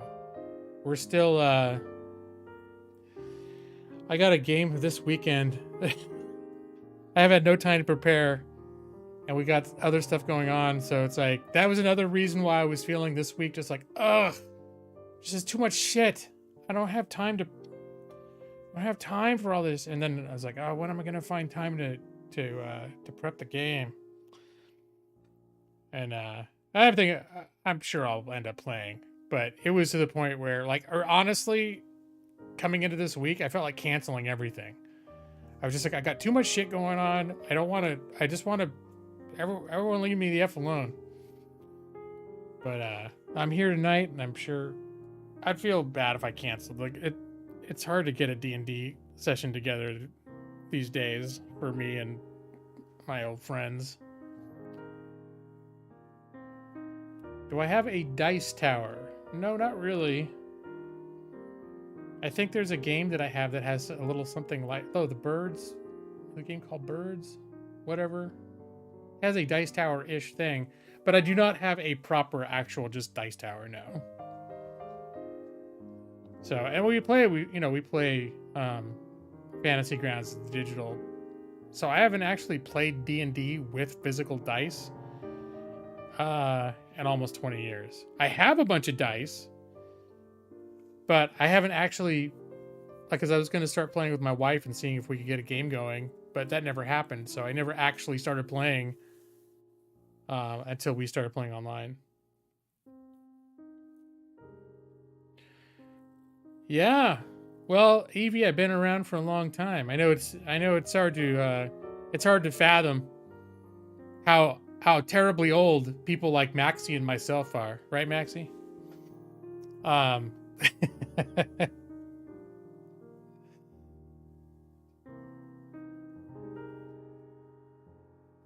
They seem popular in the 3D printing hobby. Like, I know whenever we go to Like at Comic-Con, we see some pretty sweet looking dice towers. We've seen those on occasion. But it's just like, that's really cool, but at least as things are currently in our gaming, you know, we would never use it. I guess technically you could use it when you're playing any game with dice. We do occasionally play games with dice, just not D&D. Get off my lawn! Everyone's like, yeah, G-Law, remember when you graduated high school in 2015? And I'm like, no, that's not when that happened. That was in 1992. They're like, 1992? Yeah. That's when I turned 18. You became an adult in 1992? That's ancient. Yeah, it is. Really old. 30 years ago. Wait a minute. That's right, because I'm turning... Wait. 92. I'm getting confused.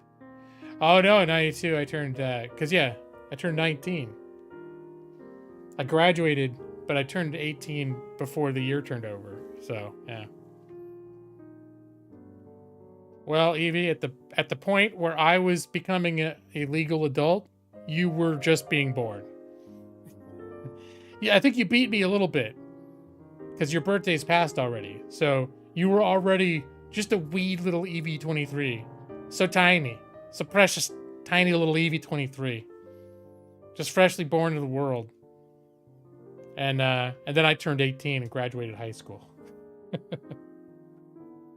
Oh no, wait, I turned 18 in 91. No, wait, hold on, I'm getting fucking confused. Yeah, I turned in 91. Then it became 92 and I graduated. So wait, I was already an adult.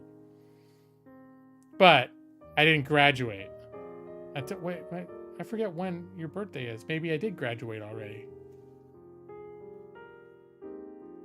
a Weevee 23? It's because she's just...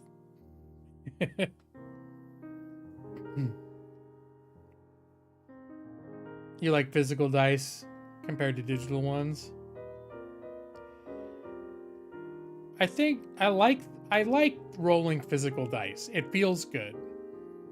I think my only drawback at this point would be I'm so used to Fantasy Grounds doing all the calculations and shit for me that I'm kind of spoiled. That's why I would be tempted, even if I were playing in person, I would be tempted to have a virtual tabletop like on a laptop or something to handle hit point and damage, dice tracking and all that stuff. Damage tracking. And March 27th is when you were born. Okay, so you were a couple months old when I graduated high school, but I was already 18. So, there we go.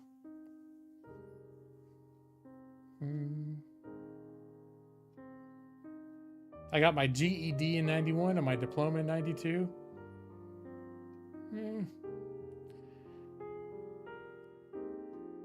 I was never close to not graduating high school or leaving high school, but I gotta say, I kind of finished on fumes.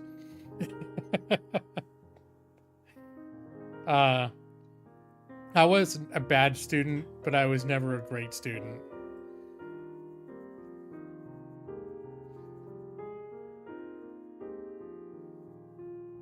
I think my teachers, their favorite thing to put on my report cards was didn't apply himself.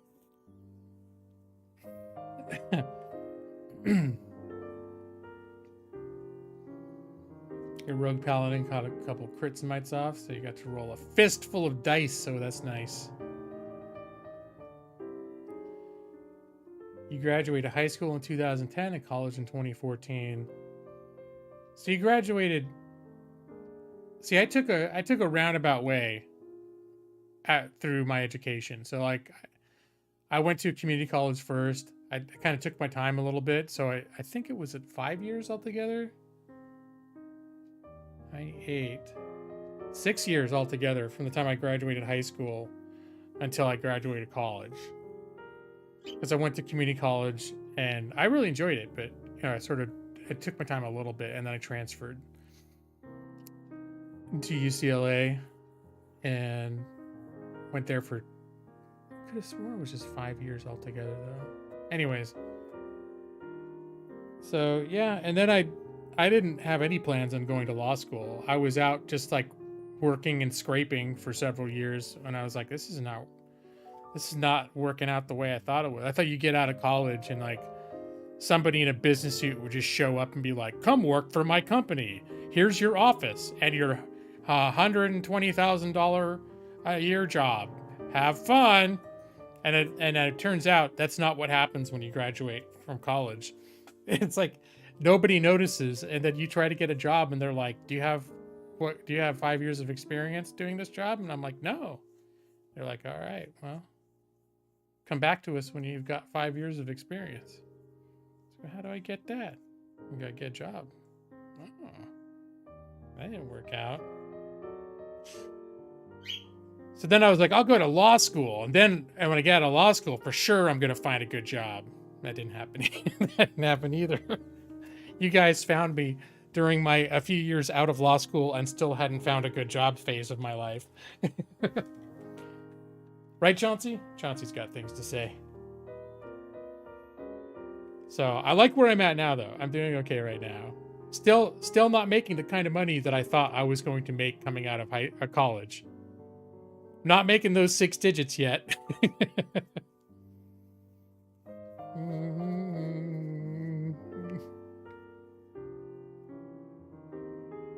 No, I got my undergraduate at UCLA in English.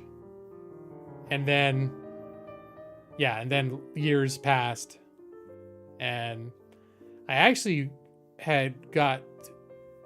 my mom was helping me out, like trying to encourage me to go back to school. And I moved back in with her after a few years, and she got me hooked up with it was like a career psychologist from her, like, cause she had to go back to school as an adult when they split up in the 90s. So she knew that there was a psychologist there that helped people figure out like career change, specializing in career change.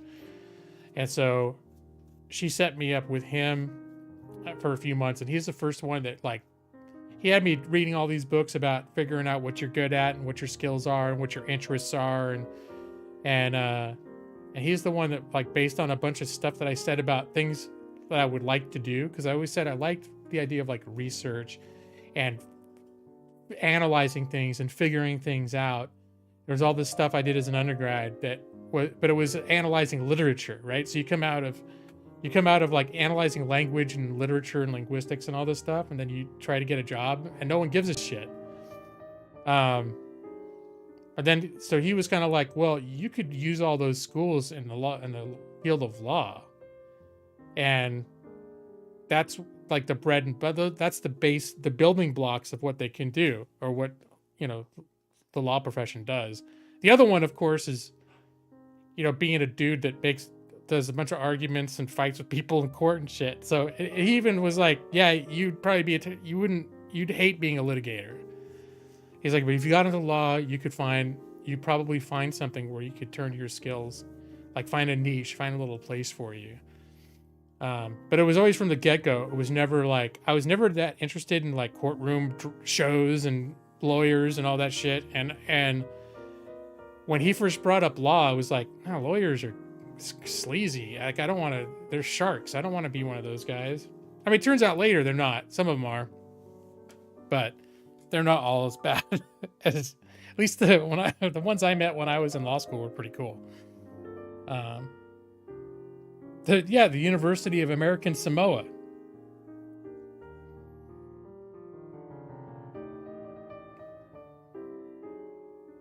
But yeah, so it's been a long and interesting path. I had a lot of weird jobs to get there. I have to be very artful with my resume. Did you ever see that Always Sunny?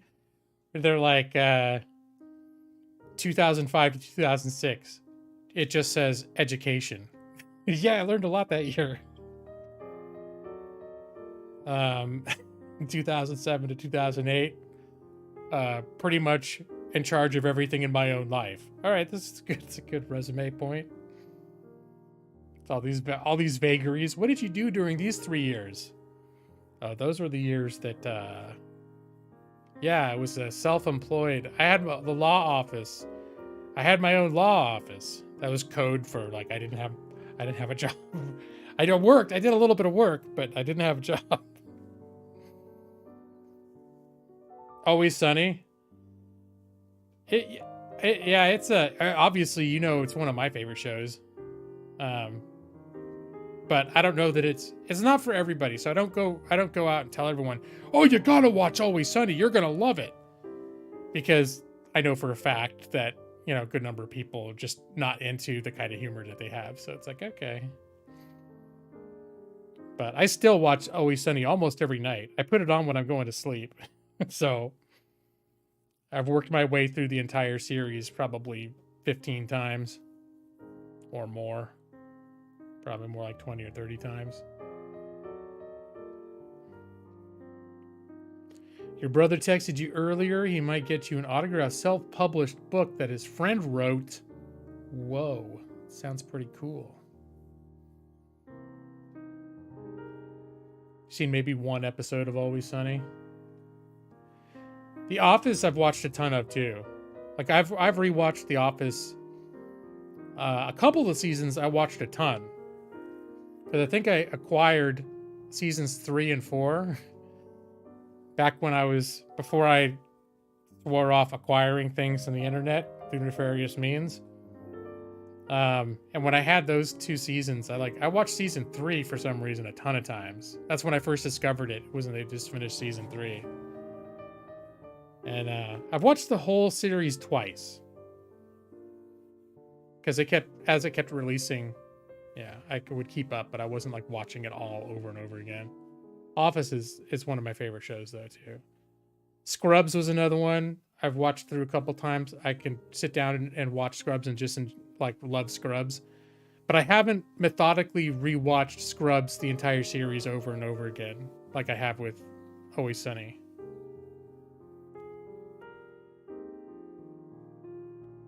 The Office season 11 wasn't very good. I liked all of it.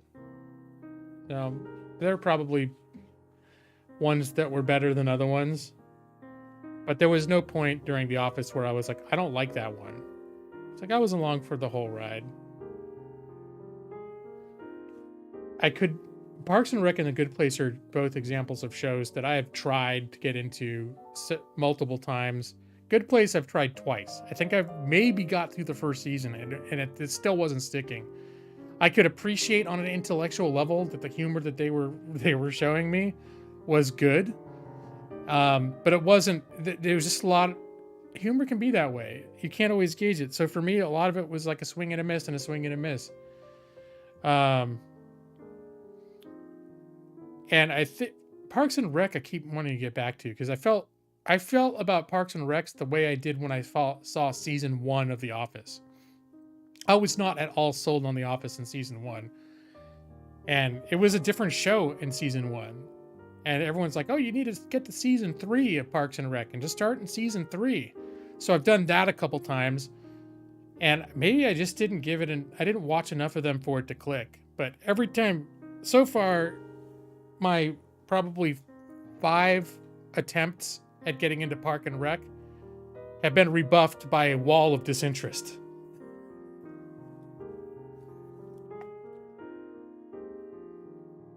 Yeah, I won't even try watching season 1 of Parks and Rec again. I mean, that's the same thing. The reason I like The Office is because I was introduced to it in season 3. And I can't remember if it was like there was a writer's strike then. And so the first season 3 was just available for free on streaming initially. I think something like that happened. So I watched season 3 of The Office and I loved it. And then when I was able to, I went back and watched the first 2 seasons. And if I had tried just starting with season 1 of The Office, I probably wouldn't have got into it. I would just been like, yeah, this is just kind of here. Michael Scott was like super annoying, and I didn't really care for the. It didn't click.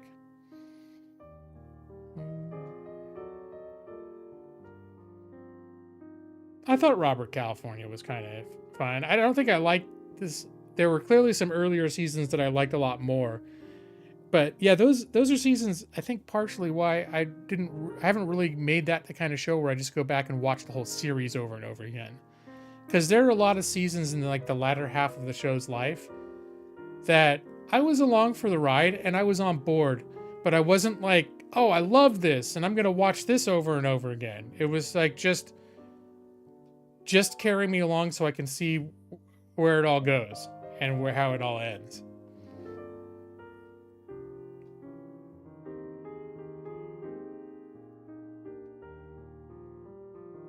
I don't remember which seasons what happened in The Office. You're saying you thought Robert California was annoying until season 8? Yeah, I have very little conception of what happened in which season numbers. I stalled out on Doctor Who. Oh, Michael Scott. Okay. Was season 8 when he left the show? I know by the time he left the show, I really liked him. But a lot of times earlier on, sometimes I thought he was funny, but a lot of times I just found the character of Michael Scott kind of irritating. And they made him more of a real, like a person that you have some sympathy for the longer the show went on. But there was a point where, you know, for the first few seasons, he was pretty one-dimensionally just an awkward machine. Like he just produced awkward moments, and that was basically his whole character.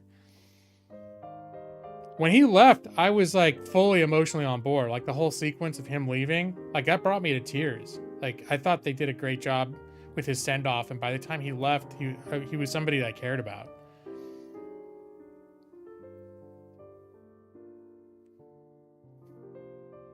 But yeah, Doctor Who, I think I got to season... When did the Peter Capaldi, whatever his name is, the old guy, eyebrows. I've never got through his first season. And so I bounced off of that season 3 or 4 times. Now the David Tennant seasons, I've watched all the way through a couple times. The Matt Smith seasons, I've watched all the way through a couple of times. I really like those seasons. And I will go back and rewatch the Matt seasons before I can get through the Peter Capaldi seasons. And that's, you know, I don't know if it gets a lot better after that, but it just wasn't. I was into it for the first few episodes, and then it just kind of stalled out for me. Yeah, I started with Chris Eccleston, and I liked his season 2, but the show didn't really click with me until the Tennant seasons. By the time the Tennant seasons were over, I was like full on emotionally invested fan in the show. I've never watched the old Doctor Who's, like the ones from the 80s, but going back to the 50s or 60s. I've seen a few of the original, like early episodes. They don't have all of them anymore because the BBC was terrible about preserving. I think they used the same reels, they record over their tapes and shit to make new shows. So I don't think you can find a lot of those episodes. I did watch some of the very earliest ones, and while I could appreciate that it was Doctor Who and, you know, the concept and everything, it didn't anywhere remotely click in a personal way, the way that the modern writing has been. So, and it's just, you know, it's like an dated show. It's not that it's bad. It's just that, like really I think even with Eccleston, but particularly like the David Tennant and Matt, I can't remember. I said it a few minutes ago. The Matt seasons, like they really honed their storytelling to a really effective level, and really like hit it out of the park. Several of the episodes over the course of those seasons just really hit it out of the park in terms of like making you feel and making you invested and really care about what's happening, and I didn't get any of that kind of connection when I was looking at the earlier ones. And I think part of it is just that's, you know, the way that TV was made has changed a lot in the last 20 years. And, you know, especially compared to like the 50s or the 60s, really didn't write with that level of, I don't know, they weren't that effective or personal. It was very just more, you know, I don't know.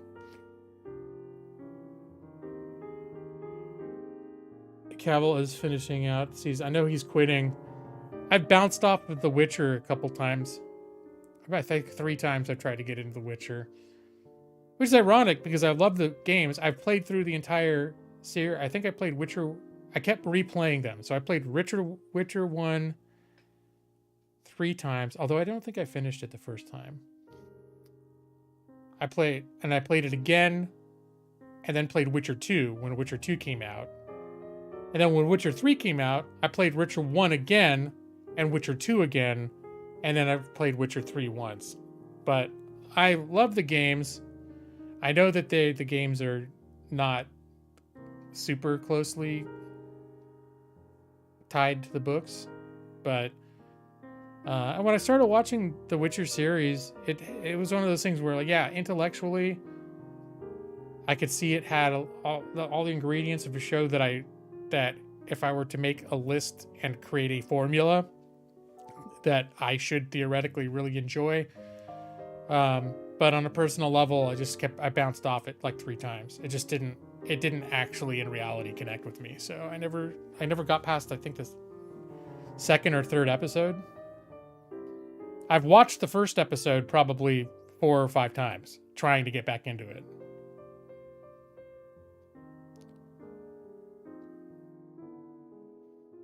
Yeah, Game of Thrones is a real handful with characters. I approached Game of Thrones years before there was ever a series. It was just something that came up when I was, I'd look into like, hey, what are good modern fantasy books I haven't heard of before? It's when I was a security guard, and I worked a night shift, and we weren't supposed to have books, but everyone had books. And I had a little pocket PC that you could put like a Kindle reader type things on. That's before there was Kindles. But I think I read the entire first 3 Game of Thrones, the Song of Ice and Fire books on that pocket PC. And I was totally into them. But there are a lot of characters. There are a lot of... And he goes into a lot of detail too about all the families and the banners and what their banners are. All this stuff that can be a little bit like, dude, get an editor. Like, maybe we don't need to know all this stuff. And maybe we don't need to know every person's name. I can agree with that. If I get bored in a book, there's a lot of books I've started and not finished. Game of Thrones, I didn't have that problem because what did connect in Game of Thrones was so compelling that it pulled me past. It dragged me through all the minutia that might have turned me off. And by the end of the first book, I was completely sold on that series.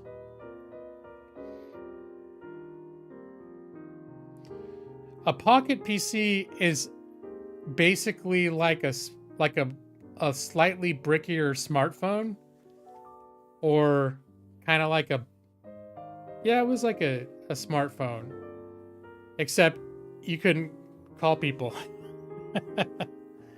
It was very old. It was very antiquated and limited in what it could do, but it was essentially about the size of a bulkier, like thicker smartphone. And you could have programs and stuff on it. So, like, I found a program where I could take DVDs and convert them into MP4 files, and then I could put the MP4 files.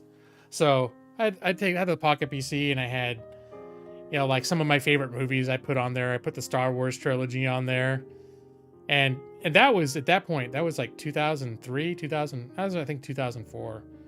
I was, to me at that point, pretty incredible technology. And it would also helped me survive working the grave shift and security for 2 years. not a lot happened. Not a lot happened working the grave shift at Intel.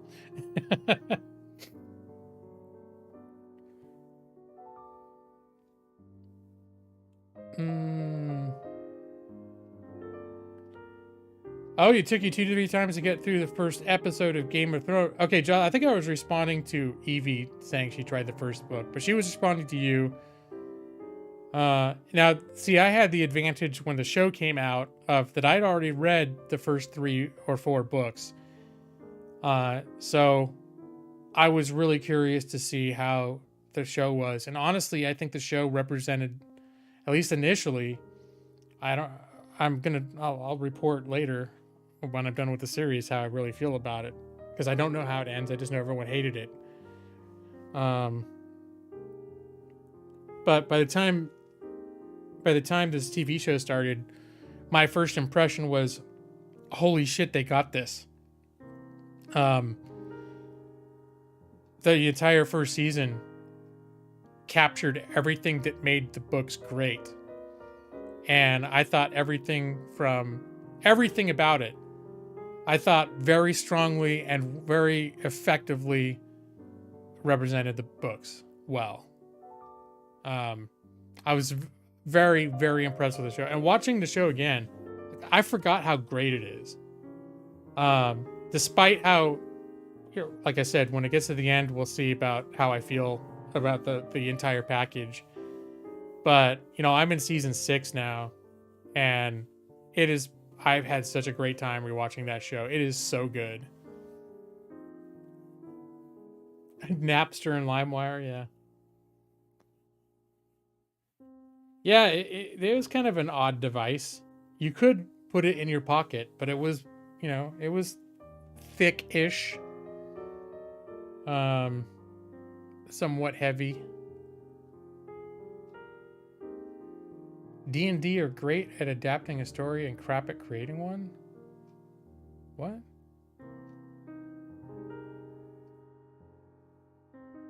Okay, I need to backtrack here.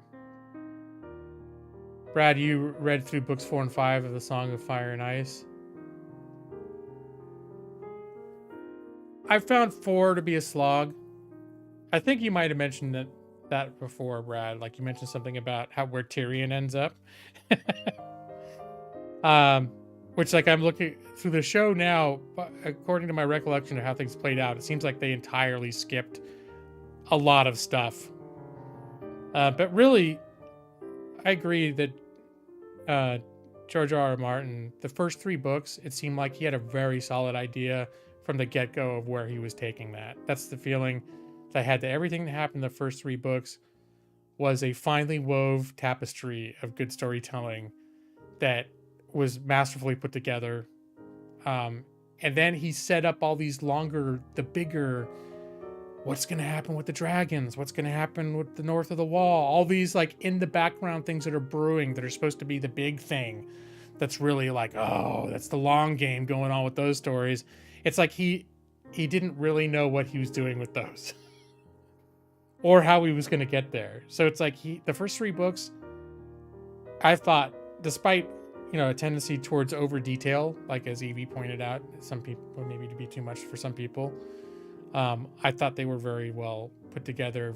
The pacing was good. Everything was great. And then by the time the 4th book came out, it was sort of like he'd blown his load, right? And he was like, well, I know I got all these storylines that I set in motion, but I don't know what to do with them. So I'm just going to...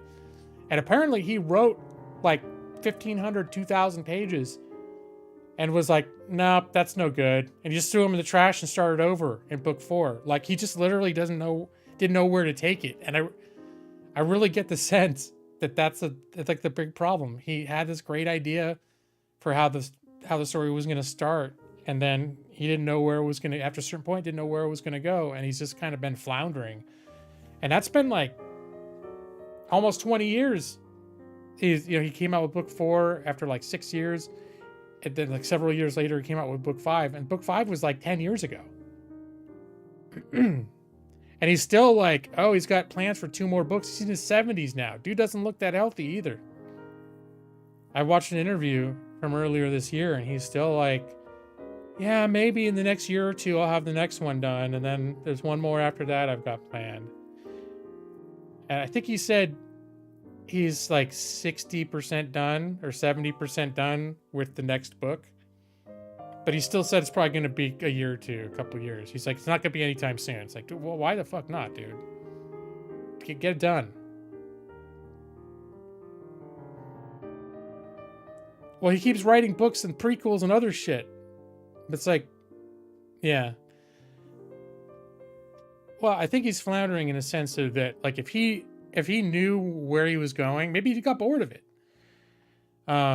Maybe he wrote himself. Well, it was meandering. I'm gonna say it wasn't meandering. The last two books were written like a person didn't know where the story was going, and just was kind of letting it unfold, sort of like, oh, okay, what's gonna happen next? And he wouldn't know until he like sat down to write that chapter.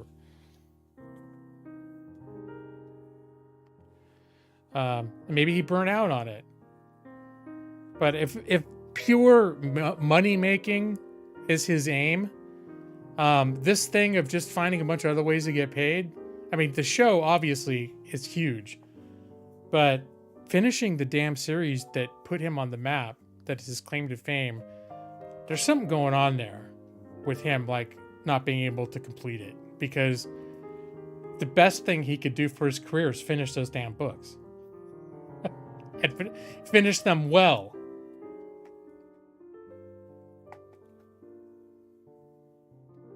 He's not going to finish it. I think it's very unlikely he's ever going to finish it. I think the best we can hope for is he dies and then his wife, I don't know if he's married. His wife gives everything to Brandon Sanderson, and then Brandon Sanderson finishes it for him. Brandon Sanderson will be the official dude that finishes books by authors who are so long-winded that they die before they finish them. Brandon Sanderson will finish it for you.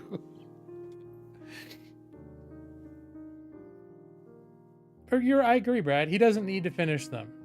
Yeah. He doesn't need. He's old. His career at this point for him is like, whatever. But the last 20 years though, something. Something. I think he literally just didn't know where to take the story, and then he just never figured it out. He could never think of anything that was good enough, and so he just kept not doing it. That's what I think happened. So I don't think it was a calculated thing where he was like, well, I no longer need to do this. I think he literally he wanted to do it, and he's just too much of a whatever. He's just like, I can't think of a good way to end it. So he just kind of floundered. You down for Sanderson taking and finishing the books? Yeah, no, I think Sanderson could do it. Although Sanderson's writing style is so different than George R.R. Martin, so. How many books? There's 5 books written and 2 more books planned. And he says by book 7 is supposed to be like the planned end of the book. But I don't think he ever really had any idea how he was going to finish it. He's never written anything with his little humor, his Song of Fire and Ice. This is something that I've forgotten about. And again, humor is subjective.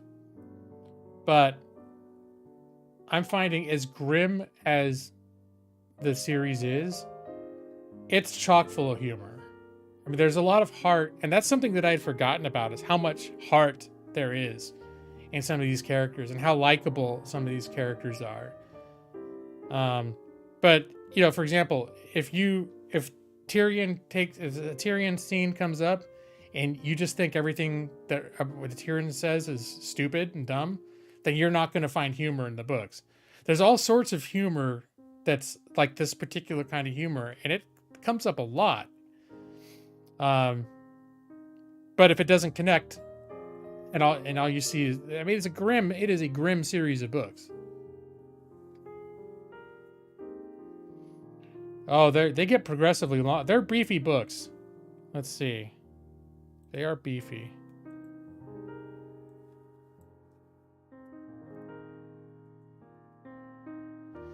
Yeah, I like the Brawn, the Hound,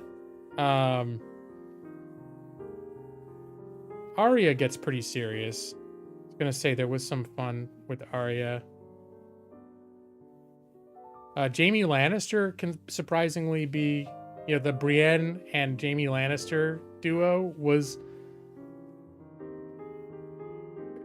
turned out to be very, like, I ended up appreciating both those characters a lot more, having spent time with them being put in that situation with each other.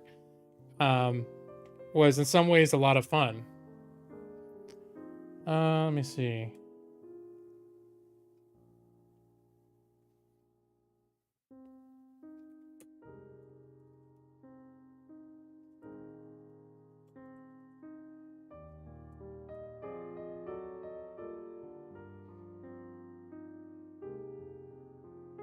All right, so obviously editions vary. But I just found a link for how long would it take to read Game of Thrones. The page count is 4,197 pages for the books already written.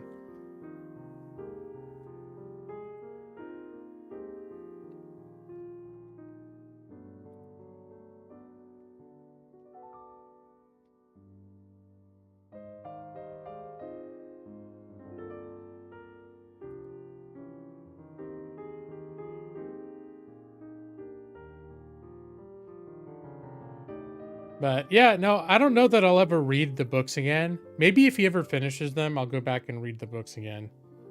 But I'm thoroughly enjoying the TV show. And I'm surprised at how much I'm enjoying it. I knew I liked it when I watched it before. But there are moments like what I had such emotional highs watching the show in the last couple of weeks. There were moments where I was afraid I was gonna like pass out. Like I'm just like, okay, I need to calm down and breathe because like my heart's pounding and it's just because I'm just so like it's hit me so hard what's happening. It's connected so hard. I'm like, holy shit, I forgot this show had moments like this. I obviously won't say what they are for people that haven't seen the show, but there were definitely like, yeah, I'm already a little bit preemptively. Well, here's the thing about the end. No one tell me what it is, but there's a good chance I'll end up making peace with how it ends. Just on the way that I consume storytelling material. I know people get really bent out of shape at just about every franchise. Every big franchise gets a bunch of people, like a big freak out squad. So I'm thinking like, yeah, it's probably not perfect. But I think because it's been shat on so universally, I'm probably going to be surprised and like it more than I've been led to believe that I should.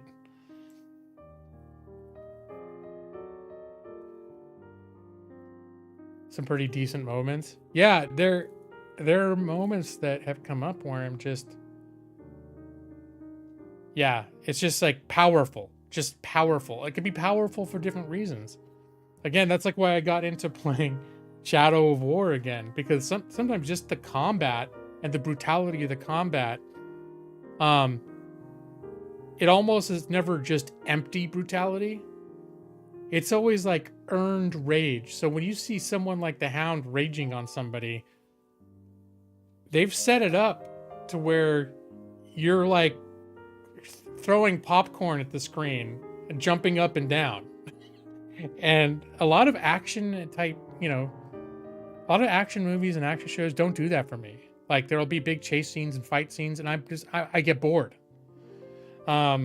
But to me, it feels like it largely, I mean, there's some battle scenes, I'm sure sometimes where I'm just a little bit like, yeah, okay, fighting happened and then whatever. But a lot of what happens in these books, it's like, they really build up the justification and the payoff for what's happening so that none of it's just like boring. A lot of times when the fights happen, I'm so invested in why they're happening and who's involved and what's happening. Even the fights are very character driven,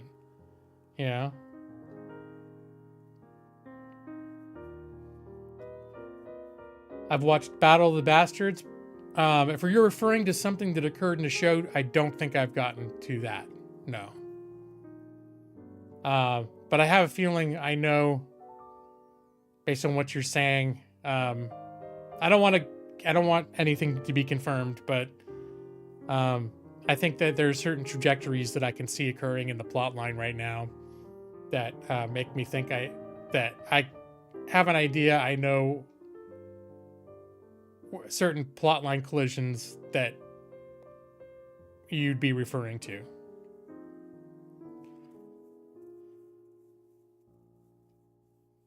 Picard was one of the worst things you've ever seen.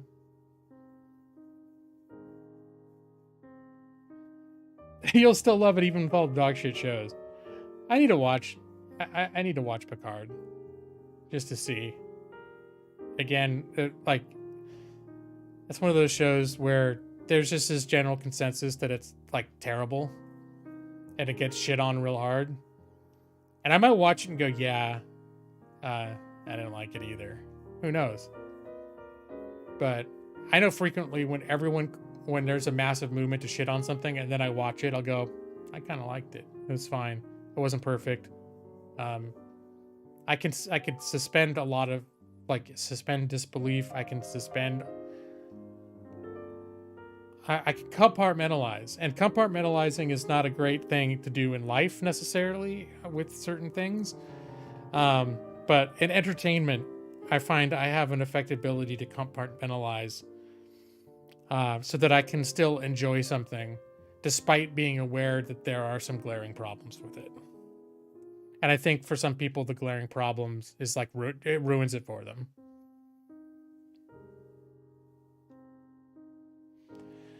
And that's the thing is, like, honestly, I've always, with Daenerys, I always felt like when they would flash to a Daenerys chapter, like, oh man, like, this is that weird dragging. It's like this. Well, because honestly, I like Daenerys, and there's a lot of great moments with Daenerys. But ultimately, I feel like the entire Daenerys story is one of those stories where he didn't know where it was going. Especially in the books, it was more evident, where it felt like he had some great moments, especially in the first few books. But then it was like the main thrust of ultimately where she's going, how she's going to get there. At least so far in what I've seen, has fallen kind of flat. Even though, like, one of the moments that I talked about that was so powerful that I was afraid I was going to pass out was a Daenerys moment. So I'm not going to say that I don't like Daenerys. I think Daenerys is amazing, and I'm super enthusiastic to see what happens. But I know a lot of the Daenerys storyline to me is like, what's she still doing in that city? Why is she? She's just gonna. It's like, it's just not going anywhere. I mean, now it's like in season 6, it's definitely some things have happened and it's moving along. But for a long time, it just seemed like for 2,000 pages of book and for like 3 seasons, it was sort of like, yeah, not a whole lot happened.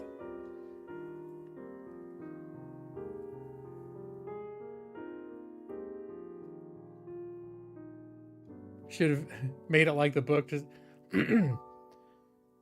well, again, I don't know where it ends up in the show.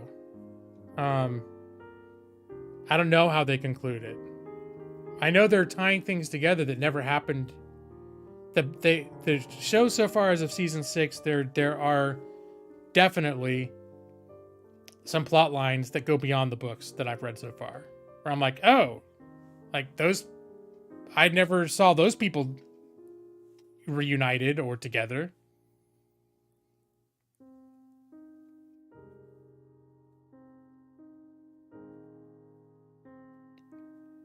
"4 hours and well, that was aimless by design, you know.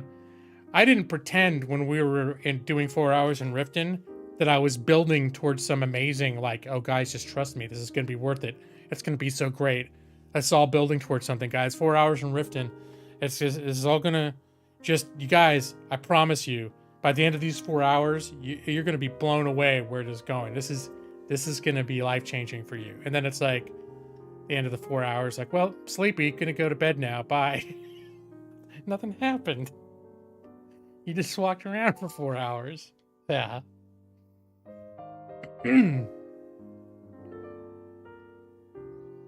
Those weren't the 2,000 pages he threw away. He thought it was good stuff. Well, yeah, I'm wondering, what was the 2,000 pages he threw away? But, I mean, Brad, I don't think... I think I liked book 4 and 5 a lot more than you did. I didn't dislike them. I just felt that compared to the first three were tight and seemed to know exactly, they were very competent and seemed to know exactly what they were doing. And that stopped after the third book. That feeling stopped after the third book. So I was still enjoying what was happening. But it was nowhere near as tight and engaging and purposeful. I spent a lot of times in book 4 and 5 going, where's this going? Where in the first 3 books, there was almost always some, like, several plot lines where you're just like, oh shit. Like you can see that's like 2 trains going towards each other. Like, you know, shit's going to go down. You don't know how it's going to play out, but you're seeing all this stuff. And so the first 3 books, it's just like, it's a never ending, just it's like an orchestra of plot lines being weaved together, and with purpose. And after that, it's just like, all right, so now they're in this city. Why are they there? What are they doing now? Okay, well, now they're doing that, but why are they doing that? Has nothing to do with, like, their overall plot. I don't understand what they're doing there. I don't know why they've been there for 1,000 pages.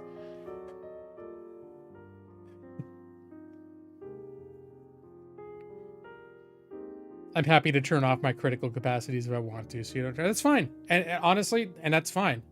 Because I do that, there are a lot of things that I enjoy that other people hate. And feel very strongly in disliking. And I would never try to tell someone they're wrong for feeling that way. If something has a huge flaw right down the middle of it, and that ruins it for someone, I totally understand that. I've had that experience. There's something that happens, just completely blows the entire, like, immersion and credibility of the story, and I'm done. It's like, nah. Once in a while, I can't work around it. But the fact that I liked The Office all the way through, even though I didn't think all the seasons were equally good. Yeah, well, that was, yeah. No, I've been pretty open about that in general, about, like, the Star Wars movies and the Star Trek movies and all these big franchises where every time a movie comes out, an industry is born of shitting on it, and I'll watch it and go, yeah, I was into it. The show in its entirety you think is shit, Joss? That's a highly subjective opinion. I don't think I had to do a whole lot of turning off my critical facilities to enjoy The Office. But I guess it all depends. Yeah, well, that was the whole reason why I decided to rewatch the shows again, because I know that you probably don't even need to watch the Game of Thrones because it's a prequel, but almost every franchise that launches a prequel, the prequel is heavily laden with assumptions that you've seen what comes before it in terms of what was released chronologically before it. So that's like when people are like, oh yeah, when you watch Star Wars, you should start with episode 1 and just go all the way forward. And I still think, like, no, you should start with episode 4. Because when they did 1 through 3, they were assuming that you'd watched 4 through 6 already.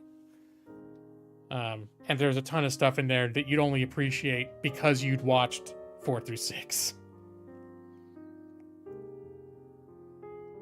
You never seen a single minute of The Office. That is a fun fact. That's not a bold and passionate declaration. It's just a fun fact. It wasn't like Brad was like, when I became aware of this thing, The Office, it was so repugnant to me in concept and apparent execution that I vowed all the blood of my ancestors that I would never watch a single minute of that shit. Because I hate it. I hate everything about it.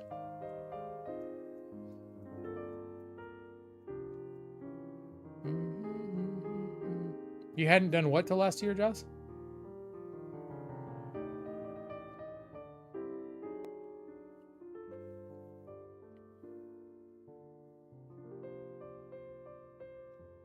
The only white person that's never seen The Office. Oh, you'd never seen The Office till last year? Huh. I guess it's never too late for someone to discover it. I think once it left Netflix, that closed a lot of doors.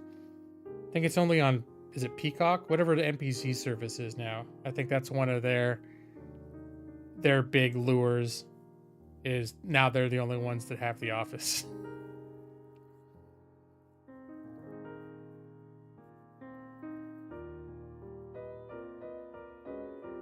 And I mean, obviously there are a lot of shows that I really like, but there are a lot of shows that I have no interest in watching either that people love. So, well, like Parks and Rec. I mean, well, I kind of want to watch it. Parks and Rec. And I know that there are plenty of other shows that a lot of people really like, and I either just have never bothered to try looking at because it doesn't sound good or I've tried getting into it and I bounce right off of it.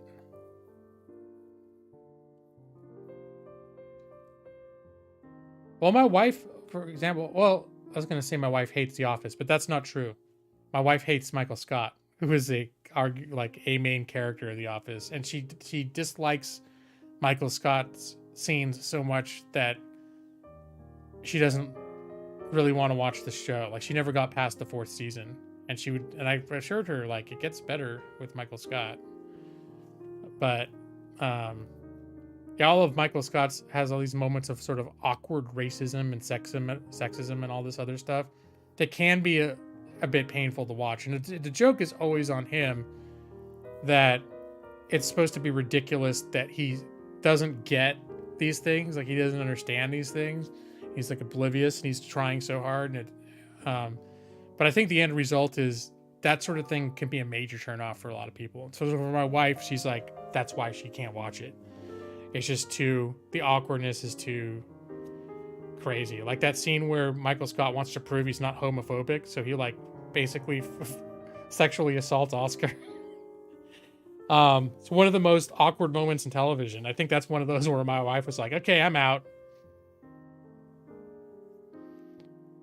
So, well, there's certain things that are formulaic that in retrospect are not the hugest thing, but I liked the Jim Pam story when I was first watching, like Will They, Won't They, and ultimately where things went. I liked those characters. Dwight is one of my favorite characters in television of all time. I love Dwight. I think Dwight is like super fun.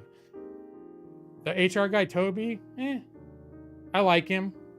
I wouldn't say he's like, oh, he's super one of my favorites, but I like him. There's some characters on the show, I just sort of, they're like background characters that I like, but I'm not like, yeah! Like Stanley and Kevin and what's the redhead lady? There's a lot of them where I'm just like, I don't dislike them, but I'm not like, that's my favorite character. Oh wow, yeah. So I'd say if you don't like the humor around Dwight, then yeah, I'm surprised. I'm surprised you got through the show.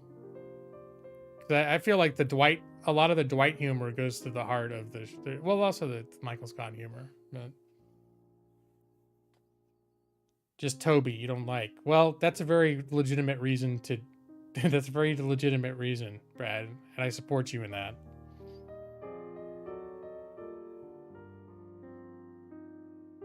I don't even remember the cat story. Was that where he put the cat out of its, he euthanized Angela's cat because it was like decrepit or something?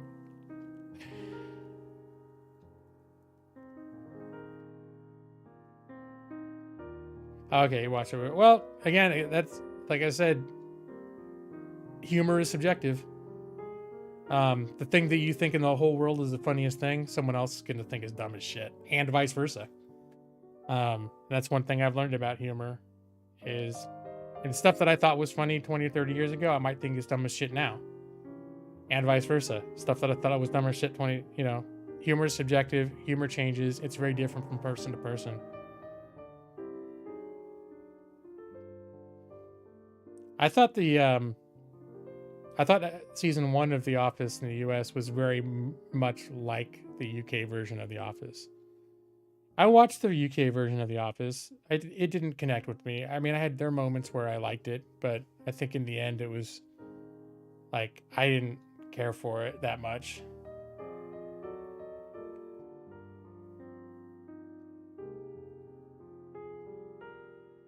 But holy shit, it's almost midnight. You guys. And here I am burning out. Talking about how I'm burning out. It's too much. Got too much shit to deal with. Now I'm going to be up until super late. Actually, at least it's Friday. This is going to be Friday at work. Son of a bitch. You can't do secondhand cringe? Alright, well, that's fair. That's fair. You do you, Joss. Brad can hate Toby's. And Joss, you can not do secondhand cringe.